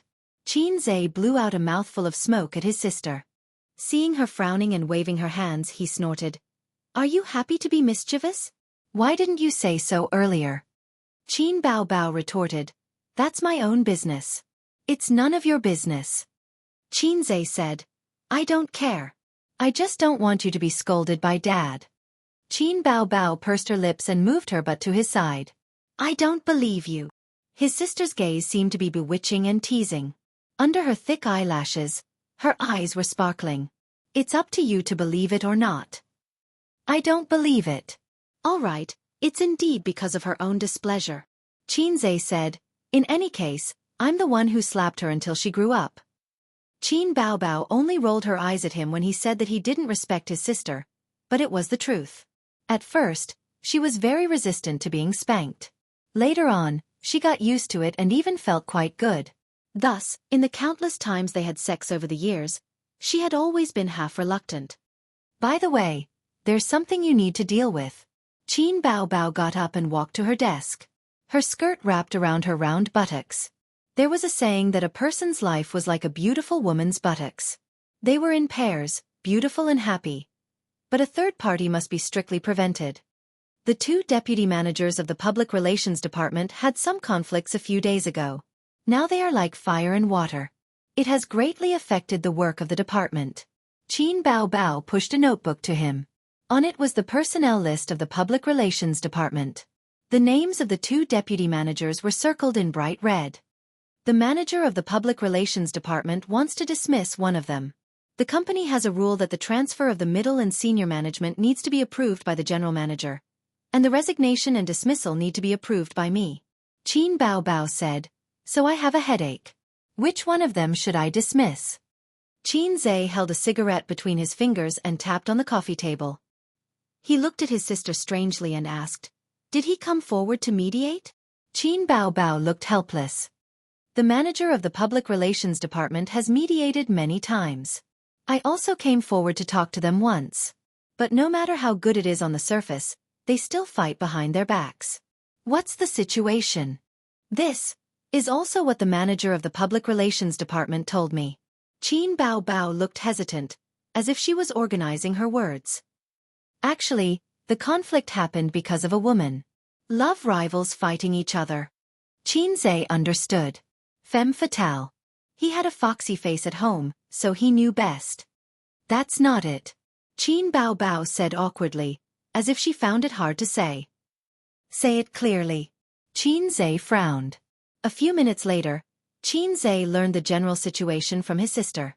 The two deputy managers of the Public Relations Department had a good relationship. After all, they were colleagues. Because Qin Zhe and Qin Bao Bao had monopolized power, there was less scheming and factional fighting. This was undoubtedly beneficial to the development of the company. Only a hack like Qin Zhe could build such a huge entertainment company.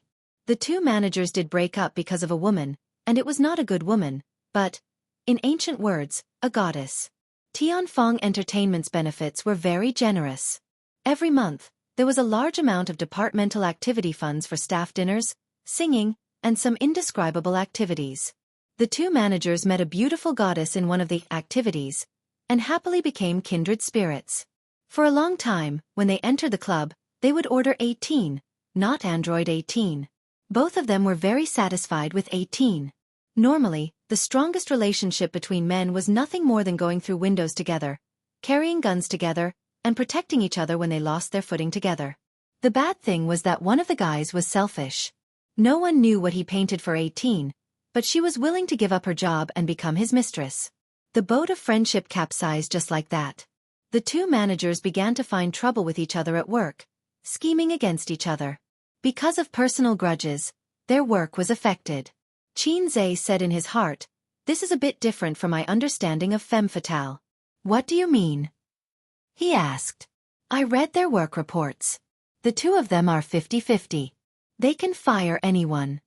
Qin Bao said, "But I have a phobia of choice." Qin Zhe didn't answer, but rubbed his chin and thought. As a salesperson, it's good as long as you care about performance. As a middle-level manager, you will inevitably be involved in the office scheming. As a boss, you have to learn to manage talents and mediate conflicts. Therefore, Qin Zhe's first reaction was to ask, "Is there any mediation?" not to fire them. But since both sides chose to feign compliance, then the boss doesn't need to be polite. The boss also wants face. It must be that you, the boss, don't have any dignity. If I negotiate with them, they definitely won't dare to feign compliance. Hai Zhe King took the opportunity to ridicule Ying Monster.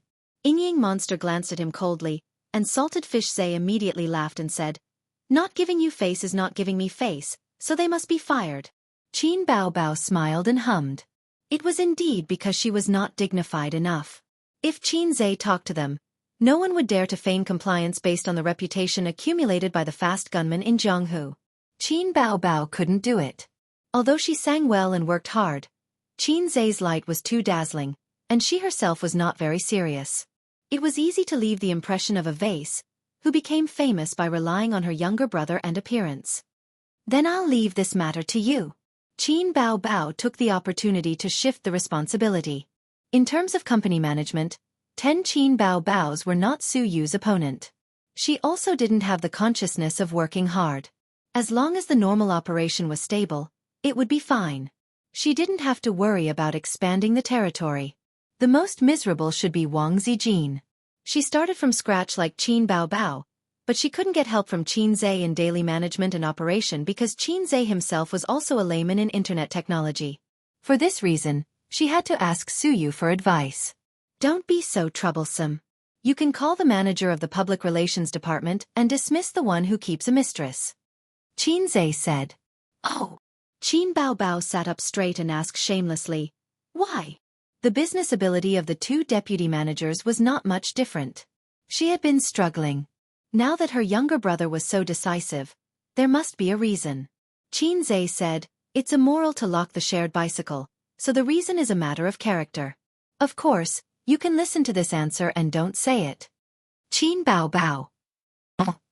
It took her 3 seconds to understand the meaning of Qin Zhe's words.